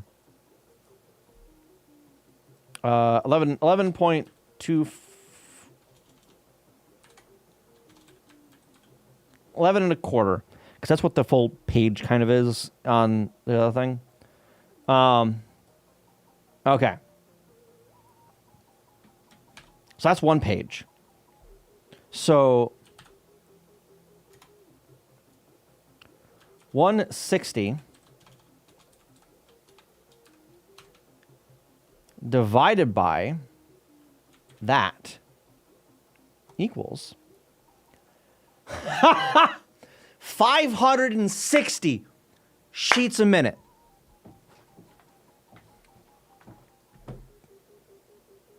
No. 12, almost 1,100 sheets a minute. Because it's doubled. It's doubled. Oh my God. So our shit printers that are a cut sheet, 120-ish sheets per minute. Images a minute. Cut that in half for double-sided. This is the roll printer is so much fucking faster. Oh my God. So much faster. Thing fucking moves. So like a job that would take, I don't know, 4 hours to print on cut sheet, you'd be done in 20 minutes on the roll printer. You angered the machine gods and they did not like it. Yeah. Laser, yes. The cut sheet are well, no, actually, the laser are cut sheet, the slow ones. The roll printer's inkjet, not laser. So it's inkjet. And honestly, so the laser, it's all micro ink, the entire goddamn page. We've been trying, when we first got these printers, we tried so goddamn hard to get the magnetic levels in check, right? So you scan it. I just realized I don't have, I can hear the music. You can't hear the music. Oh my God, that's been on like that for like an hour or two. Whoops. What was I saying? Oh yeah, so the micro levels. We have a little scanner that'll scan them and do it magnetically, not visually for OCR for whatever the fuck reason. And we tried really hard to get those micro levels dialed in, right? It involved a lot of tweaking of settings and fucking around with things, and the tech was in there like every day for like 3 weeks getting that shit dialed in. The very first successful print for Miker on the roll printer, we cut, took over to the scanner.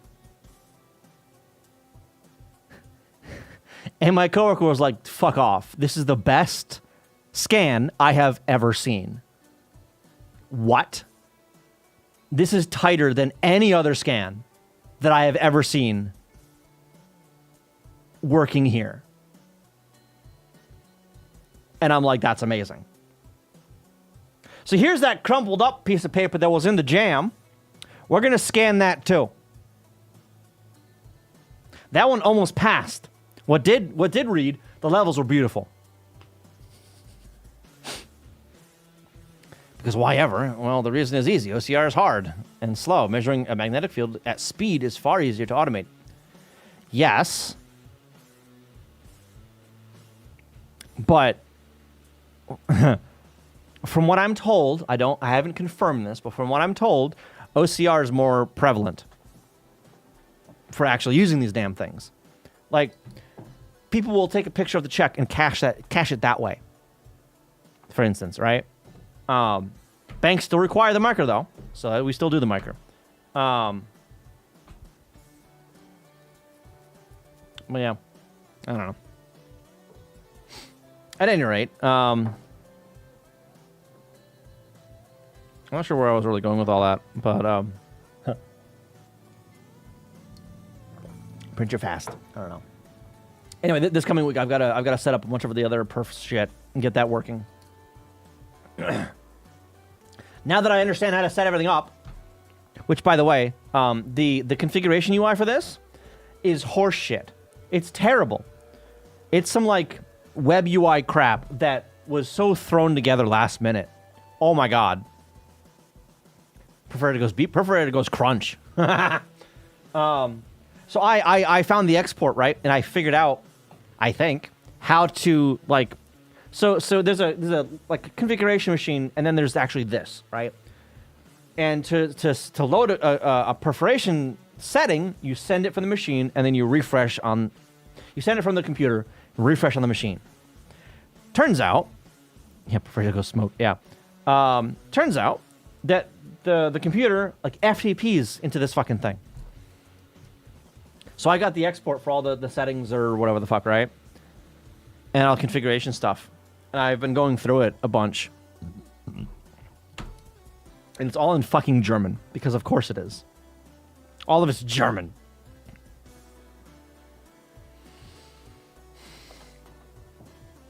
Before I really realized that, I was trying to figure out what build, B-I-L-D, build? I don't know. I don't know how to pronounce it very well. I was trying to figure out what that stood for in English. Only it doesn't stand for anything in English. It's the word for picture in German. You'd be surprised how much printing hardware is just FTP. Well, not that surprised, honestly. I don't think.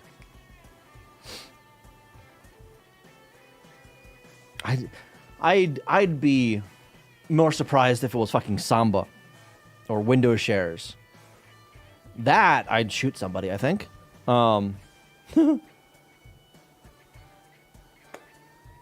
the amount of people, by the way, at work that don't understand SFTP and how to do it programmatically. So I set up SFTP stuff and hot dirs, essentially. Hot directories, where you drop a file and a program is watching that directory to see if there's a new file that whatever the fuck, right? Yeah. If you need a German consultant, you could message me, I guess, Lamau. Hour later, 20 bucks. No. Google Translate handles what I need to know, all right? And it's not like understanding German would make the manual any easier to understand, because it doesn't explain fucking anything. It just goes, this button is the edit button. And I'm like, cool. How do I, like, edit the thing? And it's like, I don't know, man. Figure it out. Here's the screen for it. And I'm like, fuck you. Like putting the perforations on the page, right? It's an image. Hang on.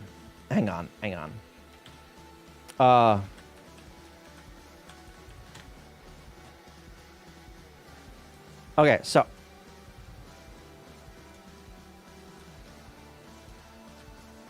Really? Okay, it's an image of the page, like this. And then up here, there's some, like, things you can't change, some settings you can't change. There's some buttons right here, right? There's an edit button there. There's a select button here. And then a delete button there. And, like, a zoom in and out over here, whatever, it doesn't matter.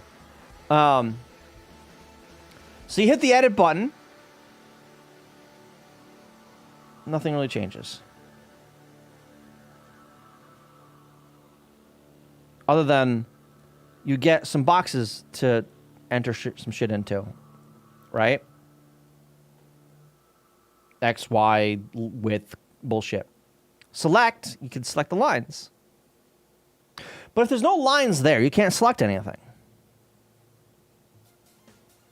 Looking at the screenshot, I saw over here a list of perforations. right? So I'm like, neat. How do I add one? So I took a screenshot. Can I actually show that? I don't know if I can show that. Hang on. So I took a screenshot of it.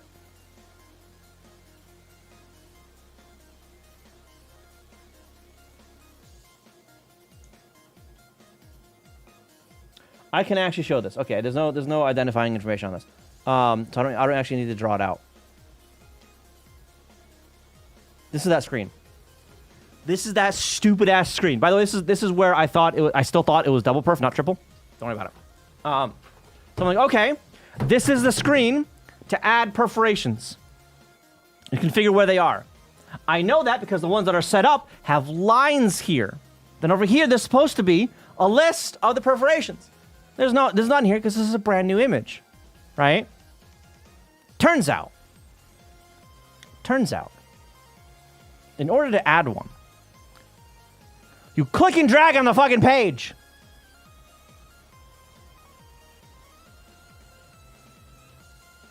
What? No. Go to hell. What do you mean click and drag on the page? What?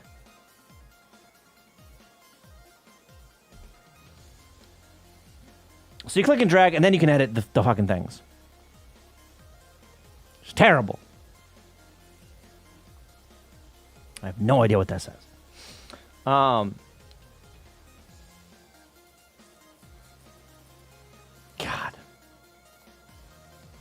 Dumbass fucking machine. Pisses me off, I swear. It's certainly a choice. Yeah. Get good, learn more German. Shush. So I have gotten close on like 2 or 3 occasions, being like, fuck it, I'll rewrite it. Fuck it.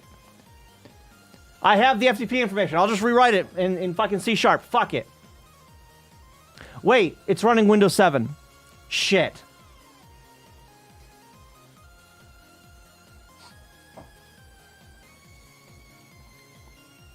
So I might... I don't think Go supports Windows 7 anymore. That's not a web browser.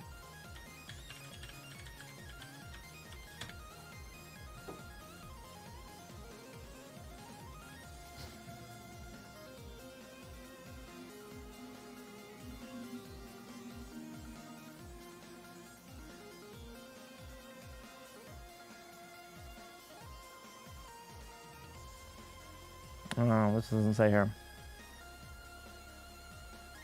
There's this. It's a fork of the Go programming language that maintains support for Windows 7 and Windows Server 2008 R2, which, by the way, we use at work, which is cool. That's the compiling shit? Ah. Okay, so it's... This is just for the compiler then. Okay.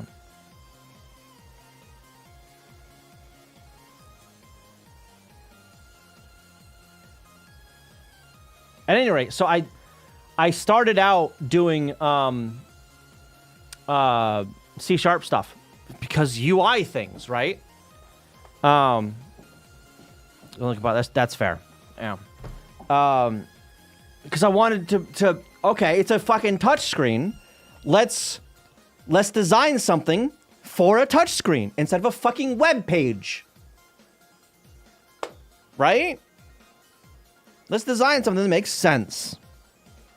So I started that. I'm like, wait a minute, but Windows 7, oh God, I can't use .NET 8 because that doesn't work on Windows 7. Even if I tried .NET 7, I'd probably have to install that.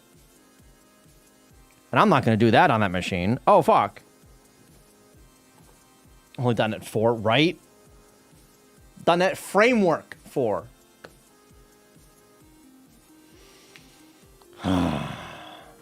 Windows XP. You.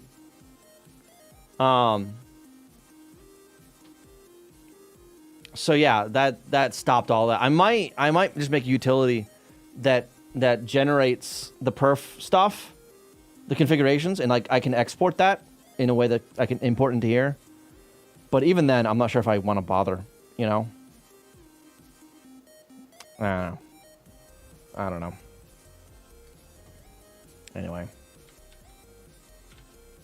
What did I change here?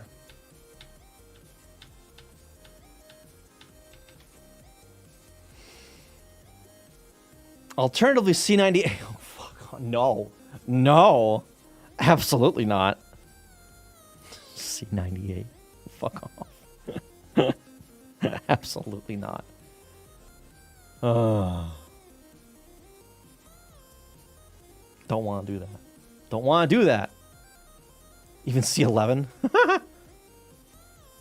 be fair, though, you can compile .NET 8 or 9 using native AOT, and then use the linker from Visual C 6 and run 95. Oh my god. You know, I've actually... I'm vaguely aware of stuff like that because of the... What was it? The Lego Island decompilation project. Now, that same guy has like ported ported .NET back to Windows 95 or 8 or whatever the hell. 95. Yeah. Something Windows 32, but it's insanely limited because Windows 32 has bugs and all the APIs are missing. Yeah.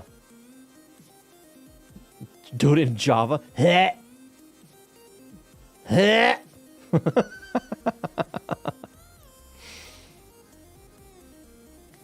Seems I'm missing stuff in some snacks. How long are you gone for? Jesus Christ. No. No, I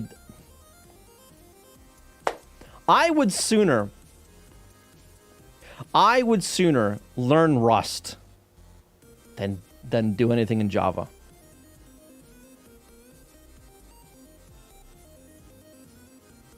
Gotcha. Well, welcome back.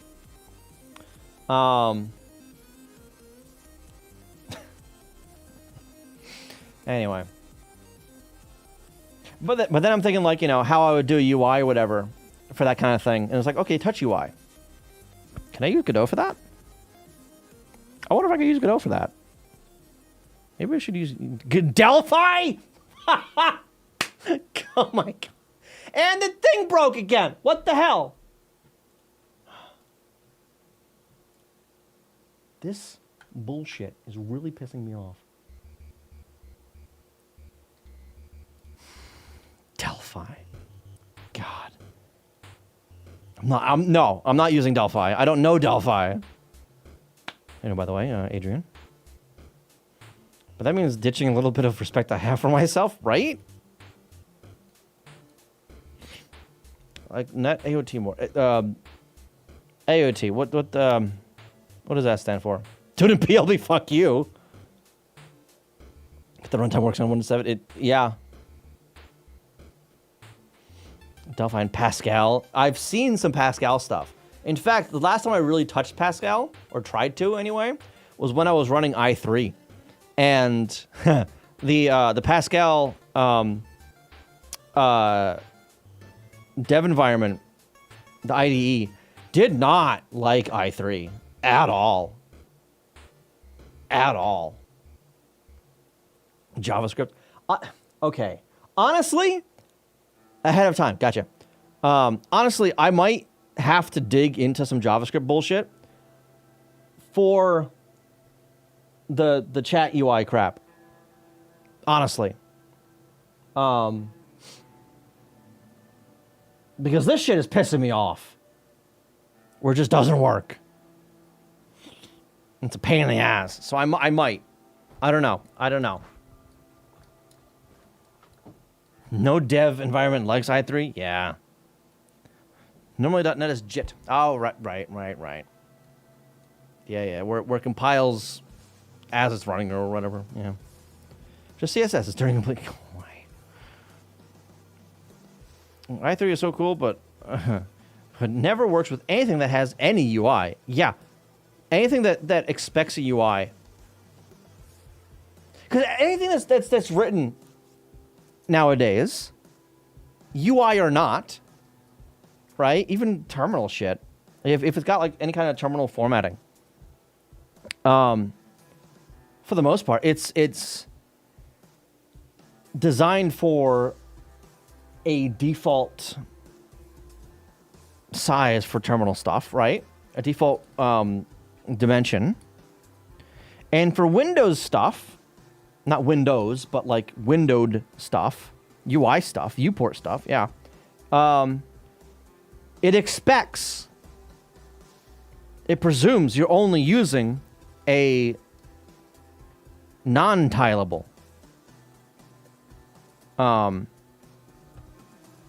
desktop environment, right? It expects you to be able to drag windows around and be able to place a window wherever the fuck it wants, right? Because all of the major systems use that. With the exception, I guess, of Android, but that's a different beast entirely. 80 by 24? Yeah. Just assume everything is at least 80 by 24. Like, that's the minimum, right? You have at least this. You might have more.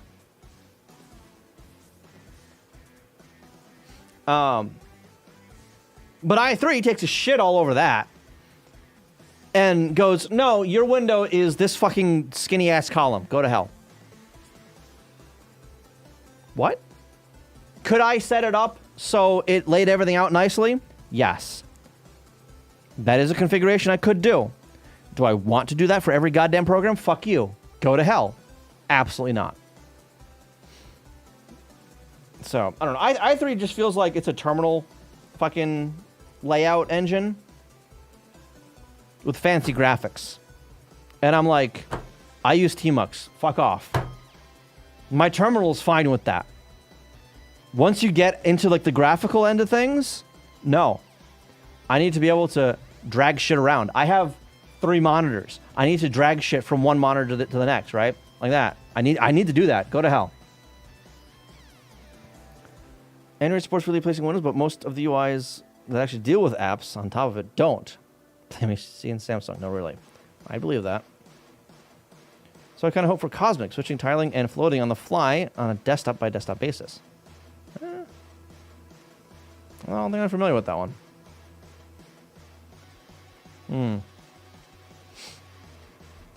But yeah, I just know that How long did I try i3 for?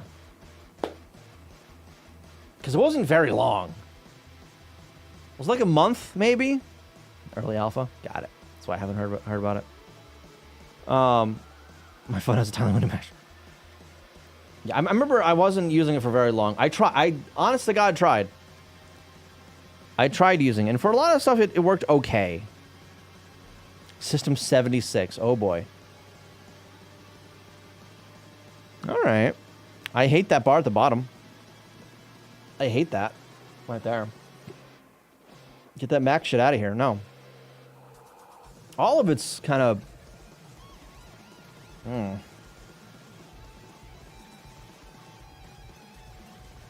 NVIDIA ISO... What the fuck? Why is there... What? Why are there 2 different ISOs depending on what video card you have?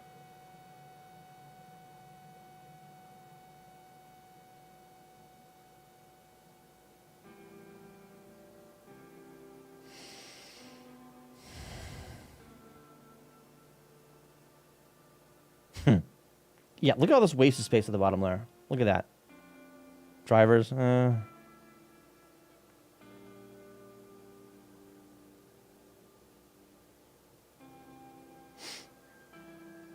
doesn't look terrible. I'll give it that.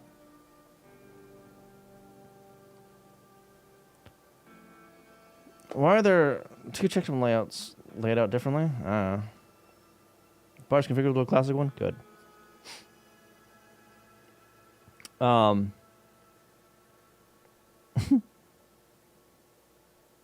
don't know. And I just want the UI to get out of my way is all I want, you know? I just want my OS to just get the fuck out of my way and let me do my shit. Doesn't need to look pretty. Just needs to get out of my way.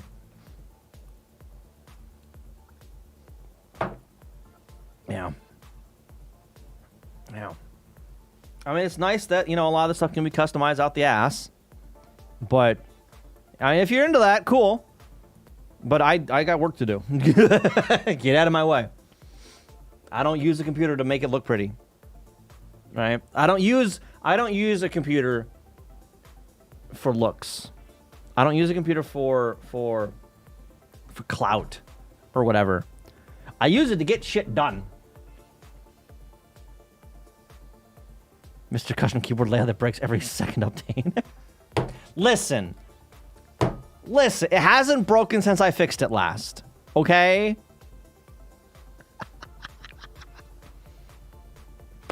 I'm gonna get out of like black screen. I just have an internal boot code and it's stuck on select on how to boot differently. Some boot SPI flash, some boot both respect the loader. NVIDIA JSON boards are different. Oh, I see what you're saying. Gotcha.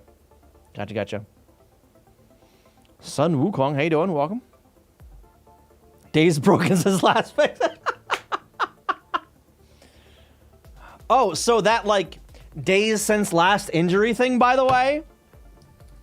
With this acquisition, we now have kind of one of those, which is hilarious. It's a bingo system, right? So every day, a bingo number is chosen, right? Every time someone gets hurt on the job, the game of bingo resets. Every board is cleared. So that encourages you not to get hurt on the job. So bingo doesn't get cleared. And there's prizes for like getting bingo and filling up your entire board and all that. Realistically, it only means that the first 60 megabyte of the image are different, probably. Tetris, yes. I've been ranting for the last hour or so, I think. But yeah, Tetris. Tetris. Oop, okay, well.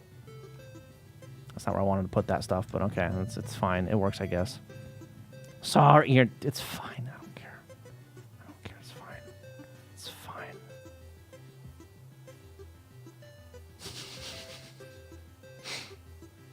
I'm bad at this game, by the way. It's just... Thank you. I've been working on this since, what, late December, I think? Right? It's late December, right? I think late December. So yeah, I put a bit of work into it. This is multiplayer. I'm only playing a single player of it, but because you know I've only got a single player controller. I've only got one set of hands. Is what it is.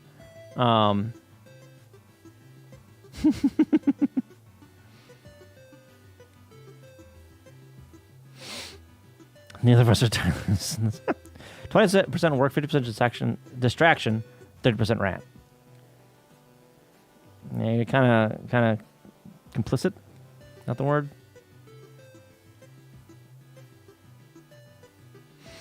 That's what I need for my game, but I'm... Oh, come on. What do you mean? Guilty as charged. Yeah. Multiplayer kind of puts you in your place. Uh-oh. So this was one of the things where, like, I went, I don't know if I'll do it. Multiplayer seems hard. I'm going to work on one player and some game modes for that.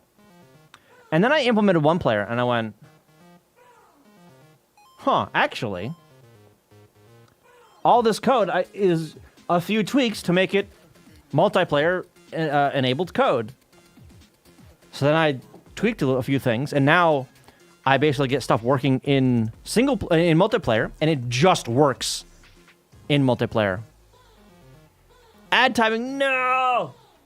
I'm sorry. Ads are a pain. While you're away, I'm gonna have a bite to eat. Uninteractable multiplayer is easy. Other multiplayer is hard. Yeah. So I mean, yeah.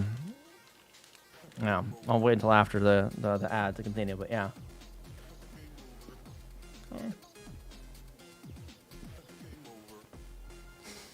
No, there's not. That said, I thought of how I would handle this kind of thing over the internet on a rainbow mapper. Ah! Hello! Welcome. Sephorophoria. I know I pronounce it wrong every single time. I apologize. How you doing? Welcome. Okay. I'm glad I don't offend. You're back. Welcome back. Yeah, so once I got multiplayer working, I started implementing stuff and testing it first in multiplayer, and then it just worked in single player, right? So one of the things for that is the rotation system, and basically like wall kicks and all that, and T-spins. So I just got that working in the shared code, and it works for both out of the box, right? Right, guys, stop losing.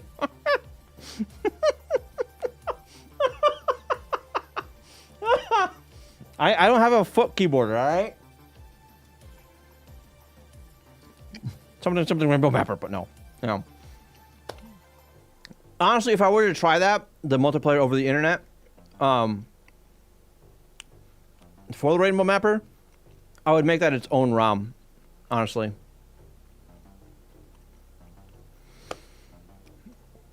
The game seems forever doomed to not multiplayer. Multiplayer can be very difficult, absolutely, especially if it's not local multiplayer, right? Like here, it's all local. It's all, 2 controllers on the same machine, right?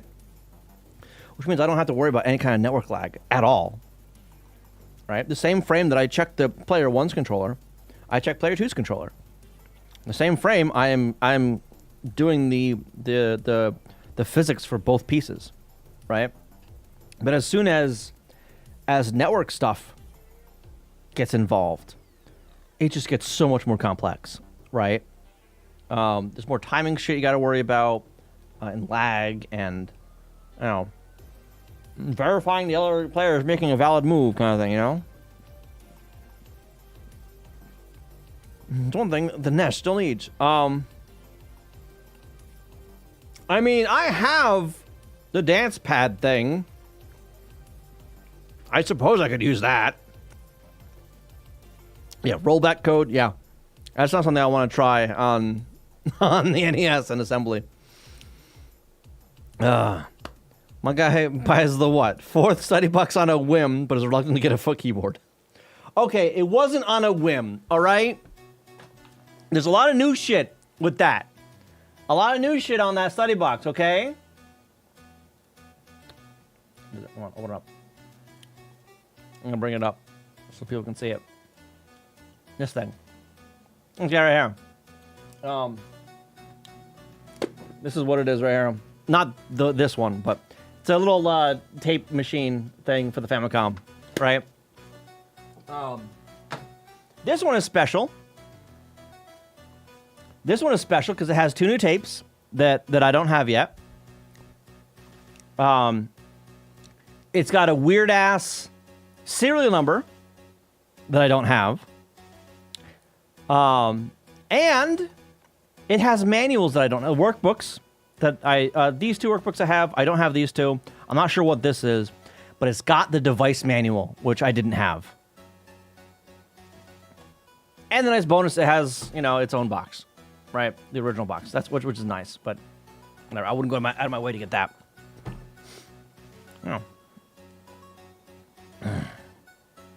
He's afraid of the foot fetish people.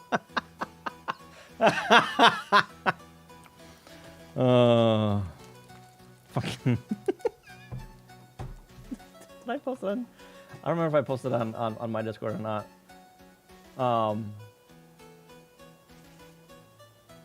The fucking, hang on. I'll post it on another one.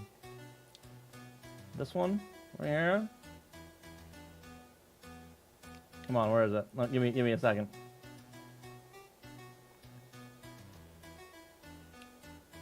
What the shit is it? What do I do with it? I'm not gonna be able to find it. Am I? There it is. Download real quick.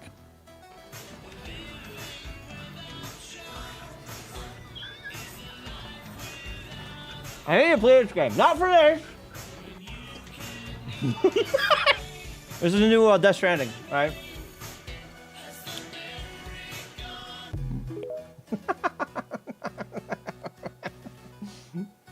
Absolute game. Welcome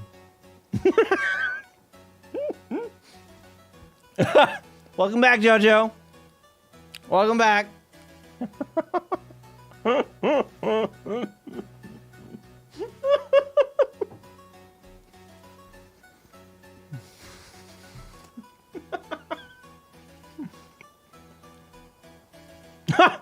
That one was a hang on. That was a Pirate Software thing, wasn't it? Hang on. Hang on. I remember seeing that one too.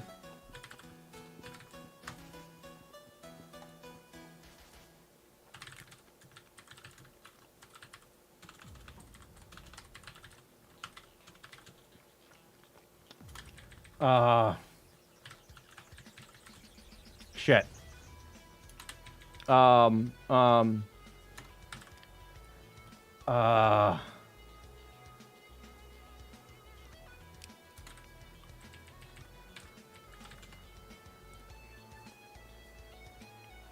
Hang on.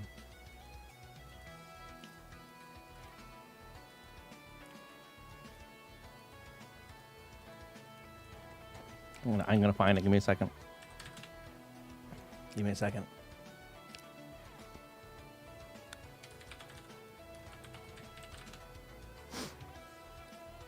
Pirate Software. Shorts.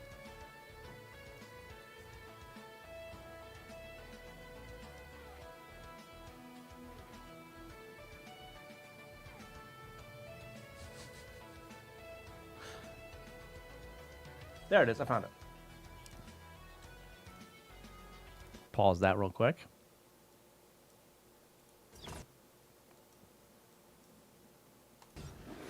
Oh, you gotta jump that. Oh, it didn't hurt me.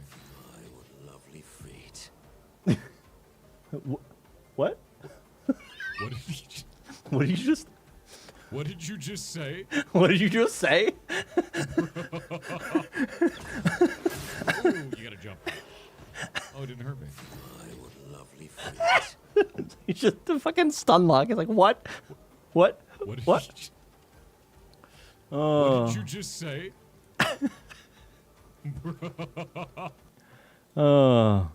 He has a huge ego. I mean, I don't know. He has some decent takes, but I don't like his personality. That's fair. That's fair. All right, where's that? But yeah, so I know about that from that game. I bought the game before I saw that. I haven't played it yet though. No. I think I bought that along with Oblivion, I think.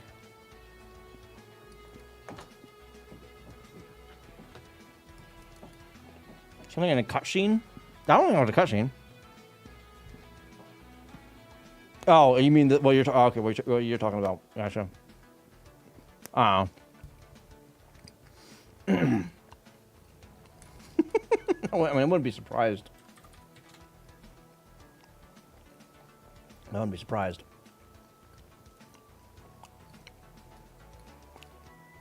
And a visit from the French president. A good visit or a bad visit?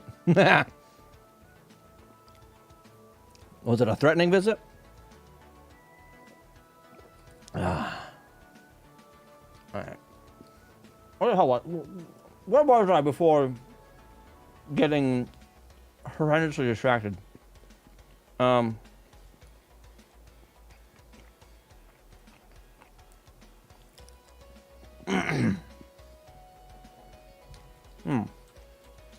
What counters?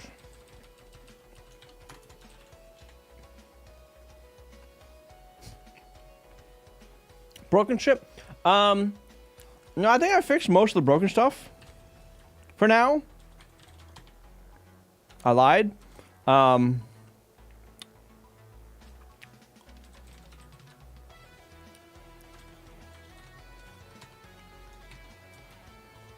that's clearing that out. Oh, right. I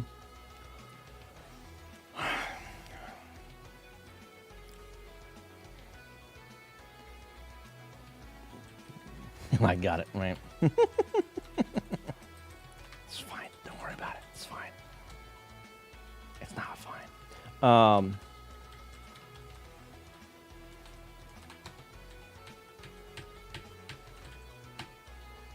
Oh, okay. So this is stuff that I haven't actually done yet. Okay, so you can see the rest of it's commented out. Let's do that. Make attack counter undefined. 827. Do player. Oh, that's.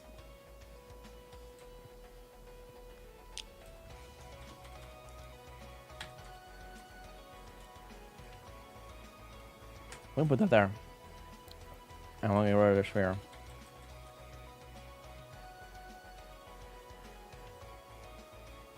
Wait. No, this will decrement it twice per frame. I don't want that. Let's smudge my screen. That again. It's because it's bunched up right down there. There's also over there, I think, too, right? Yeah. A little bit of that. Right there. That better? That better? Maybe. Ugh. There you go.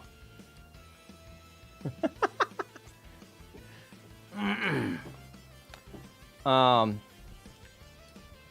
just went to wipe the smudge off. Alright, so this just needs to be at Y instead. I can decrement that at Y. It's gotta be at X. TYA TAX. And then this one. Excuse me. All right, do trigger garbage. Okay.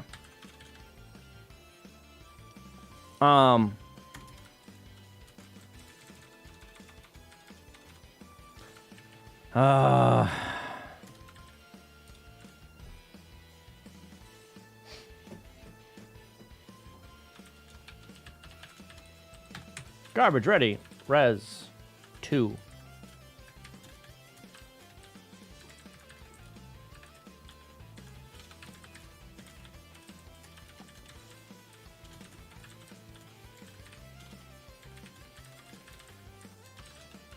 Okay.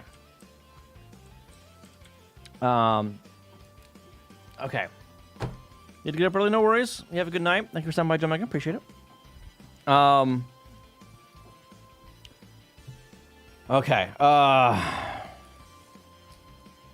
JSR. Trigger garbage.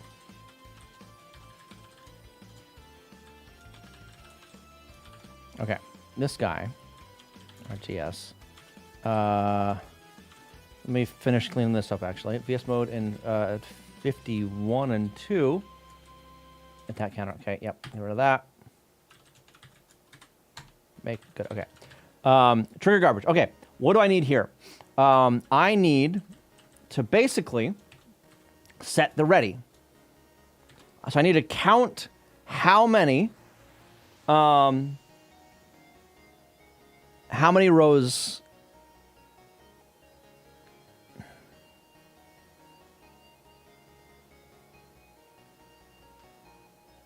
No. Well, God. So because of the delay,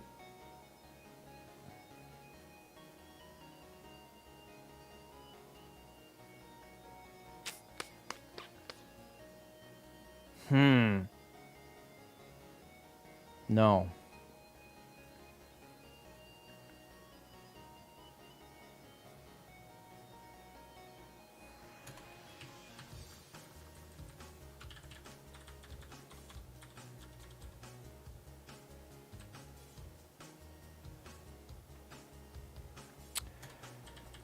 That's not going to be number of rows ready to spawn.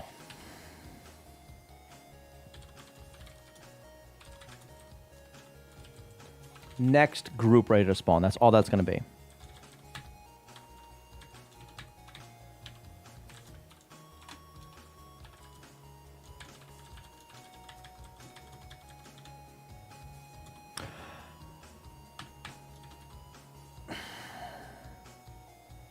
Yes, okay.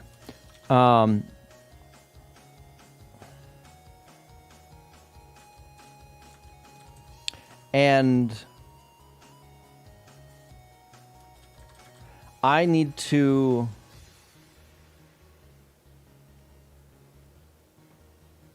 update those ready tiles.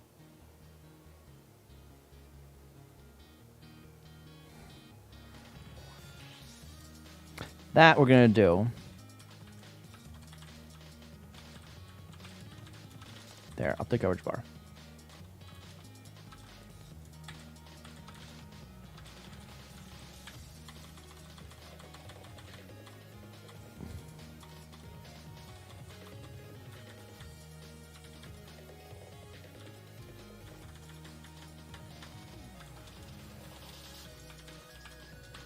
Put that down here. Okay. This is going to do all the updates in regards to that garbage bar, right?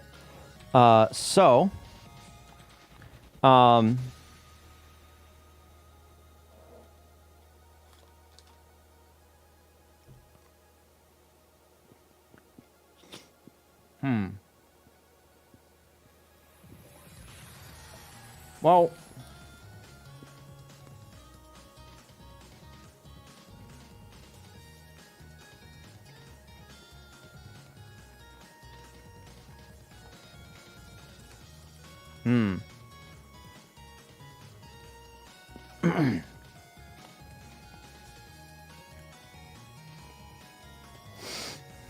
Advance, how you doing?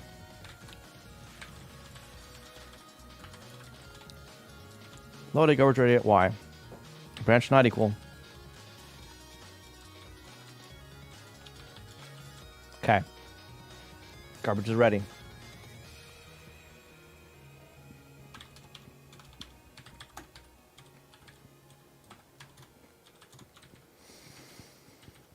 Sorry, y'all.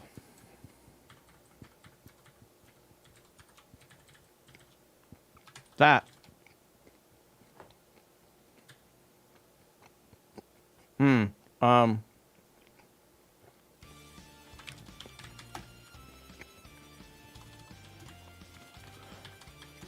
Compare Y to player 2.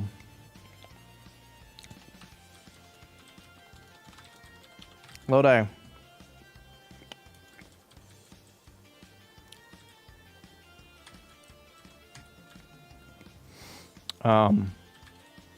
Dot low byte of that.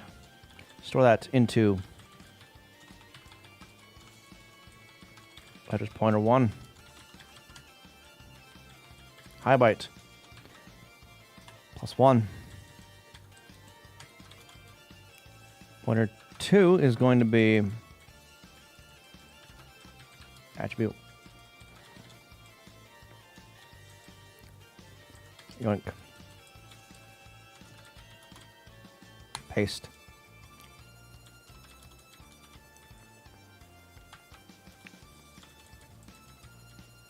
Two. Okay.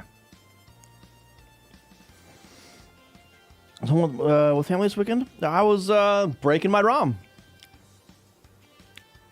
Yeah. I'm getting a little hungry, but I'll go for a little bit longer. Good to hear you're doing good, though. All right. So, load X, the size of that.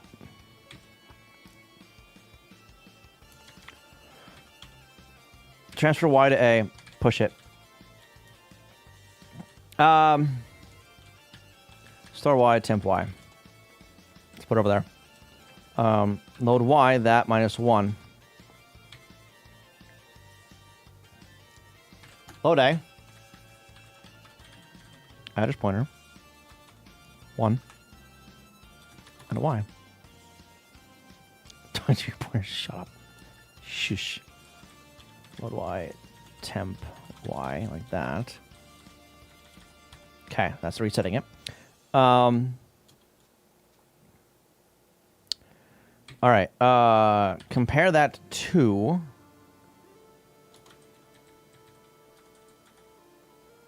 No, it's versus mode? Did I put it there? Okay, these need to go over here. Like that.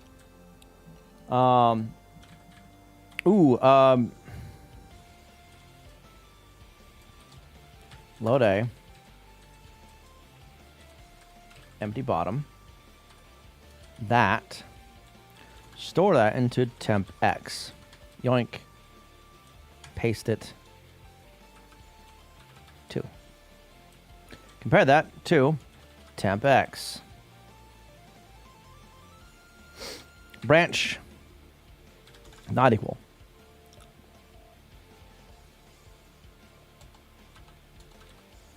No. Branch equal. Done. Nothing at the bottom, so we're not doing anything. It's fine.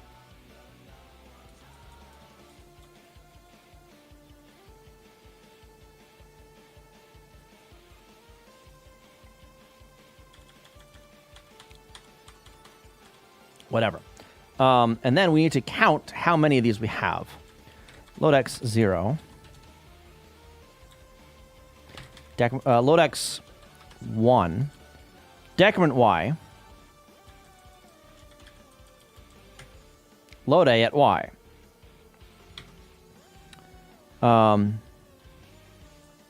Compare that to temp XX, which is going to be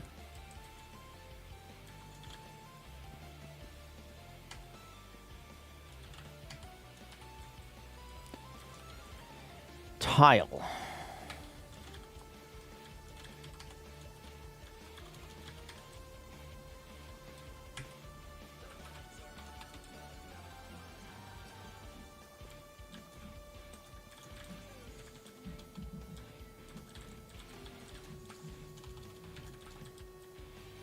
Not start next. Okay.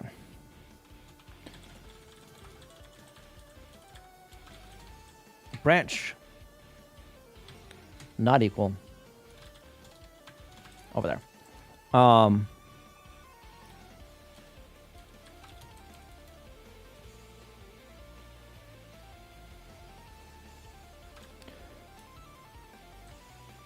XX is the tile itself, right? XX is the tile. So branch equal. Like that.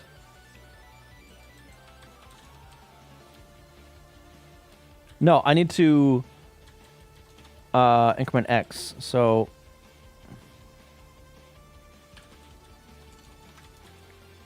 branch not equal.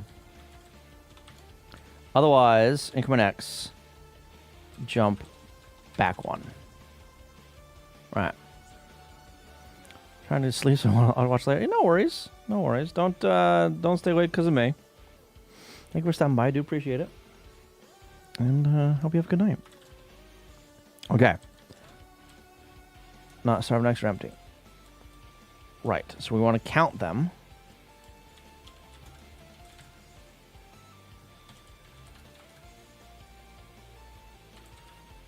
Count them of rows.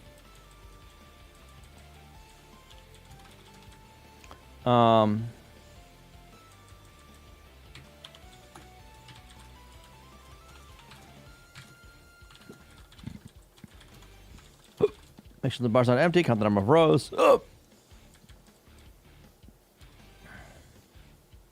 Okay. Do I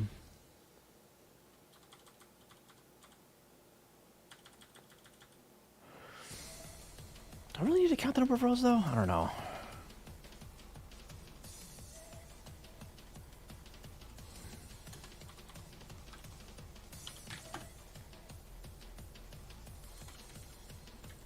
Load A, garbage ready at Y.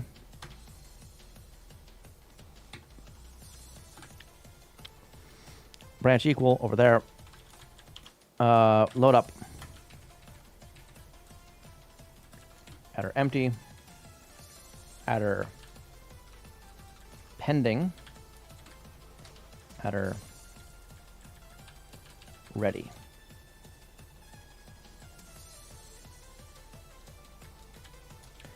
This needs to be like tile pending, I think. Well, nah.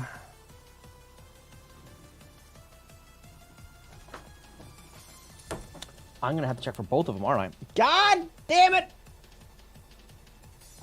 I'm going to have to check for both of them or switch around where the colors are. Might just do that. I might switch which palette certain colors belong to.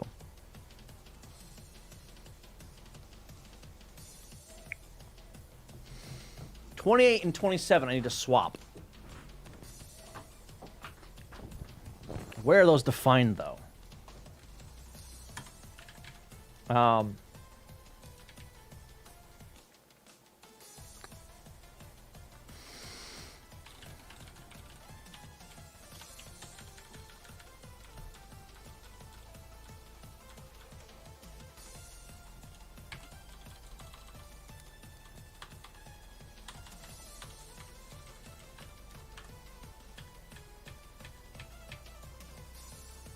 All right, C and D.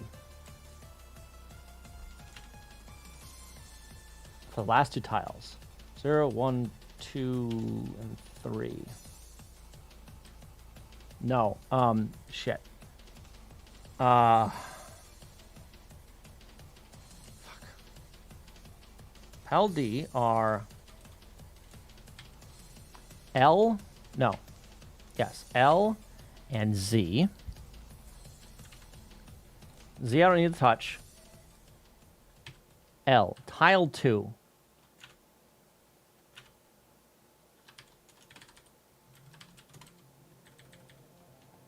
Needs to be C.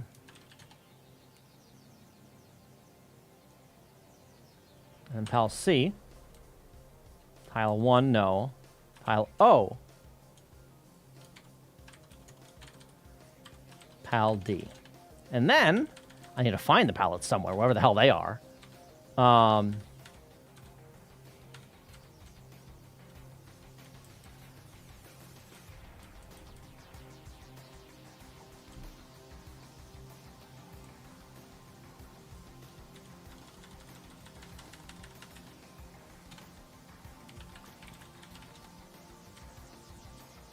Game pallets. Where the hell are these?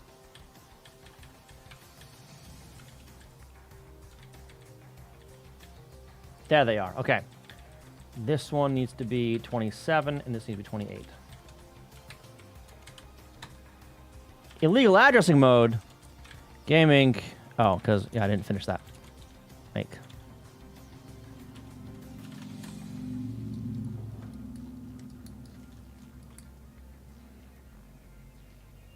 Good.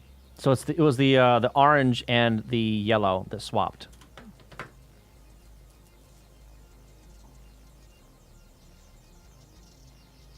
Good. So now I can just use the same palette for both of those. Do I need to change the sprite palettes too? Nope. No, because the sprites work a little bit differently. It just loads up the color it needs. I forget how I figured that shit out.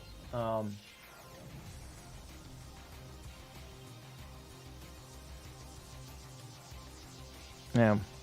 I forget how I actually do that, but it for every piece it loads just a single palette into the top one, right? I have like defined colors in a certain spot. So the sprites are always using the first defined palette. Oh, here we go. Block colors, and then block colors for the placement. And then for the ghost. Yeah. So I've got tables for those. Right.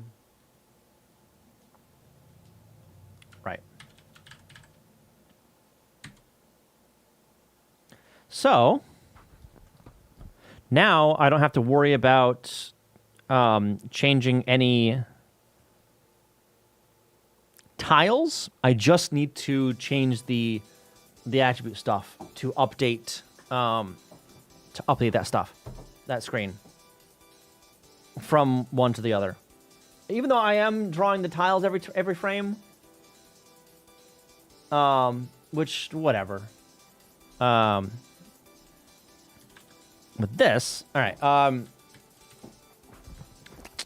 Garbage ready. Yep.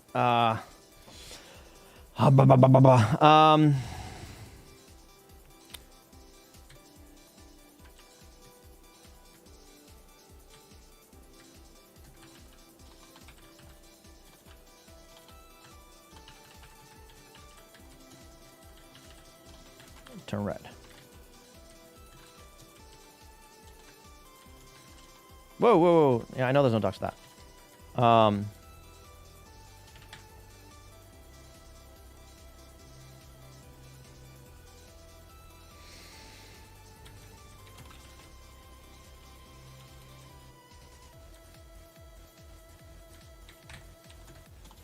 Load a last palette on whatever the hell it currently is.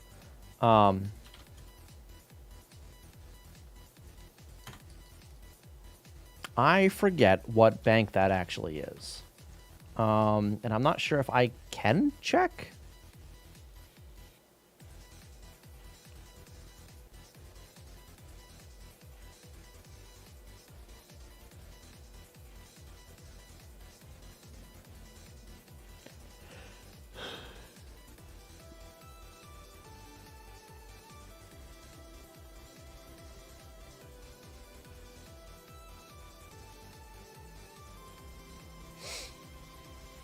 F2. Address. It's using the first one, I think.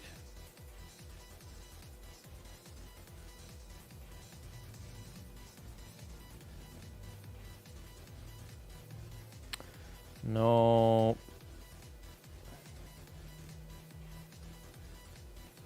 Nope, nope, nope. Because it's still tile address 0. Okay, so it doesn't account for the fucking, what's it? The bank stuff. The extended attribute stuff. Which is unfortunate.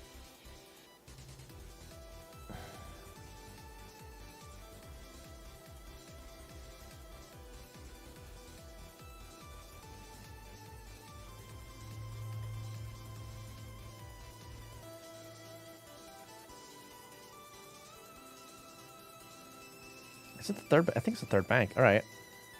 It's doing this one. Right here. These guys down here. All right. So third bank is...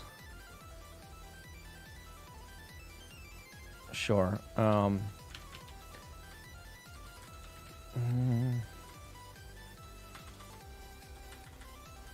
Empty.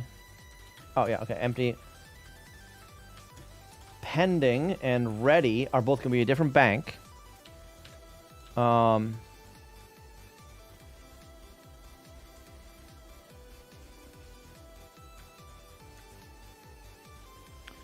Okay, ready is going to be bank number 2. So 1. But palette, the last palette.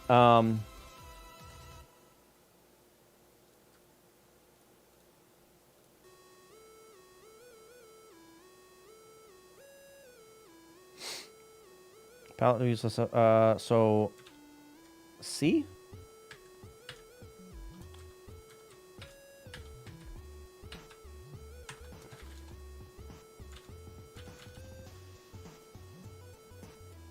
No, it's pending. Because red... Well, they're both the last palette. Red is going to be...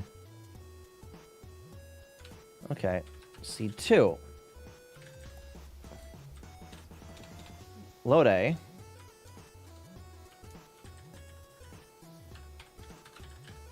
that. Store that into temp A.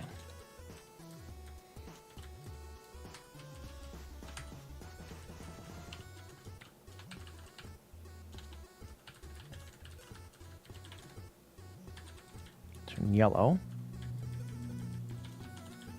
Pending. Pending.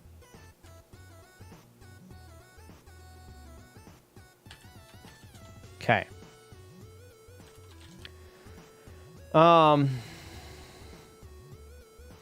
That's just aggressive, right? Okay, so I don't think I actually need to do a lot of this. I don't need to count, that's for sure. I do need to go to the bottom and change the attribute. So I need to do that.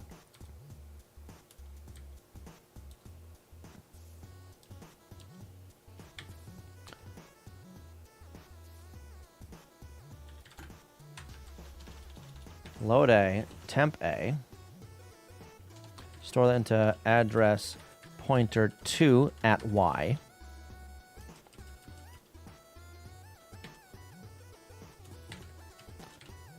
Not start, actually, branch not equal that. Okay, so then load A, temp A. Store that into address pointer 2 at Y. Thank you for that follow, appreciate it. And let's just see what happens. So they should immediately turn yellow and start counting down. And then once it counts down, it should hit red. It did none of those.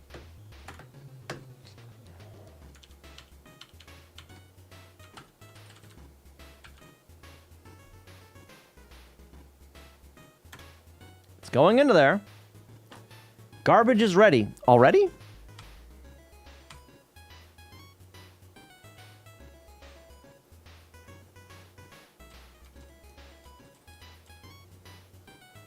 That's player 1, I think, right? Store Y. Loading garbage ready. Reg equal.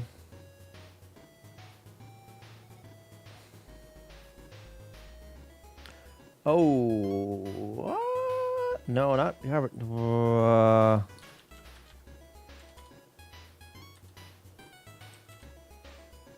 Oh, that's disappear, isn't it? Yeah, okay. Right, turn red.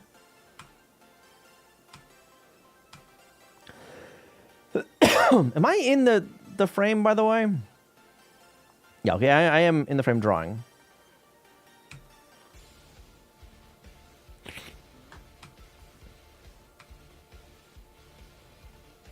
F2. Compared to temp X. What do I have? 3. What is that?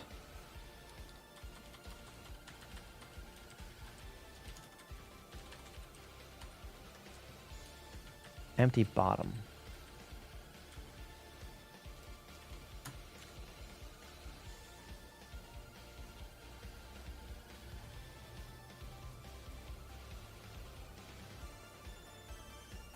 It's not 3. It's F.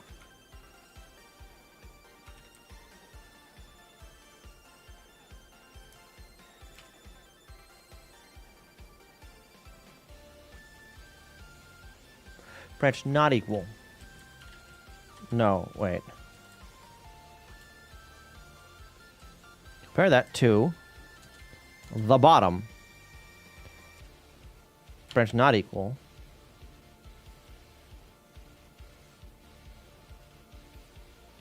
No.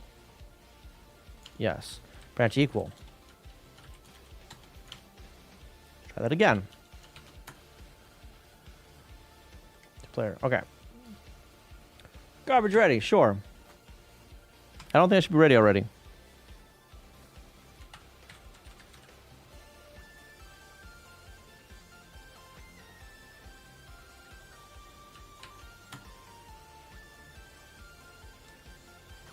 Okay. Load up the garbage counter. Compared to FF, I never reset that. Do I?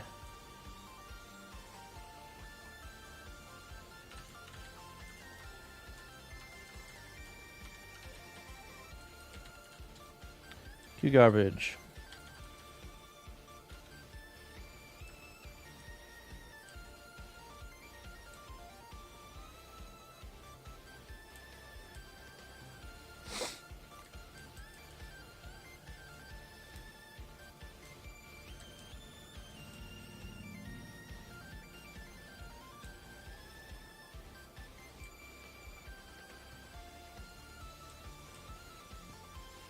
Send a player 1. All right.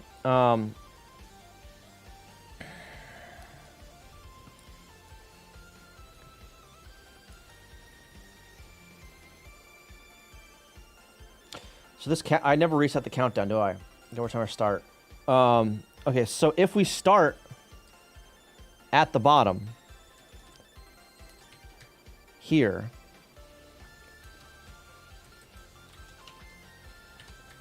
compare X to size of that minus 1, branch not equal. Otherwise, we're going to load A.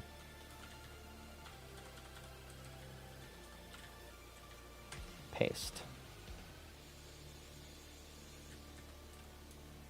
Store that into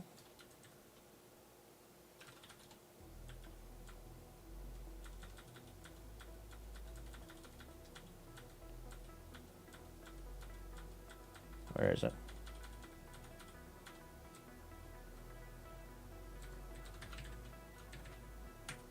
Garbage counter at Y. Load A. 0. Store that into garbage counter. Garbage ready at Y. Okay. So if it's at the end, start the timer. And make sure garbage ready is 0.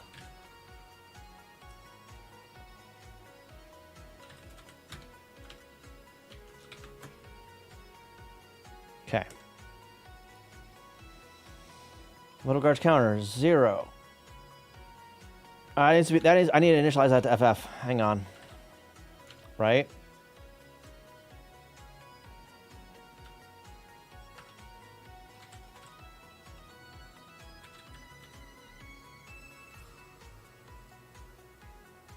What is this? Oh, that's fine.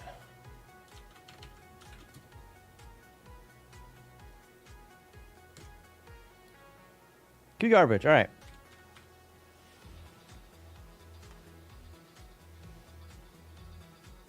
Oh, send to player 2. I didn't do that over there. It's going to be the second one here. This one. Send to player 1.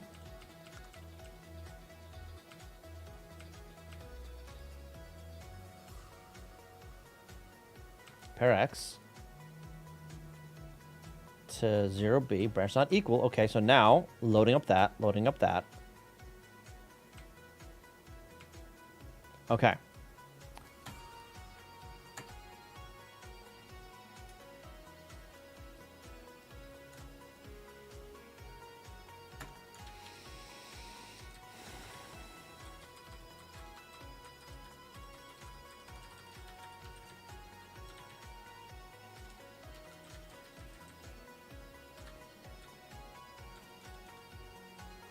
Where was that?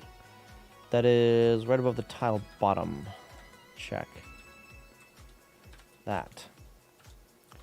I'll do player 2 on that one, doesn't matter. I don't clobber Y here, do I?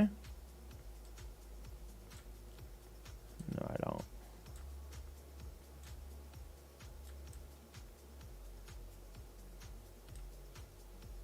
I kind of want to. I kind of want to have the same code for both. But whatever, it's fine.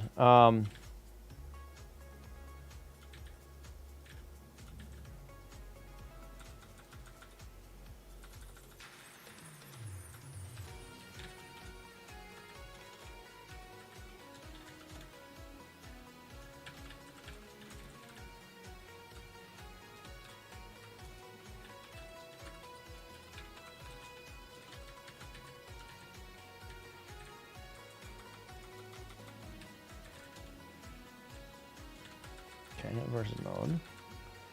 Down here somewhere.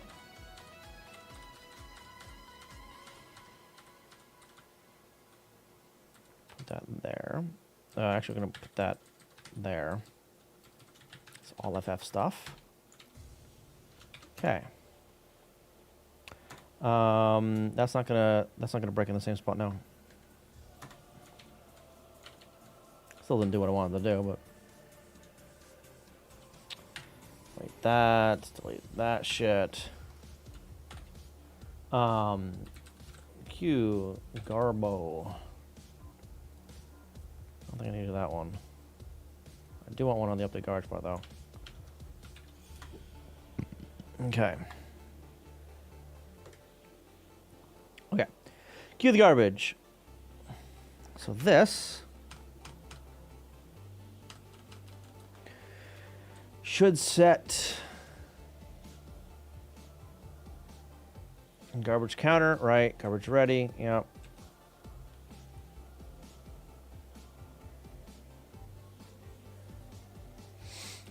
And then do the garbage tile stuff. Should do the same thing on the other one. Okay, garbage counter set.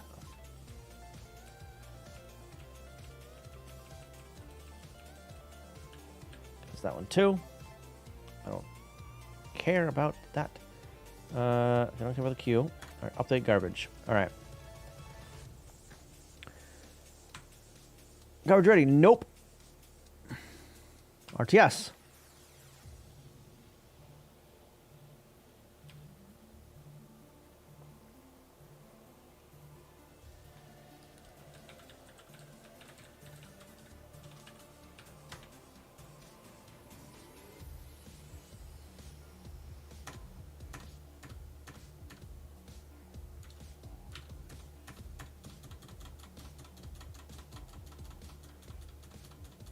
I'm exiting early when I shouldn't be exiting early, aren't I?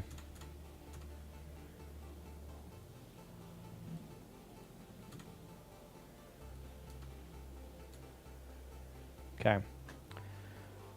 Garbage is ready for one of them, for player 2. I don't know why I hit player 2 instead of player 1, but sure.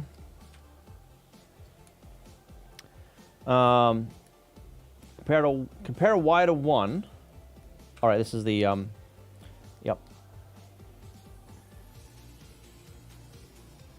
Oh no, FF. Okay, so yeah, it hit bottom.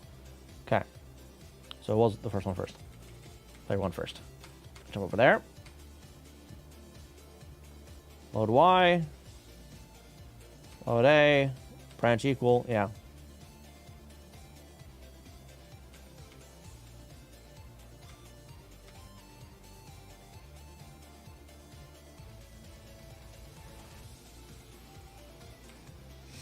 Compare that to 3. Nope.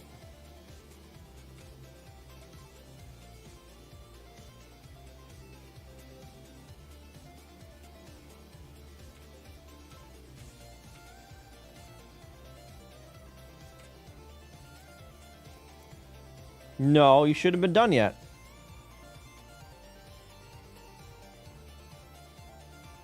10 is what?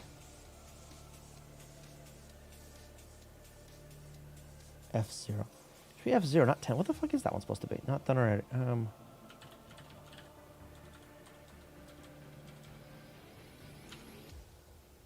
Start next to empty. Temp X. X.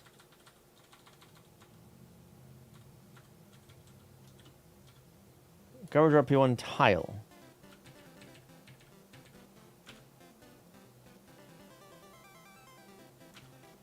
Did I... No. Oh, damn it. I didn't compare it to the actual variable. I compared it to the address of the variable. God damn it. Also, let me get rid of that exit early thing. Not doing that.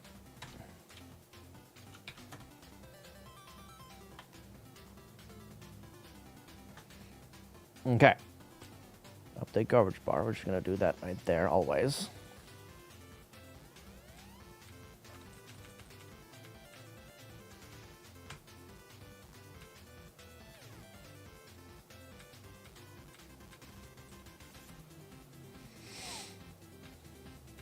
So should be making them yellow now.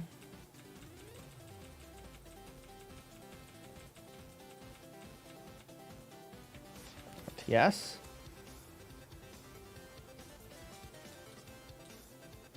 Sure, do that.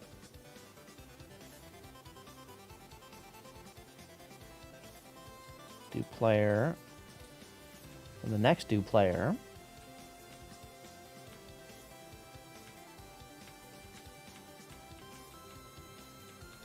Okay, and this one. Down there.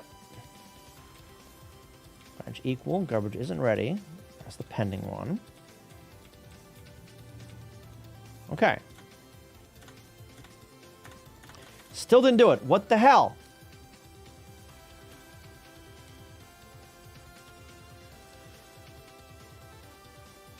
Because I'm not writing that information to the screen. That's why.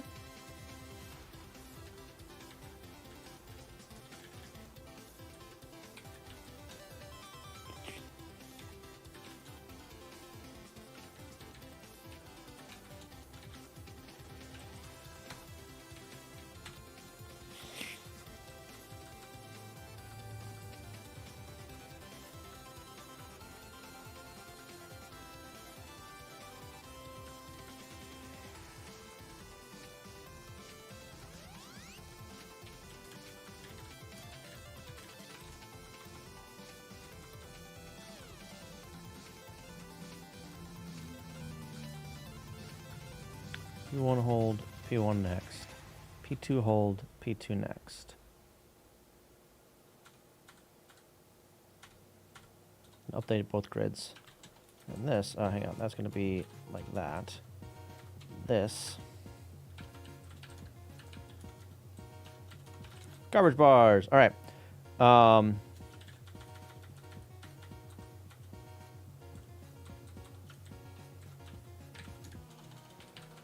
Repeat. What was it 12? Right? Looks like about 12. 1, 2, 3, 4, 5, 6, 7, 8, 9, 10, 11, 12. Yes, okay.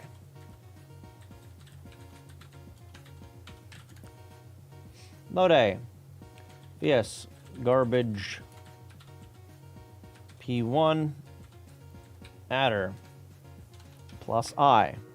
Store that into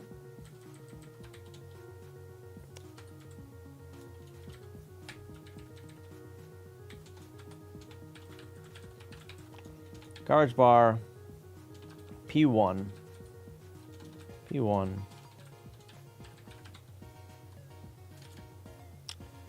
equals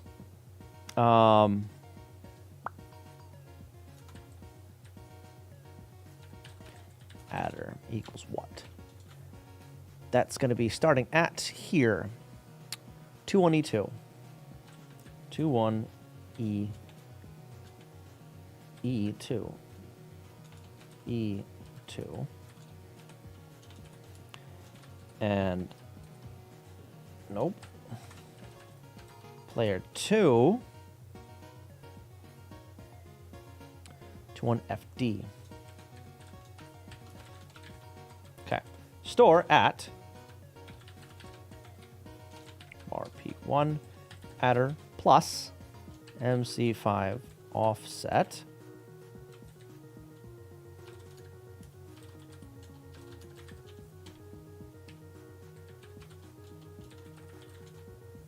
all caps.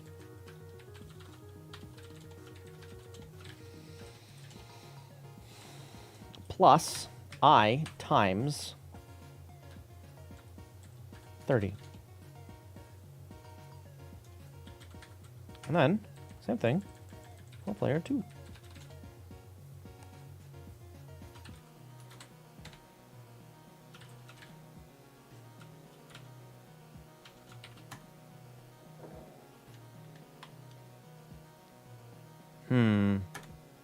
I'm writing to the wrong address. I saw it there for a minute.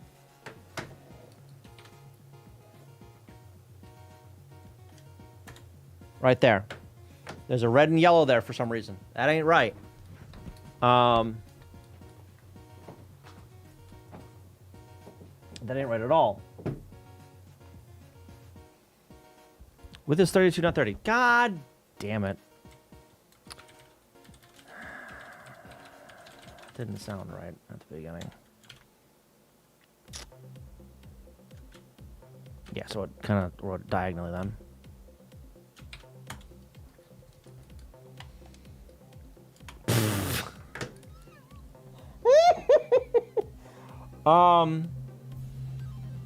Okay.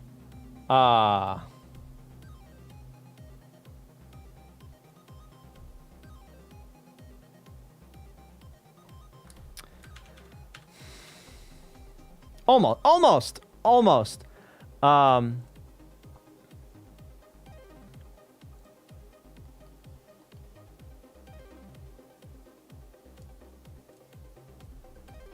Oh, and these guys don't exist over here. Okay, so I need a... Oh, because they're up there. God, yeah, we're just gonna copy that and then drop them right here. Save that. Right on top of it.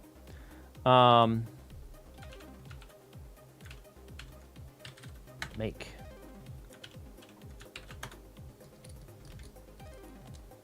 There we go. Okay. Watch window. Beautiful. That actually worked. Holy shit. Okay. So far, so good. So far, so good.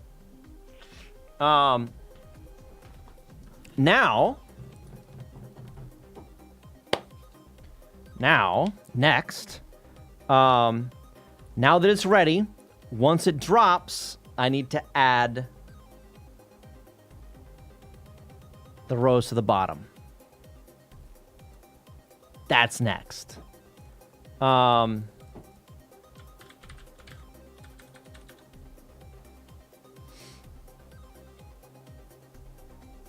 see all the stuff on my screen now. Hang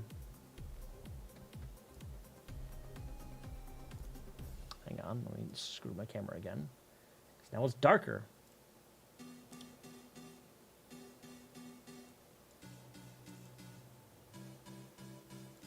There we go. Okay.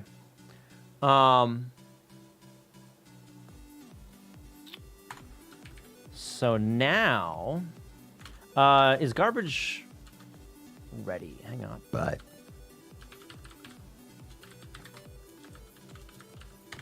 yes, garbage is ready. Okay, so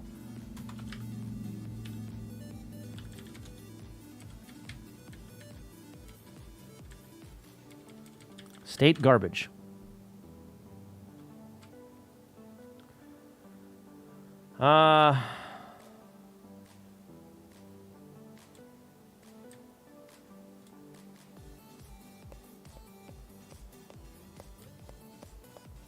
If player cleared lines, check for incoming attack to block. If clear and no block, or more clears than block, send garbage out of the player.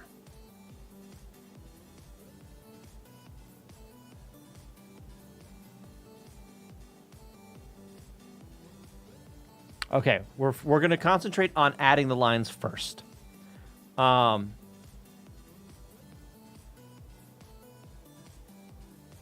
Because I don't have any of the other stuff done yet. And that'll have to be figured out. Well, eventually I'll have to add the other stuff on top. Kind of?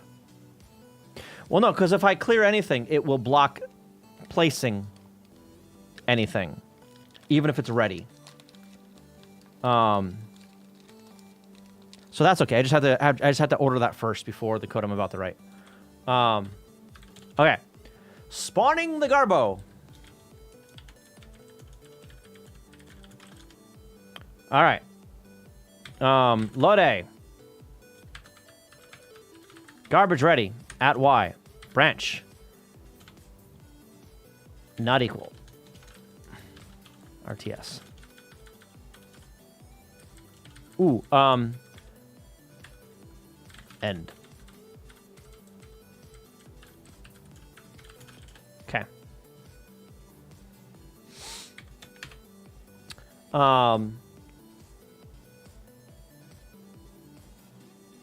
Okay.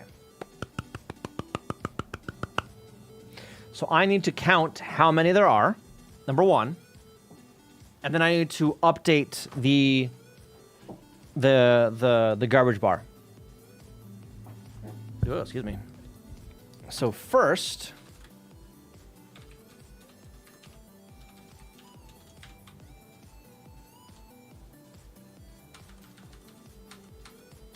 here's the count.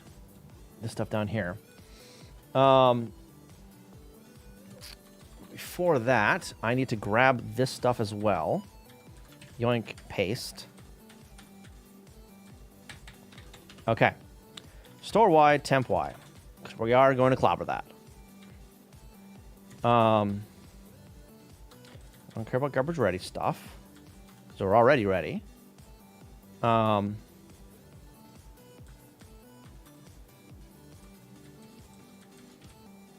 We're just going to copy this here.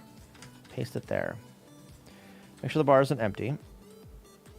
Branch equal to... Yeah, end. Temp A, store that somewhere. No. We're not storing that anywhere yet.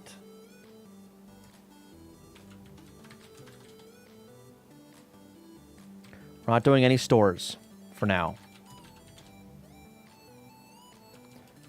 All right, so here, X has the number of rows.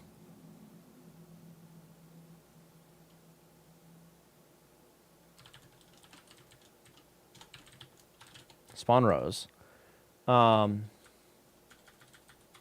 spawn garbage.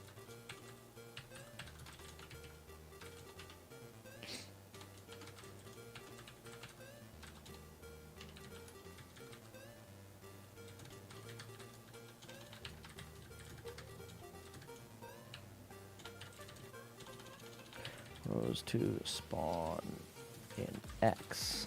Okay.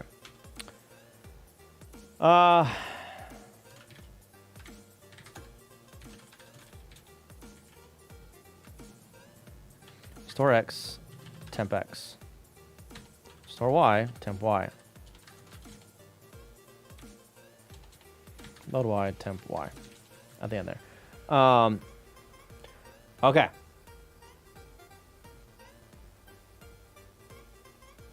So, with temp X, I need to start. I need to copy the rows up, right? The rows on the field, I need to copy those up. And I need to start at number X, the row X in the field, and copy that to the top.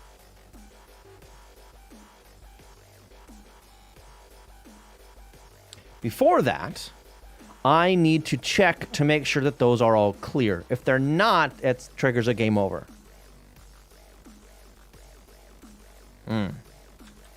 All right.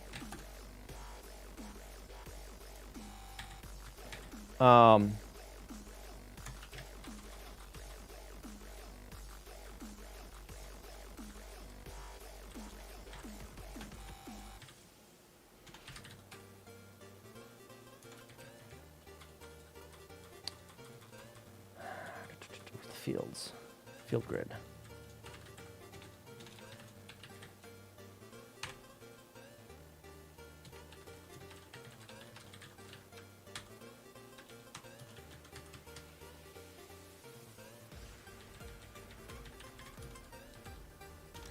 +1. Okay. Yoink. Paste that there. P2. P2. Okay.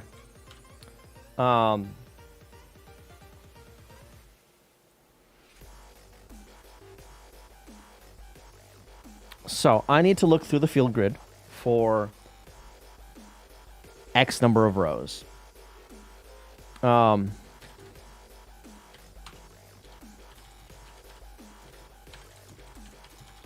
Okay.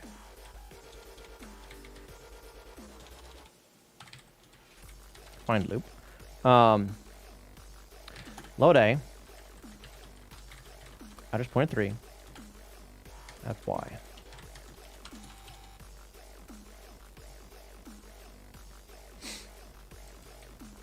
Branch not equal to game over.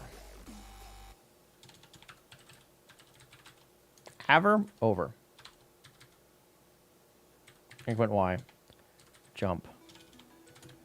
Find loop. Decrement.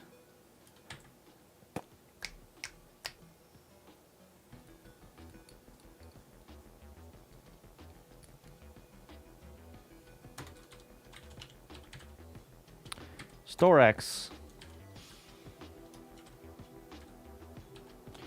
MC5 mult A.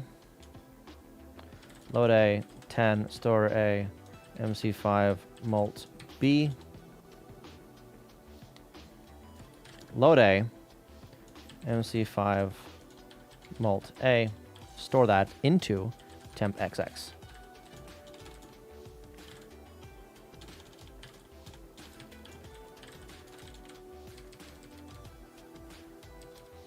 Decrement temp XX. Branch not equal. Find loop. Okay.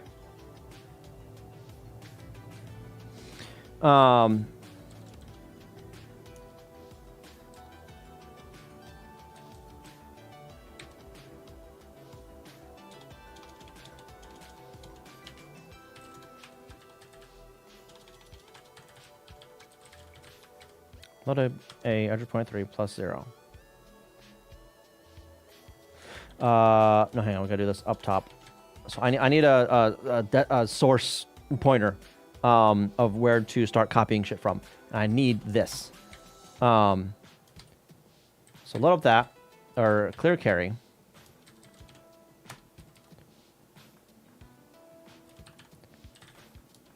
Add carry. Store that. Address pointer 4 plus 0. Load A. Address pointer 3 plus 1. Add carry 0. Store A. Address pointer 4 plus 1. Okay.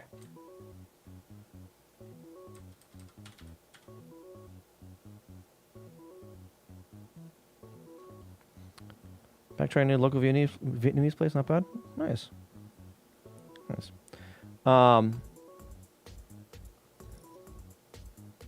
Okay. Load A. Temp.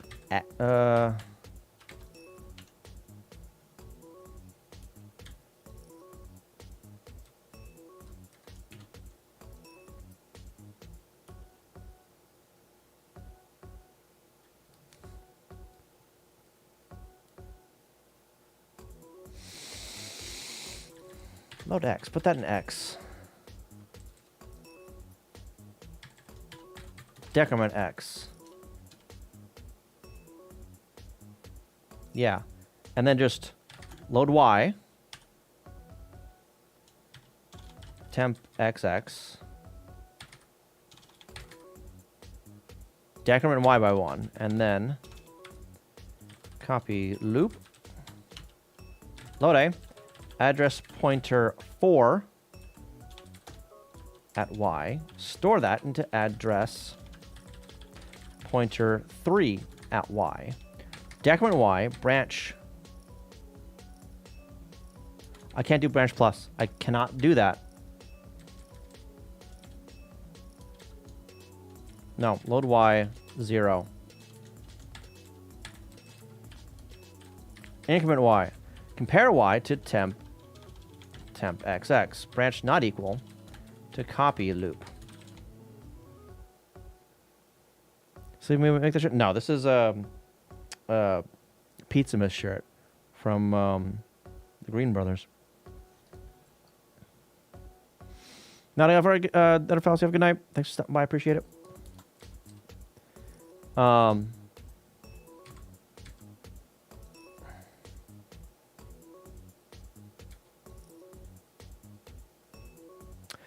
No, that's just copying that 3 or 4 rows. I need to copy all of the rows. So that's going to be whatever temp X is minus, I'm sorry, 20 minus that, or 19 minus that.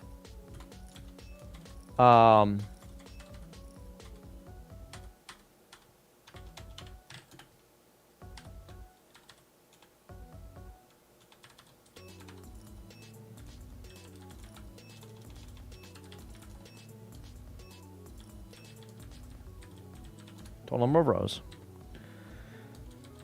Set carry. Oh, that. So track carry.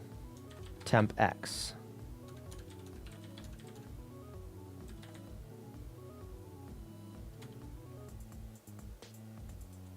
Rows to add.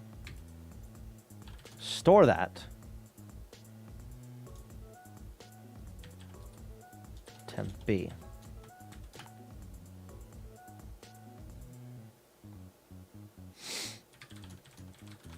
Lines to move.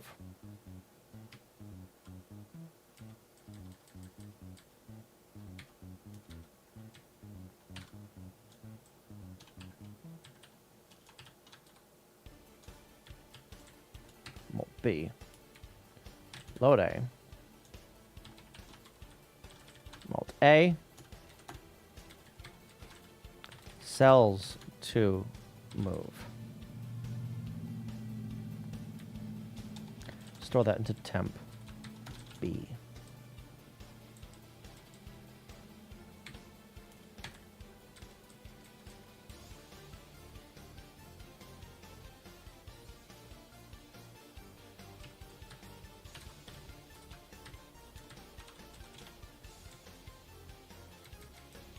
Okay. And then load A.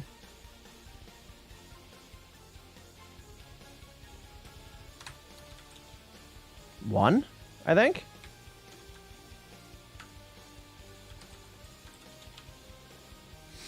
Store A. Address pointer 3 at Y. Increment Y. Compare Y to 200. Branch not equal. Spawn.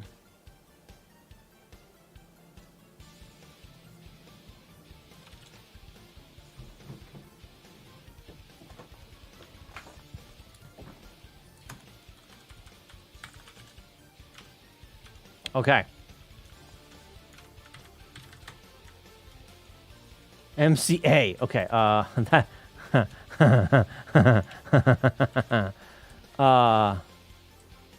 Where the hell is that? 2742. MC5 multi. Oh no! Overflows by 121 bytes. Shit. Okay, so I have to move some stuff around now.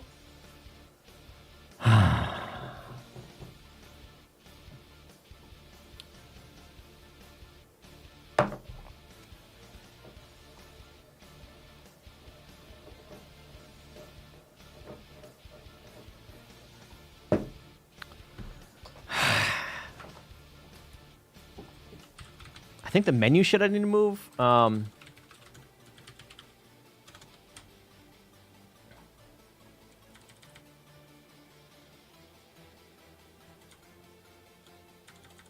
Thanks. Options, debug.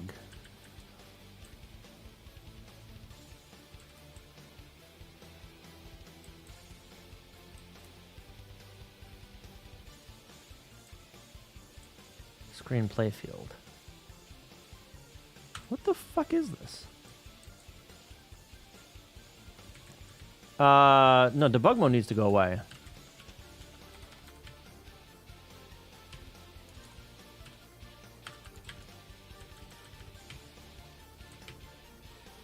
Index debug going away. Okay.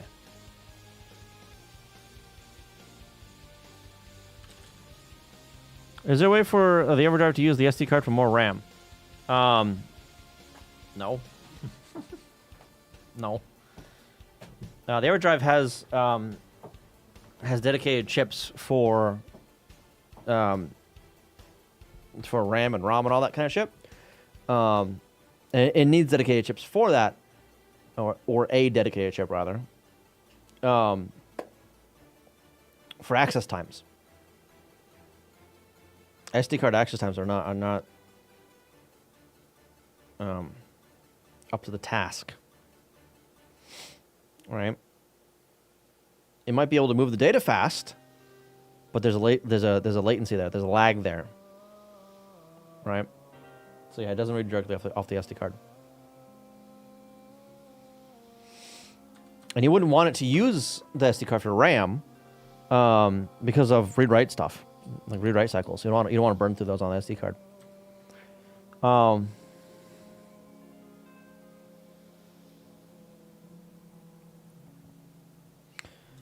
Confirm, clear, in the practice menu, and options need to all go somewhere else. Those all need to go to the second bank.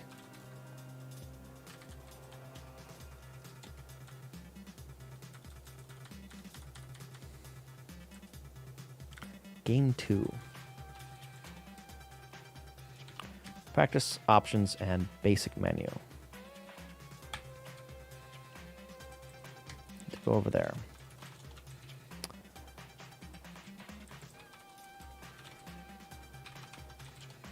Now, does this break absolutely everything immediately? Maybe.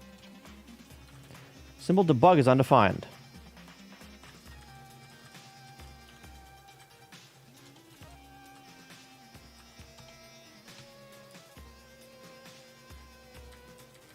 Oh.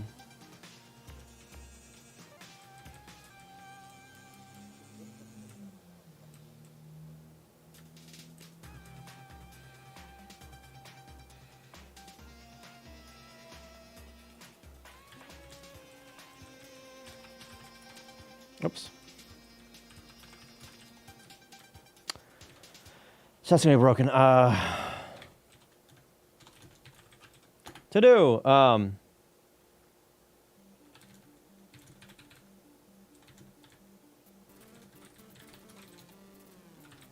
Do it later.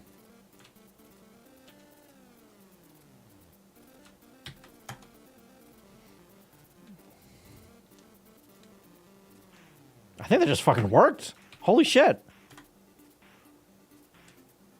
Oh my god. That... Whoa, wait a minute. Options. Clear save data. Goes to practice modes. What?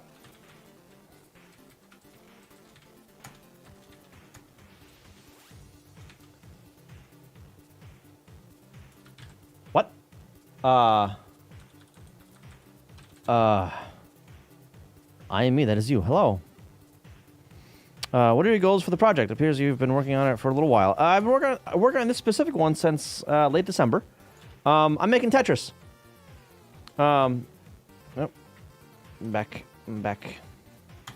How? God damn it. Okay. I'm making Tetris. I'm bringing modern Tetris features to the NES. Things like hard drop and the correct bag system, the correct colors for everything. The SRS rotation system, which means I can do wall kicks and T-spins and the like, right? I'm currently working on 2-player Garbage, which... That was fast, actually. Let's see if this Does it work? Nope. Okay. Well, it should have placed garbage, but it didn't. But yeah, so I was writing some code for that, and then I ran out of space in the bank, so I had to move some stuff around. And then moving that stuff around broke a menu, which is cool. So I'm trying to figure out why. Options. And clear save. Go to init for confirm clear. Right.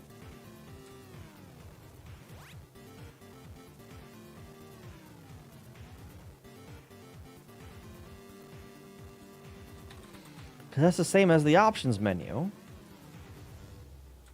What the fuck? What?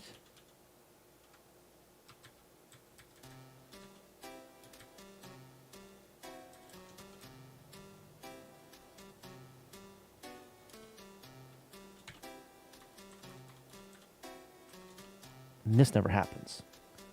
Okay. Go to init. You. Reload.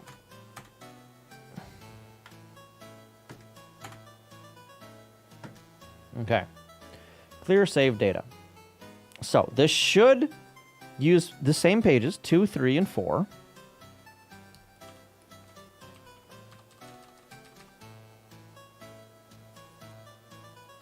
Index 10.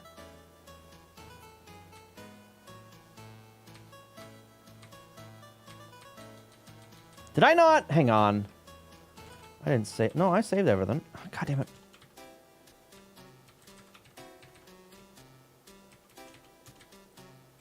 Zero, 1, 2, 3, 4, 5, 6, 7, 8.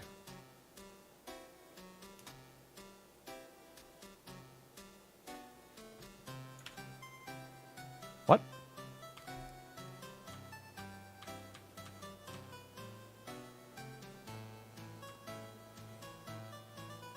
Pull A, put an X, push it back.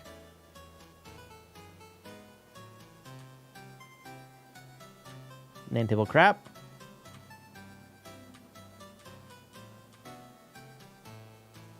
Clearing those. Init routines. Pull A, put that in X. 10 is incorrect. D17C.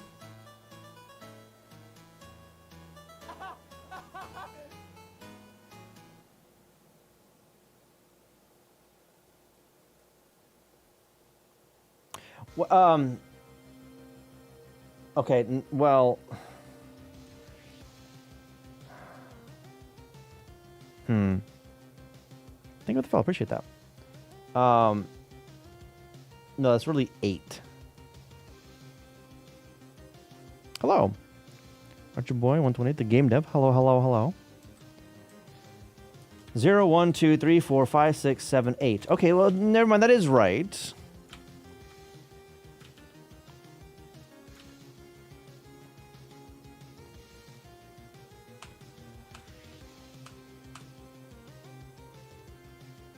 Nine 2C0 in this bank.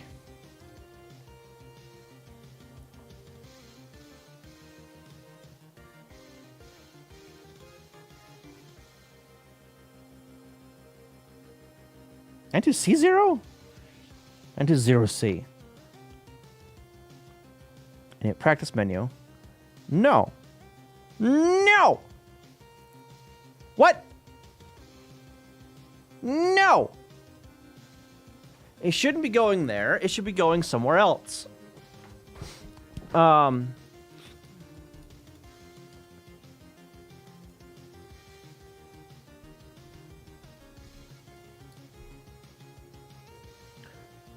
One, 2, 3, 4, 5, 6, 7, 8.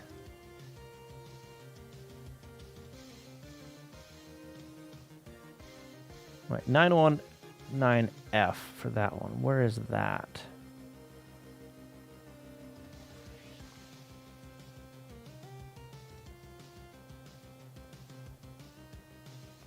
Okay, it's off by 1. How is it off by 1? Init index. Whoa. It's grabbing the init index. Tetris clone, yes. Yes, it is a clone. Right, confirm clear.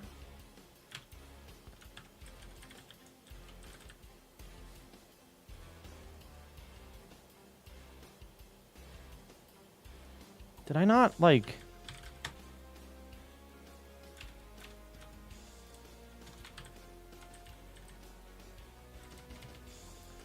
0, 1, 2, 3, 4, 5, 6, 7, 8. Do I, like, decrement that or something?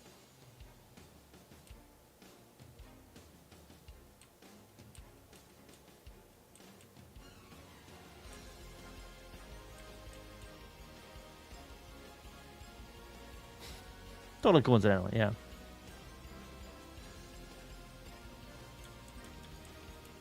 Hang on. Give me a second. Something is not right here. I have an off by 1 somehow. I'm not sure how.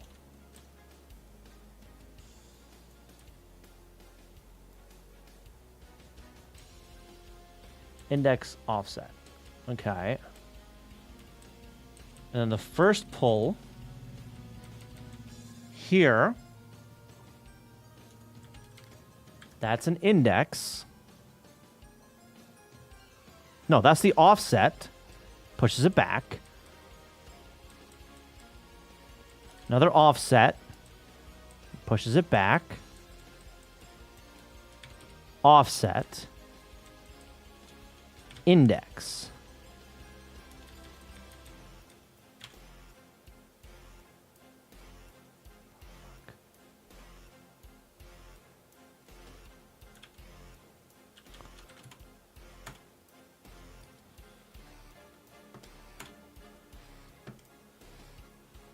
Okay. We're loading 8, which is correct. Pushing that. Shifting it. Pushing that. Offset of hex 10, which is 16, right? Right? Hex 10.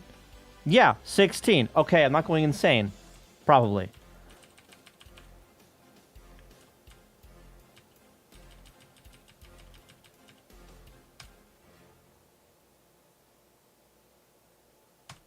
Pulls it.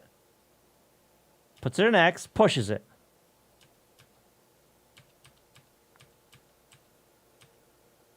Clear. Pulls it. Puts it in X. Init routines. D17C.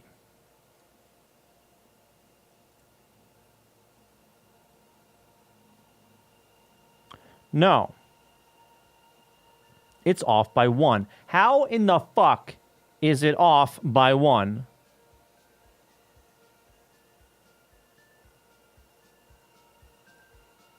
Did I not remove something from the init routines? Is that what it is?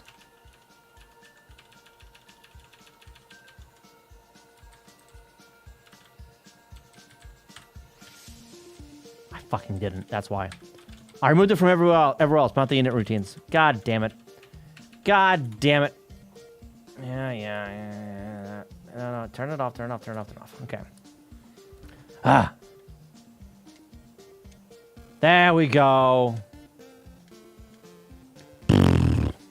Yeah, it's actually functional. Come on. Kind of laggy because I've got a bunch of debug stuff open, but it doesn't actually lag on hardware or anything like that.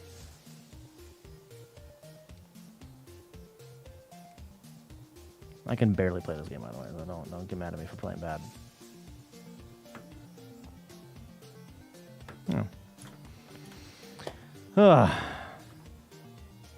I finally decided to make something for the NES, but honestly, I'm not quite sure if it's going to work out or not. To work or not. Well, only one way to find out. This probably isn't too bad. Is the screen supposed to shake like that? Yes. Yes, it is. Yep. Also,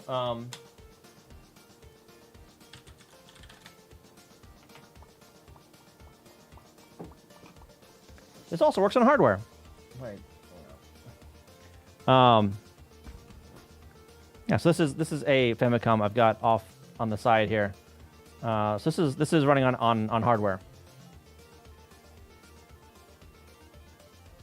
So that's something that I really needed was making it work everywhere, right?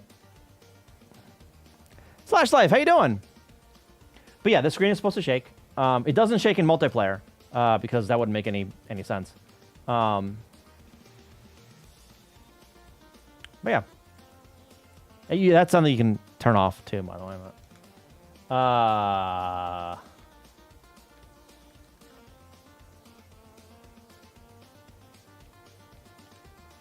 But yeah, so I'm working on some multiplayer stuff here. That I haven't gotten working apparently. Because it should have spawned a bunch of garbage there, and it didn't. So I don't know what the hell's going on with that.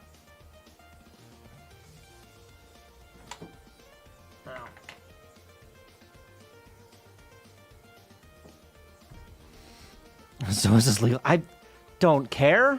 I'm not selling it. So I don't really care too much, honestly.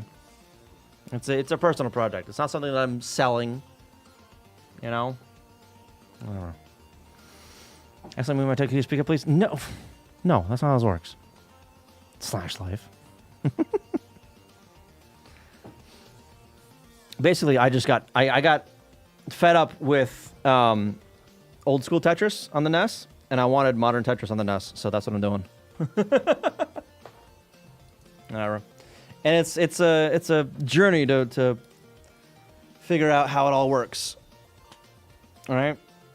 So I'm following, well, not following, but I'm using this here, the Hard Drive Wiki, as a reference for a lot of the mechanics and the like the rotation stuff, for instance. Like that's this here, figuring out the rotation system. All right. And the kicks and all that kind of crap. I got that working. This here, the wall kicks. But yeah, I wanted this on the NES. So that's what I'm doing. I'm putting it on the NES. And it's all from scratch, all of it. So, yeah. Okay, so down here at A.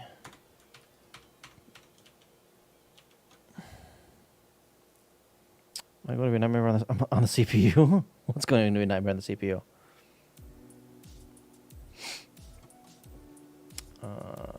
What I wanted. What am I breaking? I don't want to not breaking any of those. Delete. State garbage.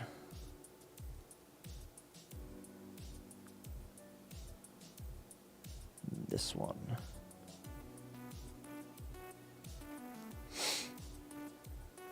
Being stuck between a rock and a hard place simulator? Yeah, right.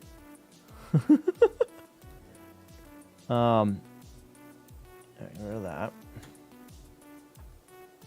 I like C programming. And just looking one step lower, level to assembly looks scary. It's not that bad. Once you get used to it, isn't too bad.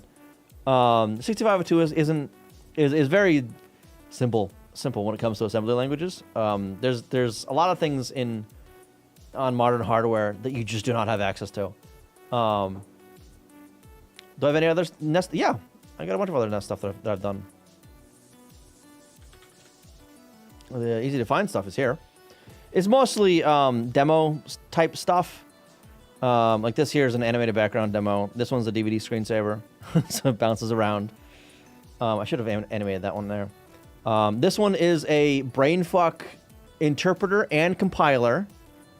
This is just a key test thing to test different peripherals and accessories. This is a demo for parallax. This is a demo for some platforming stuff. That's just an old thing. That's a snake game. This is a demake of Stratagem Hero. That was a fun one to do. That was a fun one. If you've ever played Helldivers, that's a little mini game in that, right? If you what is it? if you like bought like the extra DLC or whatever, or bought the expensive one, you get this mini game on your ship as like a little like arcade thing, right, to play. And basically, in Helldivers, to get like the special drops or whatever that you have equipped, you got to do like a fucking DDR on your wrist kind of thing. And this is the mini game like for that. I did slash life. You like it? So this ROM here was, it's only 2 screens. It's a very basic ROM, but it was me figuring out a lot of the graphics conversion stuff, so graphics utilities to work with the NES. So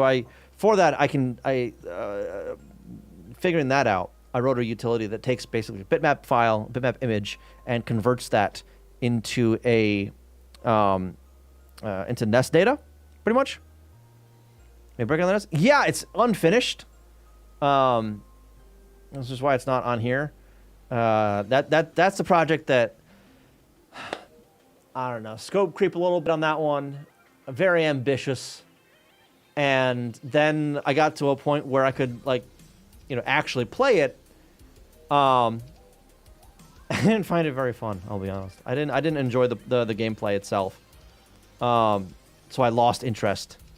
I lost interest in playing it. I can bring it up.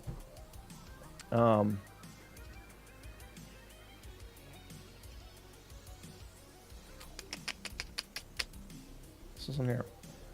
Bin. This guy.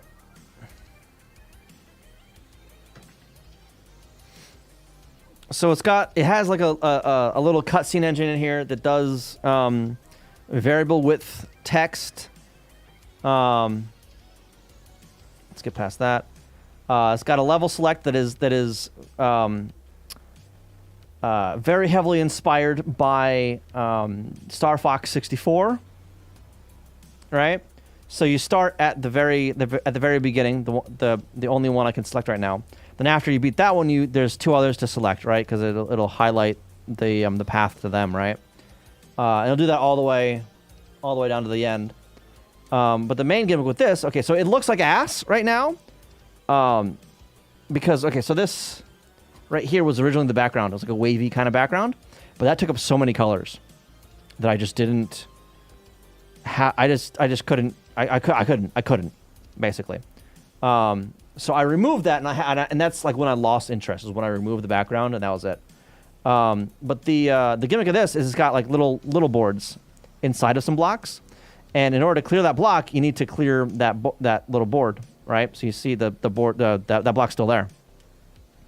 But it's re-entrant, so I can go back into those. And this is actually going kind of slow. Let me close out of some of my debugging stuff to actually make it run full speed. Give me a sec.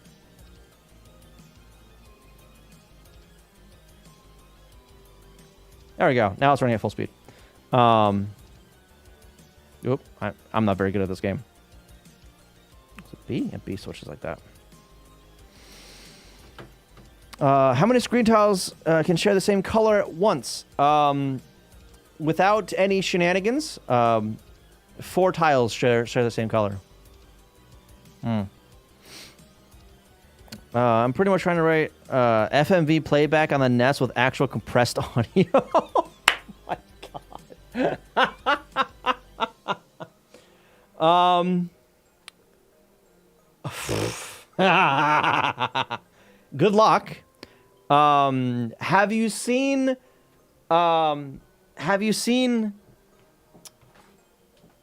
the Bad Apple ROM? It's not one of mine. Hang on, I'm gonna show it. It's not one of mine, but it is a very, very impressive ROM. General, no, video, audio, enable audio. Okay. Recent. What do you mean could not load file?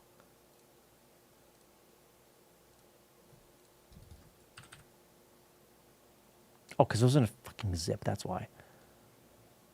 Extract here.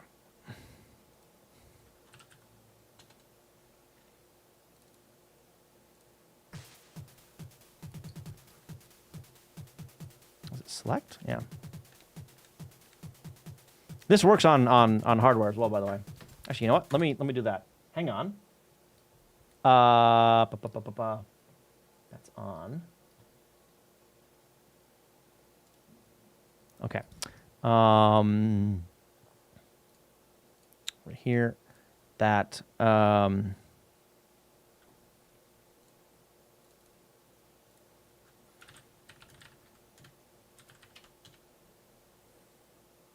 Hyperdrive. That's up one. Okay. Code NES. Hyperdrive. Nope, no, I need all that. I said all of. Oh my God, all of that. Paste it there. Space. Bad apple.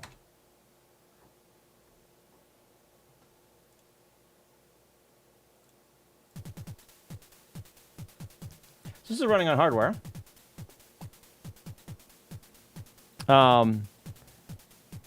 You've seen this one before? Nice. So this is using the 1-bit audio, the DPC, what the fuck is it called? I'll look it up real quick. Just a little bit. Can I actually hear that? Is that going through my speakers?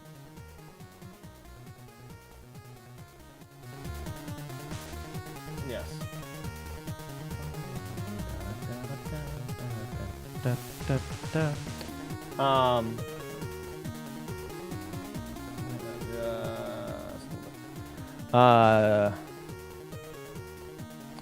Yeah, that other audio type.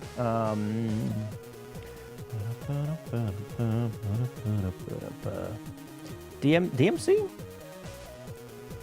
DPCM. Samples. Yeah. So it's doing that and some shenanigans with colors, and it's rewriting tiles like every frame is rewriting tiles. So this is actually running at 30 FPS. The video, not 60. Yeah, I didn't know that either until yesterday when I was looking at the ROM.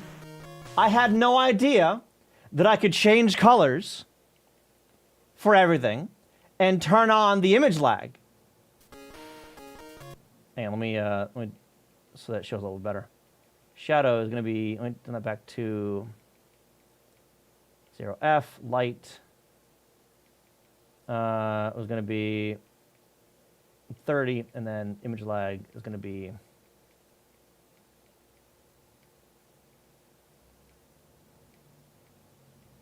19 works. No, it doesn't. Give me like red, something that really stands out. You can kind of see, sometimes some red when there's a lot of movement.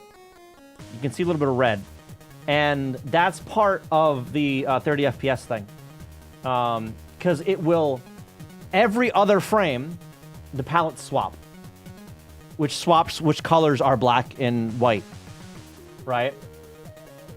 And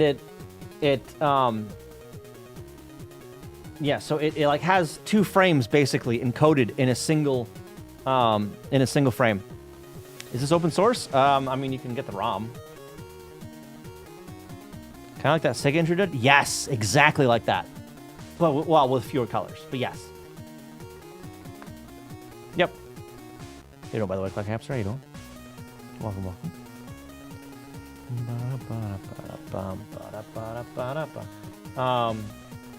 But yeah, so this is using the DPCM samples. So like every few scan lines, it's throwing data at the PPU, and that's there's so much data for that. So it's using I think all of the audio data is in program ROM, and I think the image data is entirely within character ROM. I think. It does a lot of reading from character ROM. And it writes something like 6 or something scan lines. Not scan, 6 or something rows every frame. But yeah, it's impressive. It's very impressive. And it's just gonna repeat over and over and over again. But yeah.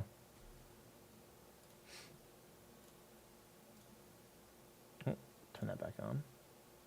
Are you gonna play or what? There it goes. It's a little loud for me now. Wow.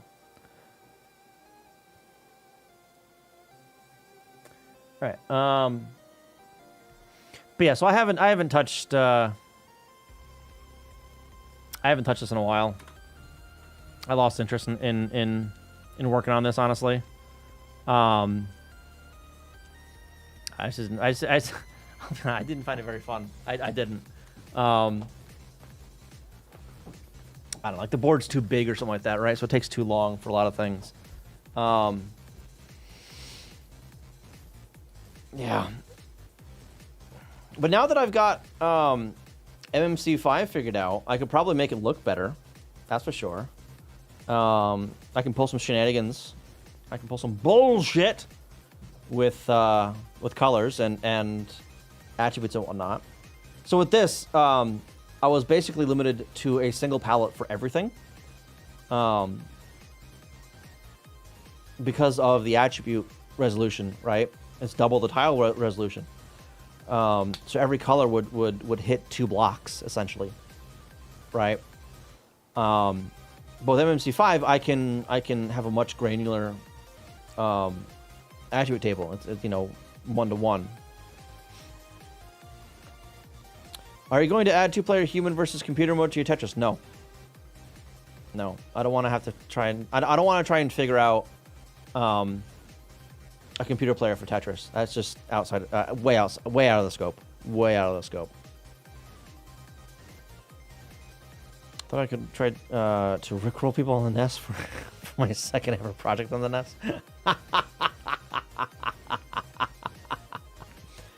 So I've got a project that I want to do. But it still requires some research. So, this thing right here. This is a study box. Right? It's a tape drive kind of thing for the Famicom. This guy right here. On the tapes are the programs as well as recorded audio. And these are used for... these are used for like teaching English and all that, right? Teaching English, science, and math and that kind of stuff. This one, let me actually unmute that. This is one of the hearing test ones, right? Well, this is the start issue. Excuse me. There's a bunch of characters. Well, you notice you can understand what she's saying.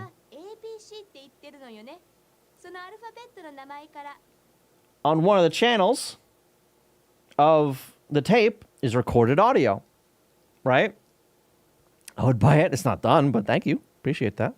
Remember when the substance credits Pepper Charge, remembers? Shut up, Epic. So a project that I want to do for this, because this is basically I hesitate to describe it like this, but it's basically a visual novel engine. A really shitty visual novel engine. But allows you to, like, write scenes in its own domain-specific script and have audio for that, right? So I want to do one where it's the missile knows where you are, or knows where it is, right? The missile knows. Yeah, the missile knows where it is at all times. By knowing where it isn't. I want to put that on here as like the first homebrew thing working on this. I want to, but there's still a lot of work I gotta do for that. A lot of work. I might do some more of that on stream soon-ish. But And for those unaware, I was one of the people that helped get this emulated. So you can actually play the tapes. So they aren't lost media anymore. Or some of them aren't. There still are a bunch of tapes out there that we do not have yet. There's a bunch of workbooks that are not digitized yet. I am working on that. In fact, I have a full set for the math and science in the mail. So I'm looking forward to that arriving. Has the firmware in the study box on the chips been dumped that actually read and run the program from the tape? Yes. That was one of the first things I did. Yes. Or you mean the actual like tape I/O chip, like the tape controller chip? So there's the ROM, which is what the Famicom actually runs, right? This is through the magic of buying two of them. This is pause that. Over screen. Wow, I need to like make this better, but whatever. This is the internals of the thing. So it's got two circuit boards. This one here is what actually plugs into the Famicom, right? So this has the ROM on it. I'm pretty sure that's the ROM chip that has everything. Then some RAM chips over here, some more RAM chips, the mapper chip, and a communications chip for the second board. This here is the tape board, right? This is the one that actually reads the tape.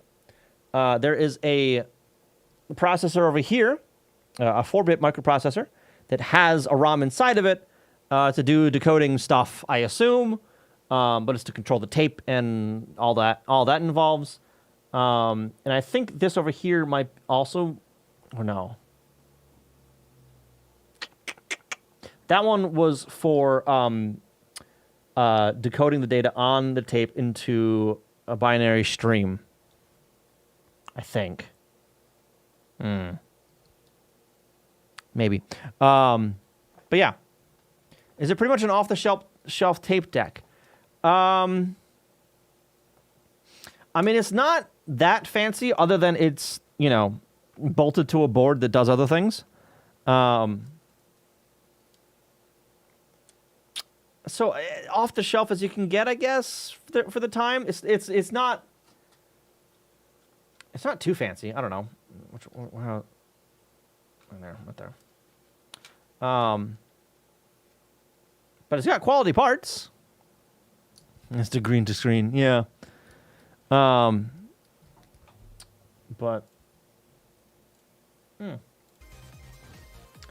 I'm not too worried about getting that stuff dumped off of it though, because we can read the tapes, or we can record the tapes on a computer and decode it from there. So we don't need the other stuff because we know basically what that board does, right? So we don't actually need the real code running on that because we've already reverse engineered the rest of it. We've reverse engineered the format, so we don't need to really care of the inner workings of that board. I was wondering if they could have done the same thing on the disk system. No.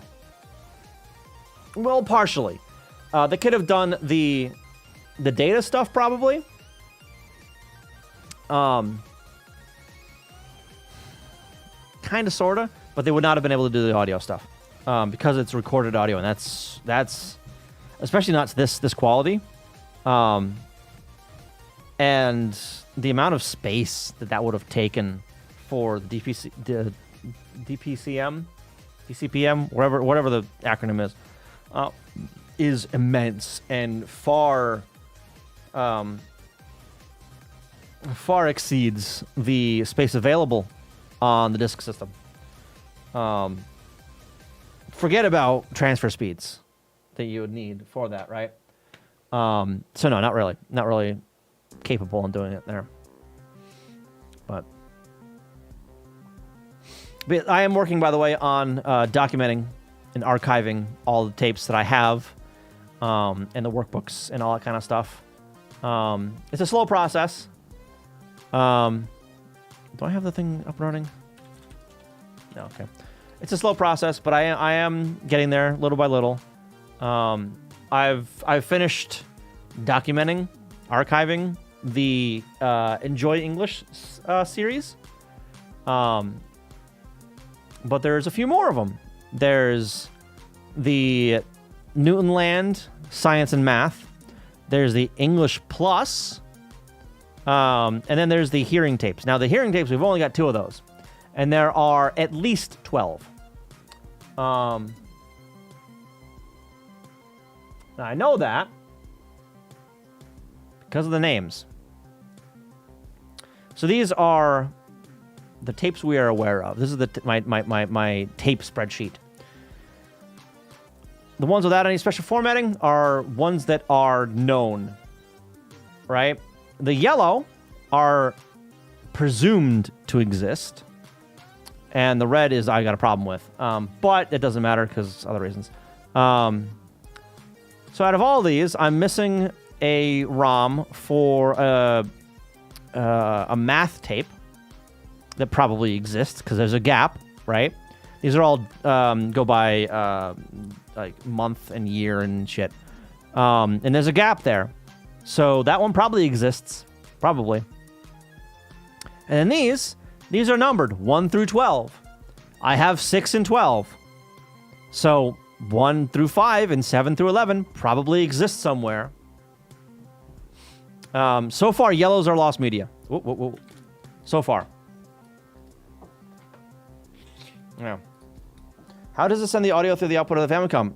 Yeah, regular expansion audio. That's it. It just dumps the raw audio from the tape to the expansion audio pins.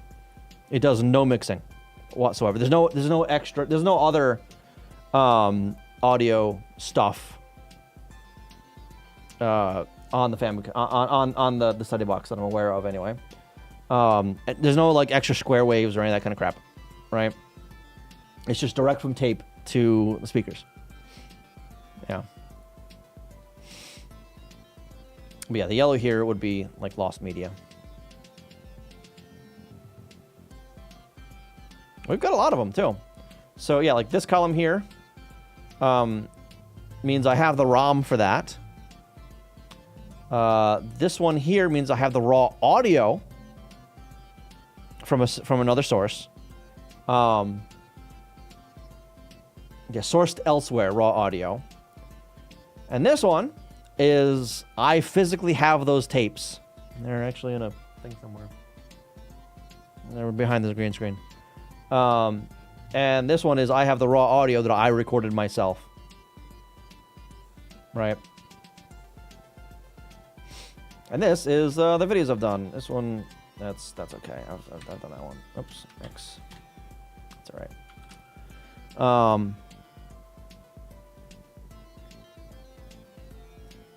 Both the start issues, yeah. Recorded. Did I really not record that? I don't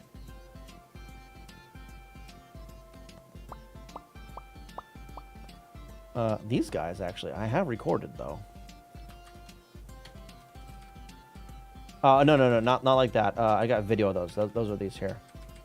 I don't have the physical tapes for these, unfortunately. I'm the most popular dev channel on Twitch right now. Nice. How you doing, by the way? I've got the what is that? What is that called? King slot? Is that what that is? I think that's what that's called. Oh. Have you ever tested replacing just the audio in the stereo channel and see if you can actually play a program with modified audio? Yeah, so that's actually the next step, by the way, is getting a custom tape running on the box, right? Or rather, not even a custom tape. So okay, so we have ROMs, right, which is in a digital format. That ROM format is the raw audio, the recorded audio in WAV format. And the data in binary format, not in audio format. So it's one audio channel and then raw data, right? It's smaller that way. It's like half the size. What I still haven't been able to do is convert that binary data back into audio and get it onto a tape. And that's what I haven't been able to do yet. And get it onto a tape and playing on real hardware. What I have done is taken raw audio that's been recorded somewhere else from a tape and just transferred that to another tape and have that work on hardware. That's finicky as hell, but it does work. Yeah. That's actually how I originally confirmed this thing working. Is it a similar sound tones that the Commodore use for its tape drive? Yeah, but the data is very different. The data is not raw binary data. It is data in packets, essentially. So it's a different packet type for screen data, for instance. So all the imagery is on the tape. So it loads the tile data off the tape and then sends that to the PPU. And then it loads the name table data and sends that to the PPU. Then it loads the program data, and then it interprets that program in a little VM, basically, on the tape. Or not on the tape, on the study box, the VM is. So while it's similar, it's not quite the same. Just because of how it's all structured with that, and there's a bunch of synchronization stuff to synchronize the data with the audio on the tape. So there's a lot of a delay tone, essentially, that's on the data track while audio is playing during a scene or whatever, right? There's no more data to transfer. It's just waiting for some audio to play out, right? While a small animation loop happens in the script. Yeah, so it's a little bit different. And yeah, so far, these tapes here, the raw recorded audio is about a half an hour, 25 minutes, give or take. The playthrough for those all vary, depending on the interactive sections. Because those, the tape isn't advancing. You're going through a maze or some shit, right? Solving a puzzle or doing one of the little quizzes. What if you did dump the tape controller chip? There's anything that makes sure the tape motors are synced with the VM and the Famicom?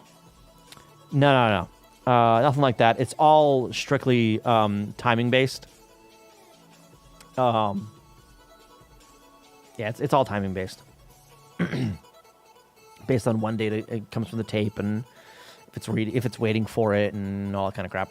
So it's the ROM, the firmware that drives the tape, not the other way around. The tape doesn't drive the firmware, right? Yeah. Oh, excuse me. Anyway. But yeah, so like I said, I actually have another study box in the mail, right now. So these are the ones I have, right? These serial numbers. These are ones that I've seen on the internet, right? Hair care tips luxurious. I don't really do anything special to it other than wash it, which I need to actually do. You can see how it's kind of shiny, right? It's a little greasy, kind of clumps up a little bit. Yeah, it's greasy. But yeah, so these are the ones I've seen, and these are ones originally. These are weird ones. Originally, I only knew of a Bridgewater having a really weird serial number that doesn't match anything else. And then that's this one right here. This guy right here. That's a Bridgewater's. And then I found another one, another rando on Twitter that has that serial number. What the hell? And then one popped up on Yahoo Auctions with a bunch of other shit with it too, right? And I immediately threw money at it. So that is the one that I've got coming in the mail. That's this guy right here. So yeah, it's a weird ass serial number. So I'm gonna get this. I'm gonna open it up almost immediately. Because I want to see. So I know that there's at least 2 revisions of this circuit board. So I'm very curious what's inside this thing. It's not that they goofed it up. It's that they had a different naming convention. So those actually might be the earliest boards. I don't know.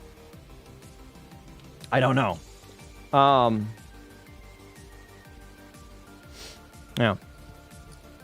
Hey, Bridgewater, welcome. But yeah, so this has a bunch of other crap with it too. So not only is it a weird serial number, it was an experience. It was, yeah. Not only does it have a weird serial number, it also has 2 tapes that I do not have. I think I've got the ROMs to these because they're Newtonland stuff.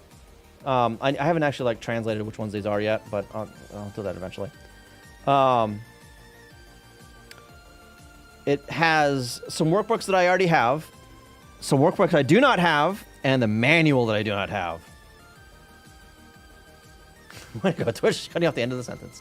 Well, and it also has the original box for good measure. Not that that's why I bought this, but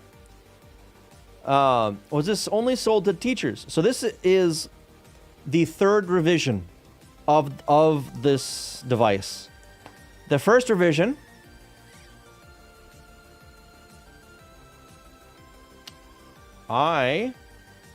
hang on, let me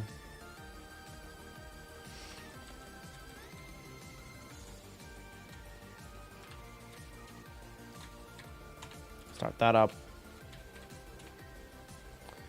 The first revision of it, this one? Nope. Yes, looks like this right here, right? That's the very first version. It's got a similar adapter thing, like to the disk system. This is version 1. This is version 3.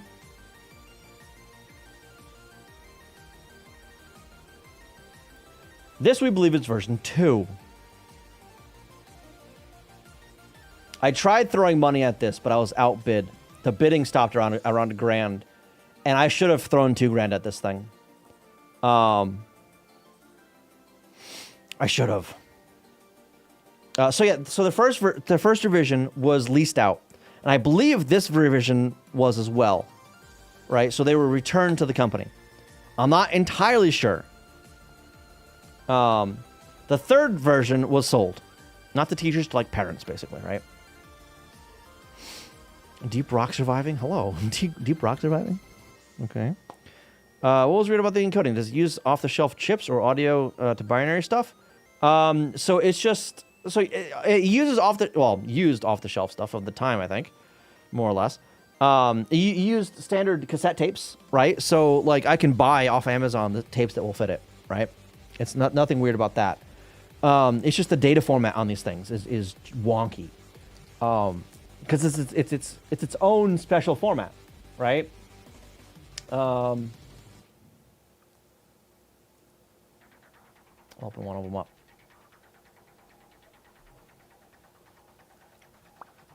So on the top is the recorded audio. On the bottom is the data. I'm going to go ahead and split. And then this one, spectrogram.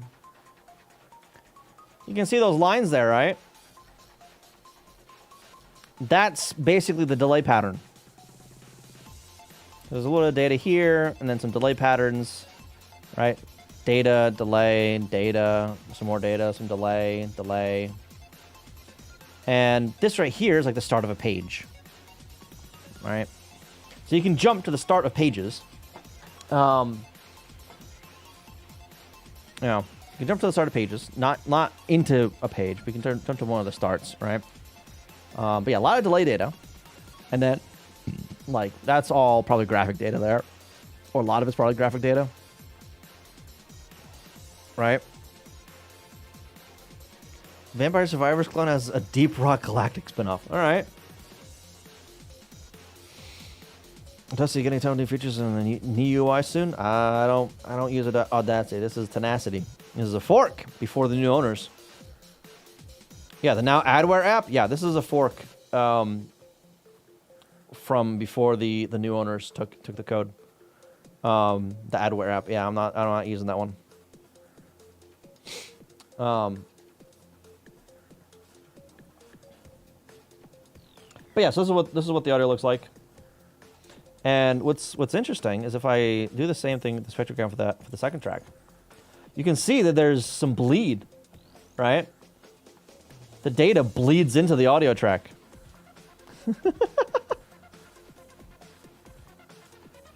So if you listen closely while it's playing, you can actually hear it.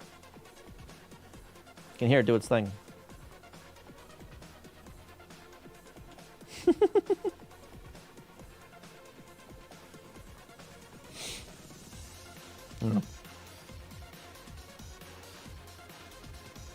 Is that bleed because of your recording equipment? No. The original tapes have this on original hardware. It's actually in the track. So my guess is they wanted to make sure that the data was cleanest, right? They wouldn't have any issues with it reading data. So they had it bleed over a little bit into the other audio channel instead of the other way around, right? Instead of risking the recorded audio bleed into the data and screw up the data, they had the data bleed into the recorded audio. Because that wouldn't really, you know, make that non-functional. Oh.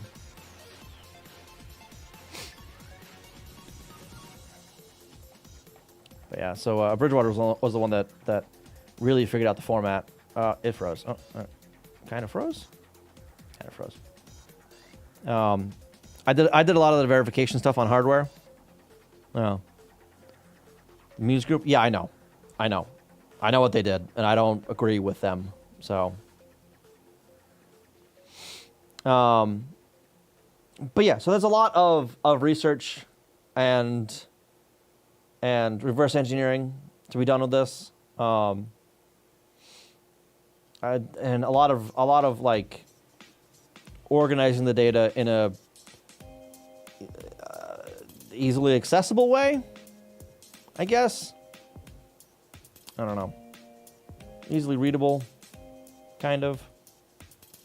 Earlier versions. Oh, that doesn't go anywhere.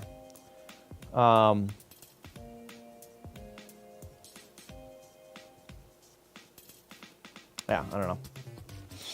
Yeah, so that's one of my long-term projects that I'm working on. You know, and part of that is you know, part of that is scouring Yahoo auctions for whenever these things pop up. So I've got a notification on for whenever a study box pops up. I don't often bid on them, right? Unless there's something extra, right? So a lot of the times it'll be just like the study box unit, nothing else. I don't bother bidding on those. Because a lot of them are, you know, they're basically the same model. I write down the serial numbers. And through that, I believe this one. I believe I've more or less figured out. I have an idea of the format for the serial numbers. I haven't really confirmed it yet, but I think I know what everything means in that. I think. So like the first two numbers, I'm presuming are the last two digits of the year it was manufactured. 1991, 1992. Right? I presume this here is the model number. This is the third known model, right? This is the was it SB 1000? Yeah, SB 1000 and the SB 1500. Right, the 1500 being the one that I bid on and didn't get. I don't have that open anymore. This guy, right? This is the 1500. And then this model, Model 3. I don't know what the hell these are, though.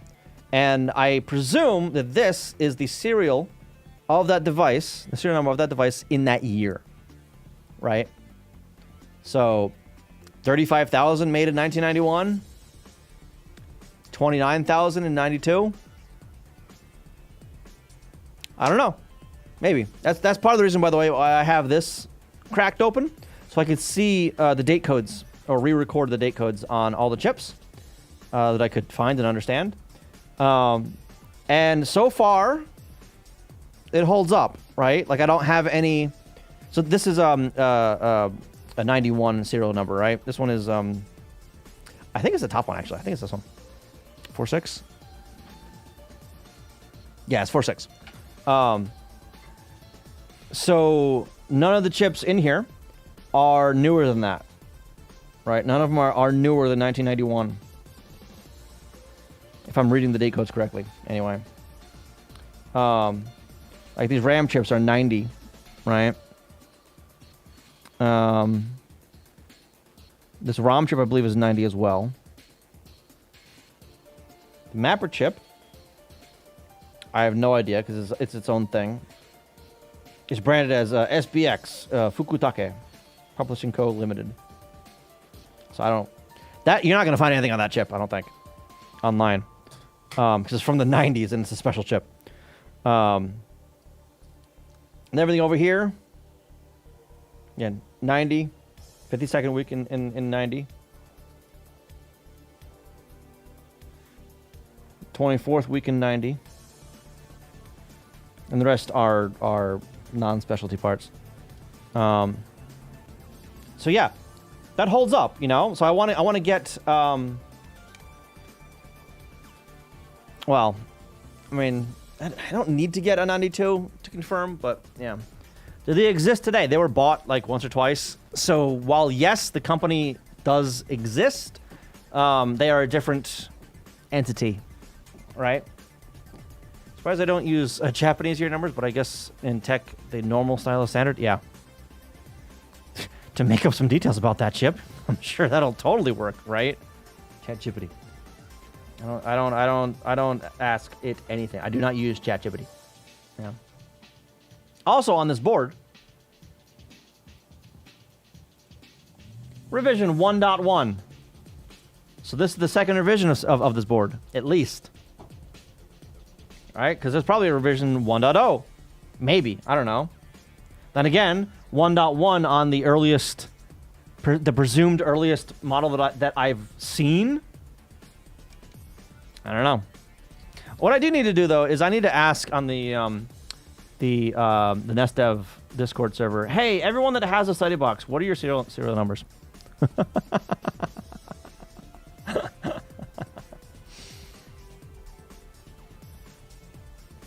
Yeah.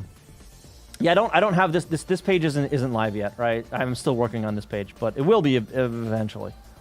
I can provide the pictures for these if you want though on Discord. But yeah, I haven't really traced out a lot here. I've traced out a few things.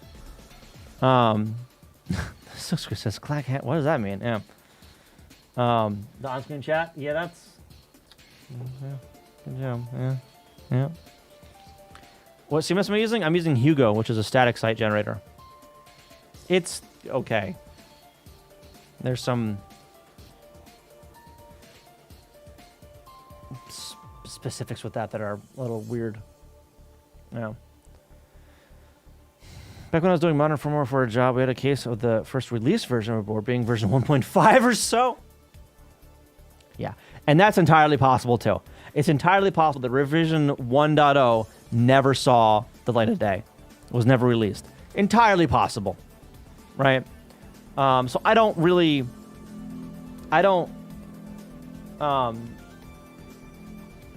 suspect that I'll ever find a revision 1.0. I'm not even sure if they're out there. Yeah. Would you say it's faster than WordPress for a basic blog that don't need anything like email or contact form? To set up? No. Because WordPress, there's WordPress hosting fucking everywhere. Right? You can get one of those set up in 5 minutes probably. But I had specific wants for mine. That I wanted control over certain things that WordPress wouldn't give me. And I didn't want it to be a dynamic site. I wanted it all to be static. You know? Like, this shit, like, loads immediately, you know? Every single page is an immediate load. And there is no JavaScript. I mean, that's... Sure, but that's just defaults for everything, right? So even without JavaScript turned on, everything still loads fine, right? That's what I wanted to do. Although with some things, I do have supplementary JavaScript. So this is a library that I've used in the Steam screenshots library. This is something new I just added onto here, where it's got like a gallery kind of thing. So instead of just going to that in a new tab or whatever, it actually opens it up in a user-friendly way. How's he dealing with media for Hugo? Just put it in your repo, basically. But the repo isn't public, right? No, that's public. But yeah, yeah. So I've got some stuff local. Oh,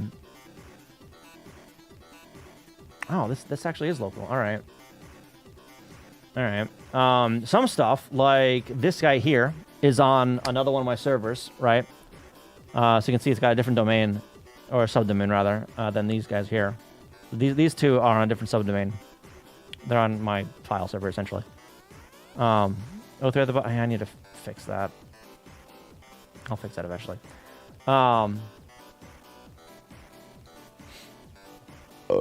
But yeah, so for now they're in the repo for a lot of it. Like that's in the repo. And some of it isn't large enough to warrant going to another server. Is there? The workbooks I am probably going to be putting on another server for that. I still need to figure out how I want to do that though. No, not that one. Here.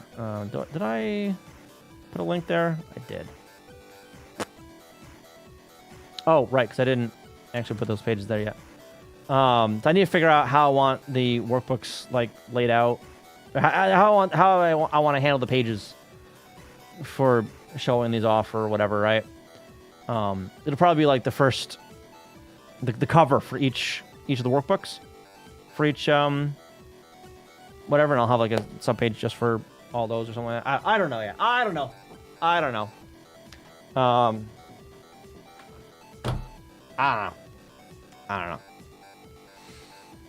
But it's a lot of like, you know, scanning stuff and cleaning up images and compiling it nicely, you know. That's also what I'm working on with this. Right here. So I've scanned all of the cards, and I have cleaned up the scans for every card, or you know, got them all lined up basically. I was back at the page to bleed through the scans, or did I manage to cancel that out? I've managed to mitigate that mostly. A random one here. I've mostly mitigated that. You can still kind of see it, right? Like there's Johnny right there on the other side. But I don't think I'm going to get much better than that.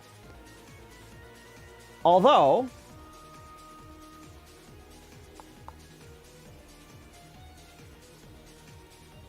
if I contrast it,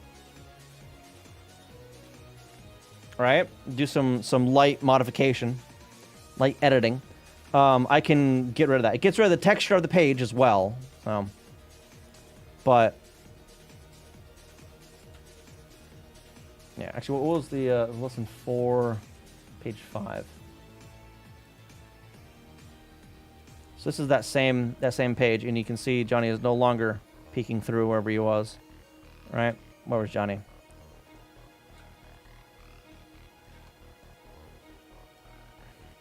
Right there, right above pencil, right? You can kind of see him right there.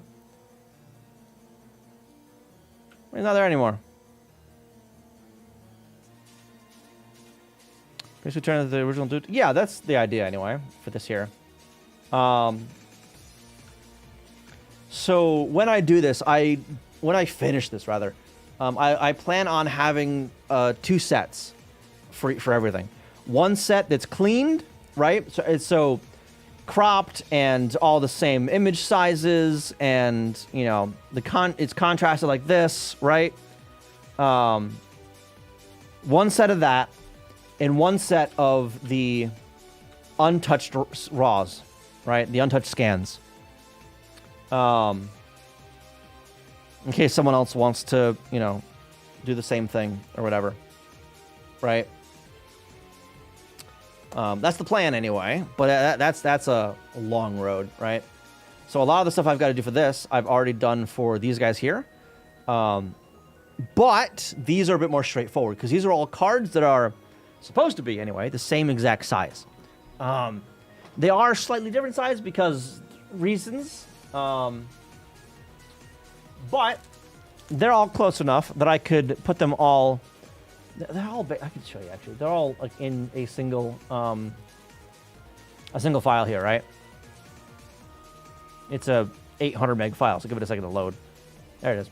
So all of them are in this file, right? The fronts and the backs. So basically, I lined up like the bottom edge and corners, and you can see, oops, that the top of some of these cards doesn't really line up, right?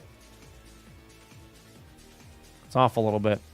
But that's because of, you know, some bends and all kinds of other crap, right? And it's a physical card, whatever, right?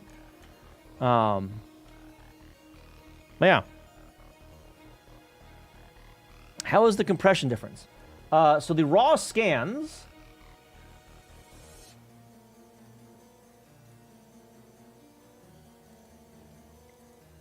are 100 megabytes a pop. The contrasted PNGs, 5, 10 megabytes. Tenth the size. And that's before I crop everything out, right? What are the Dragon Ball cards for? These are for this system, the Detach card system right here. It's basically a fighter game. I'll show you. I got this working the other day, this past week. I remember when I first got it and tried it on stream, none of the cards would scan. But recently, I opened it up to see what was inside. Let me pause my music here. That has music on it.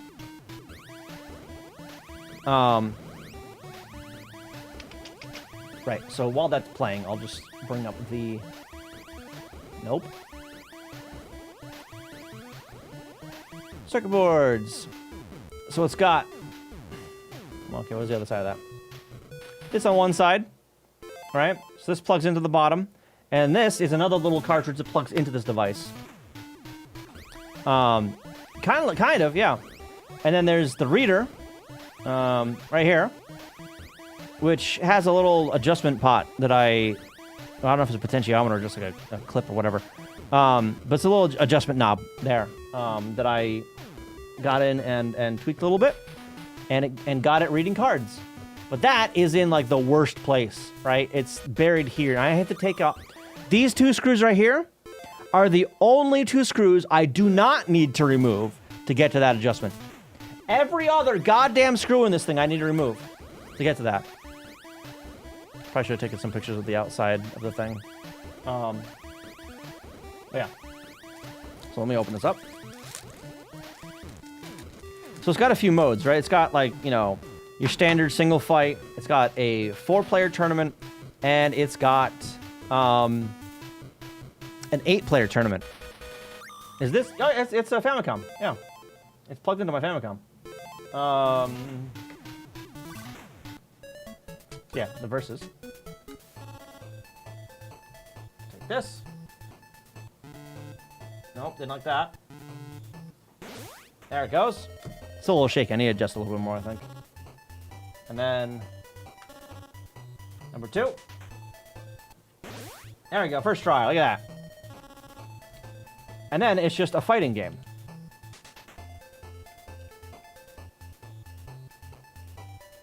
Oh, what? Those are selections. Oh my god. I don't know what any of those are. Cool. So yeah, I can do a special attack, jump. Ooh, that guy can jump high. Can this guy jump high too? Yeah. Well, I'll do a high jump. Okay. Interesting. Oh, wow. All right. Well, I killed him. But yeah, so that's what this game is. It's got some like item cards I don't know how to use. Let me actually try this. Yeah, so hit A. What? Okay, can I actually scan an item card here? Let's try this one.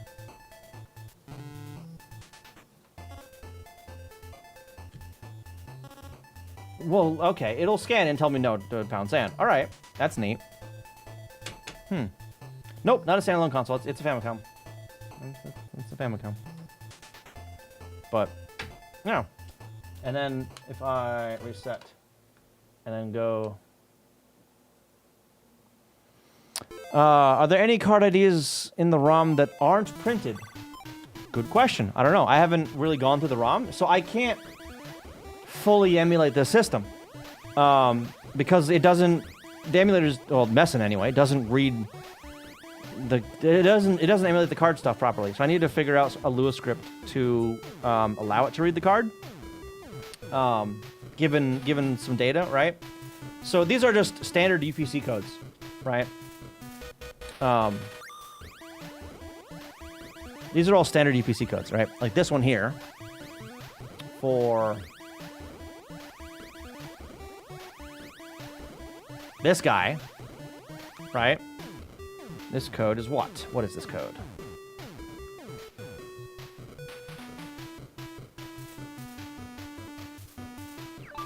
Come on. 1206752022216. Oh. What if I got a USB scan gun? Well, I still need like a place just to enter in the number. And have it like have the ROM be able to read that, right? Is that a fold? What do you mean a fold? No, this is a card. Yeah. It's the back of the card. There are some cards in here that do not have anything on the back. I don't have any barcode, that is, right? Where are they? Here. So there's a completely blank one right here. Oh, I can show these. I have them here. Completely blank one that has nothing on the back, right? And then where's the other ones? Here they are. So this one has something, right? Yeah. This guy is blank. All right. There's another blank one. Another blank one. And another blank one. I'm not sure what you're supposed to do with these. Like, I guess you can, like, print crap on them, but I don't know. My phone? No, neither. It's not a Samsung. No. But yeah, so I need to figure out like a Lua script to get the data read in properly, and then from there we can figure out like, you know, how to present said data to the ROM, because it does some weird shit with timing. It's some LG piece of shit. Yeah, so I've got some reverse engineering work to do on that. That I don't think I'll be doing on stream. I don't know. It's a lot of work that I don't know. I don't think is very conducted to stream. Yeah. I said Lua instead of Go, because Lua is part of Messin. Well, it's I can use Lua in Messin, right? I can script in Lua in Messin to have it do stuff while the ROM is running, right? So I can have it be like, all right, so when you are looking for card data, give it this. Right? I mean, I suppose I could, like, modify my CPU emulator. But that doesn't do any audio or PPU or video stuff. So I don't know how useful that will be. It doesn't do any input either. So again, I don't know how useful that will be. But then again, presumably I'd be able to, I don't know. Well, if I were to figure out where in memory it like stores that number, for instance, right? Before decoding it, if it does it in two parts, right? If it decodes it after it reads the whole thing, which I assume it does, right? Again, I haven't actually gone through the ROM really in any depth. I could be able to just write that data to a memory address and like write somewhere else to trigger, hey, card happened. But I don't know enough of the ROM yet to figure that out. So currently, this game is not fully emulated. I don't think. I wonder if FCUX does.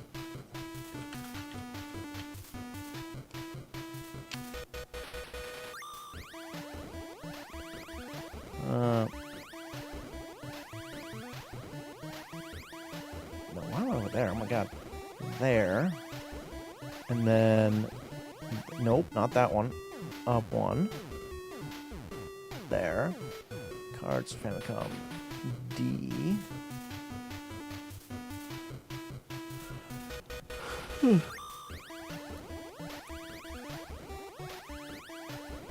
Open.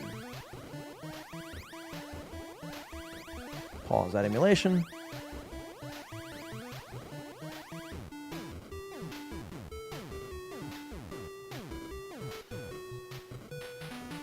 Maybe not. I don't know. NES style inputs.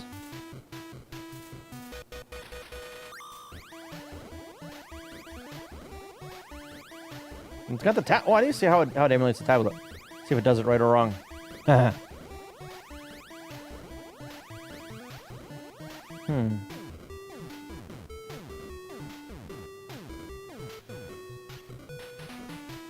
maybe it doesn't do it.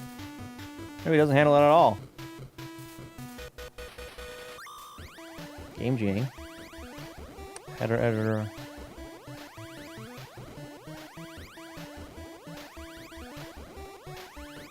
Yeah, I don't know. But, so that'll be my research eventually. But, anyway. Is there any more study book? There's a lot more study box to do, yes. A lot of it is, again, a lot of it's not something I can really do on stream. Is the whole game on the card? No. The game is... Hang on. So this is the device right here, right? This is the device right here. On the back of the device is an extra little card. This is the actual game right here. This is the game, and then this is the card reader number one, and like extra RAM and crap that's in here. So in here is just the ROM for the game, and this has extra RAM and the actual mapper and the card reading stuff, right? But in order to play this game, you need the cards to be able to choose your character, right? Because that's what the cards basically are, is choosing the character. There are a few other ROMs for this thing, or cartridges for this thing. I haven't seen any others yet. Not that I'm really looking. Although, God damn it, I might start looking a little harder now. Now that I've got this working, and it intrigues me. Right? It's one of the things. Oh, it's not emulated yet. Oh my God, we got to fix that. Right? That was more like the e-reader, where each game, each card or set of cards is a whole game. Yeah, not here. There is another device like that, I think, for the Famicom. I think. But there is another card reader device. I'm not entirely sure if that one is more along the lines of the e-reader, where it has the entire thing on cards. I don't know. I don't know. I actually had an e-reader a while back too, a long while back. Barely used it, but I did use it. Oh. Anyway, I've been up for like, wow, that's loud. I've been up for like 7 hours. So I need to get some food. Even with the annoying people I followed out of pity and I'm sorry. But I've been up for 7 hours and 20 minutes, and I am hungry. I need to go get some food. I apologize. I'm hungry. I need to get some food. We are going to go say hi to someone else, though, so don't go quite yet. Spicy miso ramen. Ooh. Turn that off there. Yeah. Let's go say hi to this guy. I'd appreciate it. Pizza. I'm not sure if any pizza places are open or now. It's gonna be Mickey D's. It's gonna be McDonald's. Come with me to say hi. I'd really appreciate it. I will be back on Friday doing some stuff. Not entirely sure exactly what. Might be more of Tetris stuff. Might be some of this. Might be some of Study Block stuff. I don't know. Domino's is disgusting. I cannot with Domino's. Before I'm even done eating, I'm running to the toilet. I cannot with Domino's. I can't. Anyway, I'm heading out. You guys have a good night. Thank you for being here. As always, I really appreciate it. Come with me to say hi to this guy. And I'll see you next time. Hold on. What do you mean, hold on a second? Why am I holding on? How you doing, Dennis? What? What? What? Are you watching a movie or some shit?